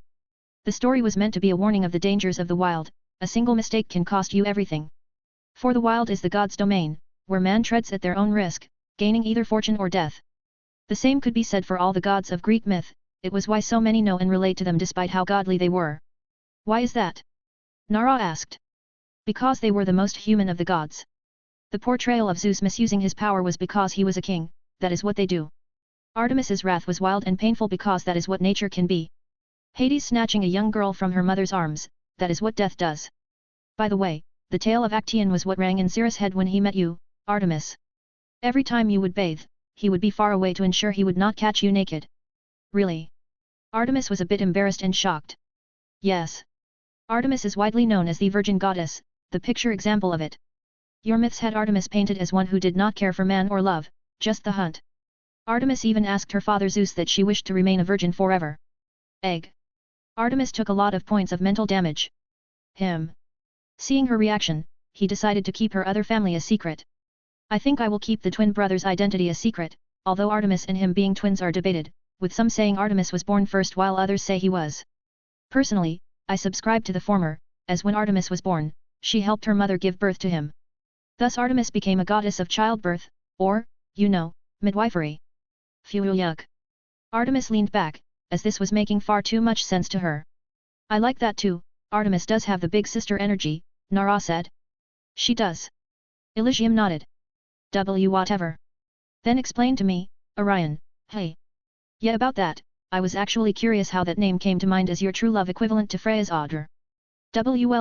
Artemis turned bright red. I thought that Orion would be a very nice name. Liar. Nara and Elysium said. It's the truth. Anyway.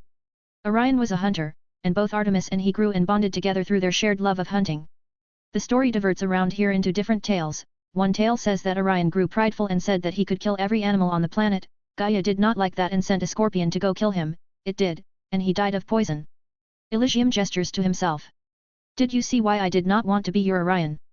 Nara looked at Artemis as Artemis looked away, a bit in shame. You understandable, Artemis said, fully understanding and supporting his hesitance. Now another tale was that Apollo, having learned that Orion would be the one to break Artemis' vow of chastity, tricked Artemis, so he came up to her and was like, hey. I bet you can hit that dot in the ocean. Then Artemis said something along the lines of, hold my beer. And then she shot it. What was that thing in the ocean, you may ask? Well, it was Orion's head, bobbing up from the sea. You did shoot him, Nara said. You even shot him without much thought when you and Cirrus first met. Ellie, can we end this story? I completely forgive you. Artemis said, putting away her bow. No. No. Keep going. I want to learn more. Nara said. If you stop, I will forgive you for keeping this from me, and I will wear whatever you want. If you keep going, I will forgive you wholeheartedly, and I'll let you be on top. I'll even moan extra loud and sensual. If you wear goth clothing, then you got yourself a deal. Deal. So anyway, Elysium kept going. No.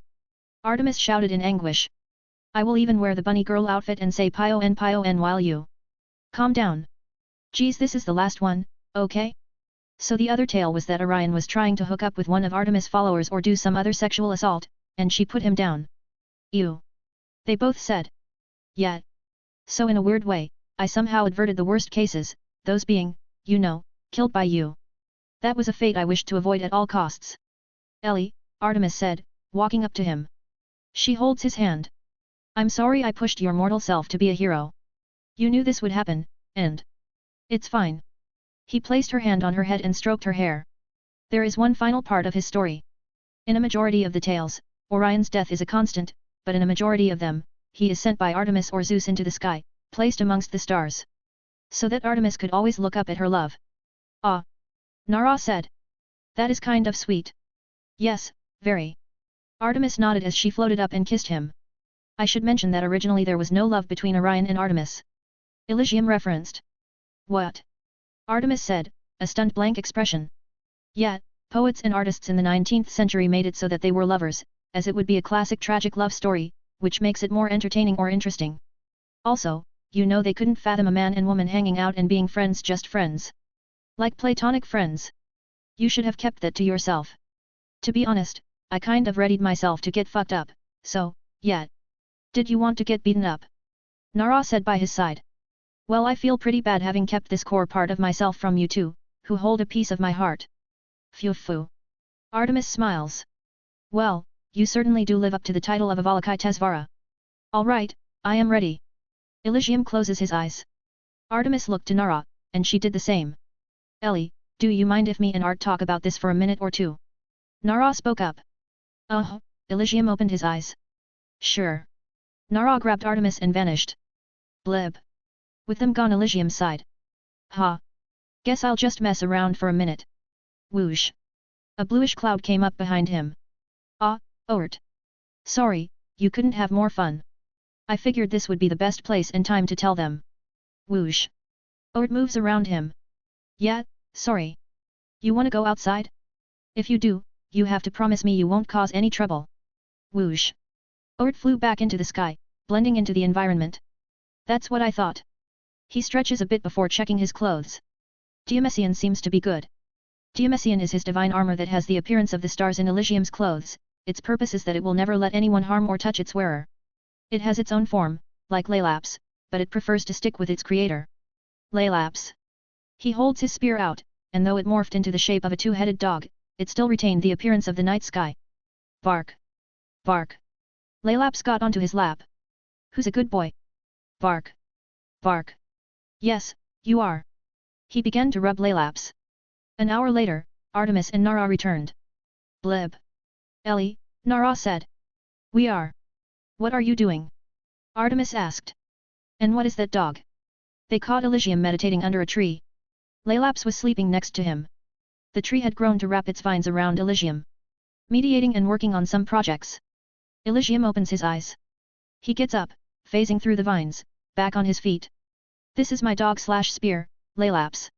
Laylaps woke up from his name being called. Bark. They got up and walked to his owner's side.